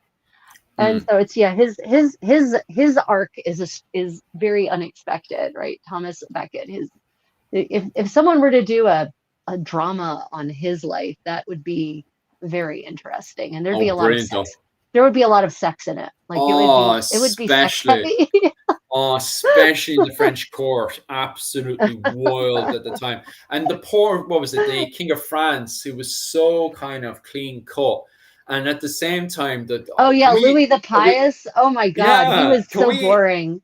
yeah, can we? Oh my God, I don't even know. Are we allowed to say certain words that happened to him because of the fact that the whole thing of Henry II going off with what's her face, the what was it called? The King of France's wife at the time that he Oh, ends up Eleanor marrying. of Aquitaine. That's Oh the yeah. one. Can we? I don't even know if we're allowed to say those words on YouTube because we might get into trouble. But making it simple and PC. Yeah, basically, Henry II stole the French king's wife. In front of him, by the way, as well. So very, Well, I very, mean, very bad. she had they, yeah, but by the time he came along, she got her eyes on him, not the other way around. Make no mistake, Mm. she saw Henry coming, and she's like, I want that young buck. But what's Eleanor, crazy yeah, isn't it the yeah, fact that she had already been with Henry II's father? Like Henry II's father were actually arguing and fighting over jumping into bed with her. I yeah. I remember mean, that stuff as well. yeah, she was Eleanor of Aquitaine is my kind of woman. You know, Absolutely how wild. many women, how many medieval women marry a knight 10 years their junior, have Mm, a crap ton of children with them, outlive them by decades, yeah. and basically get to be the mother of like two English kings. Um, And you yeah, know, just responding over to my comment section. No, Dermot McMurrough was an essayer. I can't actually say what he was, but he essayed. Oh, what was it called? The one in Saint Bridget. Then he essayed. What's her name? The what was it? The Queen of Breffni. He just went around kidnapping and essaying, like violently essaying, not even politely essaying. No, I wouldn't put Dermot McMurrough and Henry II. Henry II was a player. Dermot yeah, McMurrough he was was a just a heart. player. Yeah, yeah, Yeah, yeah. yeah. No, no, Di- Henry II was a player. He was no, handsome. yeah. He was Dermot attractive. McMurrough Dermot McMurrough is just a horrible human being. There's a lot of what was it called? The recent history books that came out about him wanted to correct the fact that yes, O'Rourke's wife, that's the one, Oshry. No, Oshry. I don't want to sound bad or anything, but there was work coming out for a while that was Yeah. saying, well, Dermot was a man of his time. But now there's new books that are coming out saying, No. no, even in the history itself, Dermot McMurrough was a horrible human being. And when he wasn't committing violent acts against his wives, he was leaving his children to be, because what would happen is he would make agreements with other Tuits and stuff, and even the High King of Ireland himself. And then he would break those agreements, and his own children would end up getting executed. And Jim McMurrough was just like, well, that's even for a clan society, that's a huge no. Yeah, So no, from even the period itself, no, he was a horrible human being. Everyone knew he was a horrible human being as well. Like, yeah, there are a lot of men of history yeah. who were considered by their own contemporaries to be horrible human beings. Yeah. No, Dermot McMurrough well goes inside there. And Yeah. like, don't get me wrong, you could justify Dermot McMurrough bringing over mercenaries. But the fact he made agreements with both the High King of Ireland at the time, Rory O'Connor, and made agreements with other Tuits, broke those Tuits, although his children were hostages to those Tuits, which led to those children being decapitated. No way. That man broke his own clan alliances. Like, obviously, you can turn around and say, well, Dermot McMurrough had no understanding of modern nationalism to end up inviting all these people over. But at the same time, he had full understanding of, clan society, as we would call it. Like, he understood if you give your child up as a hostage, you're literally breaking your own kin. And he did it anyway. He's a pure sociopath. Like, no, that's a man who. So in Texas, they would say he needed killing. Yeah. Oh, big time. Like, horrible human being. Like, yeah. Well, I'm going to say we're going on 4 hours, and my legs are going numb. So I'm going to say, actually, my suggestion is, Philip, that we save our final topic and maybe we just focus the medieval buzz on that next week. Because I think the bit of news we could have a really good long conversation about surrounding that bit of news, since we already have in fact had a conversation, so we can revisit that conversation. Oh, go Um, absolutely wild. Yeah, yeah, yeah, yeah, yeah. and really, really delve into it. So, yeah, are there any final questions for anyone? I'm just looking over here. Wow, I've got uh, most of the kings of medieval times were horrible. Mm, Mm, mm. I don't know about that. It depends on the era and what's actually going on politically. Yeah, Like, I don't I think. think it's hard to make a blanket statement like that. Yeah. And depending on where you are in Europe, I think that's actually not true. Most of them weren't any more horrible than modern leaders are. The God, difference is modern leaders are horrible right now. modern leaders use Yeah. economic tools Mm, to wreak horror. yeah. And medieval leaders had you know, violence as their tool of Yeah. choice. But I really don't think that. You know, there's, Mm, you know, here's so Machiavelli writes in the early 16th century that mm. a great leader, Yeah. in order to do what is best for the state, will perforce condemn his soul to hell for the choices he must make in order to do what is best for the state, will be evil in the short term, but in the long run will be the best. Yeah. So there is even an acknowledgement in 16th century political theory of the truth Mm, that sometimes the choices you have to make for the greater good are in the moment horrible and horrifying. mm. That's very true. Machiavelli's a deep one, though. Sometimes I'm very Yeah, hesitant to say that's very true because it's like I might get into trouble here for saying certain stuff. Well, that's true. So um, you want to finish up there? So if we don't have any other questions, anybody that wants to say this, do you have any more questions before I elaborate and finish up on my yeah, side? let's see. Because some comments I'm just going to share. Amazing topics tonight, much deeper than most will delve. Well, thank you, Jamesy. Mm, This is kind of our thing. This is yeah, how we roll. We definitely appreciate. subscribe and follow. Yeah, please subscribe and follow. If you haven't, hit that thumbs up, everyone. And I Subscribe and follow. just want to thank everybody because during this live stream today, you guys have pushed me up to 29K, which means so much to myself. And if you could just push it a wee bit more, I can hit 30K and then start celebrating, which would mean the world to me. How are you doing subscription wise, Rachel? Because you've also been flying and jumping up subscription wise as Well, well. because I took that big break from live streaming because my Mm, travels literally drained me. yeah. Yeah, I'm only at 17,000. So subscribe, damn it. I do need to get back into I'm getting back into the live stream mode. Unfortunately, I was really to live stream, you have to have energy because apparently people don't want to watch a zombie. So Yeah, it's true. I just haven't had that energy for a while, but I'm getting it back. I'm finally sleeping again Mm. regularly. And so I'm going to start my regular daily live stream regimen as per always. So stay tuned every day for something fun. And Philip and I will be together most Tuesdays and perhaps some Wednesdays when I have something on a Tuesday. But next week we will be addressing a very controversial topic, and I'll just give a teaser. The teaser is ethnic diversity in medieval Europe. So Yeah, it's gonna be a fun one, all right. Like, it's gonna be a fun topic. yeah, if the comments are what's it called, going in there from a smart idea, we can actually have a pretty deep conversation inside there. But if people are just being silly and childish, then the conversation is going to be pretty stupid. But we'll try to elaborate where we can for sure. This week, what was it called? If you guys want to jump on again on Wednesday night for you guys, if you're over in Europe and America, myself and Mihal, because early on there was a question that popped up to cover the Bruce's invasion of Ireland. Actually, myself and Mihal will be covering that on Wednesday night if you're in Europe and in America. And then if you're living in Asia, like myself and Rachel are, that will be for Thursday morning. So we're covering Bruce's invasion of Ireland, you know, part of the Scottish War of Independence. So if you're into the likes of Braveheart or Outlaw King or any of that kind of stuff, definitely tune in there.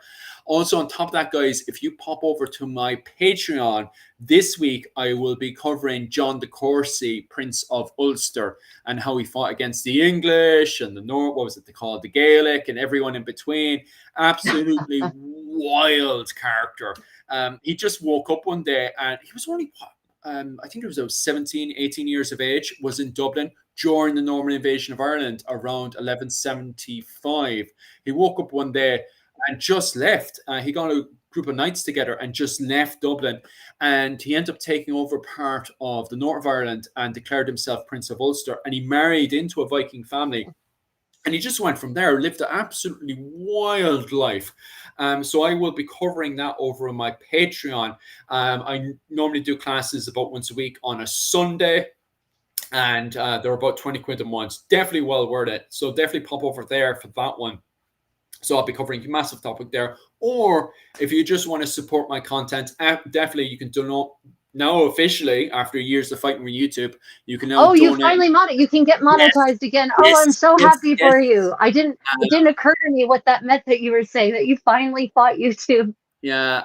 After years of fighting with YouTube for various reasons, I won't get into that now. You can now actually donate money through this one, or you can pop over to my Patreon and donate money over there as well. Or you can just join my classes as well, which would be absolutely amazing. I think that's pretty much squared. What's your plans for this week, Rachel? Yeah, so if you all want to support my channel, I have YouTube memberships, and I have a Patreon also, and I provide all sorts of extra content for everyone. And I have a Discord server for all of my supporters, my channel members and my subscribers and my regular commenters. My super commenters also get access to my Discord. I provide all sorts of extra resources exploring medieval material culture. Whenever I come across anything in my rabbit holing, I share it with you all. Yeah, otherwise, tomorrow is medieval story time. Basically starting at the time that this live stream originally started, which was 4 hours ago. Medieval story time is where I read passages from original medieval sources, and we discuss them, and some people just like sleeping to it. So there's nice. that. And then there'll be more medieval sewing parties coming up this week, where I'll be working on various garments and holding forth all by myself, basically about any medieval topic that comes to mind or any questions you all have. So yeah. It is. Well, Philip, this has been a beautiful 4 hours, but I need to eat something. Yeah, same as. Anyway, thanks very much, Rachel, definitely for organizing this one today. And I'll see the rest of you guys later. Slán Goália. Bye. Stay creative, everyone. Bye. See you. Bye, bye, bye, bye, bye, bye, bye, bye, bye.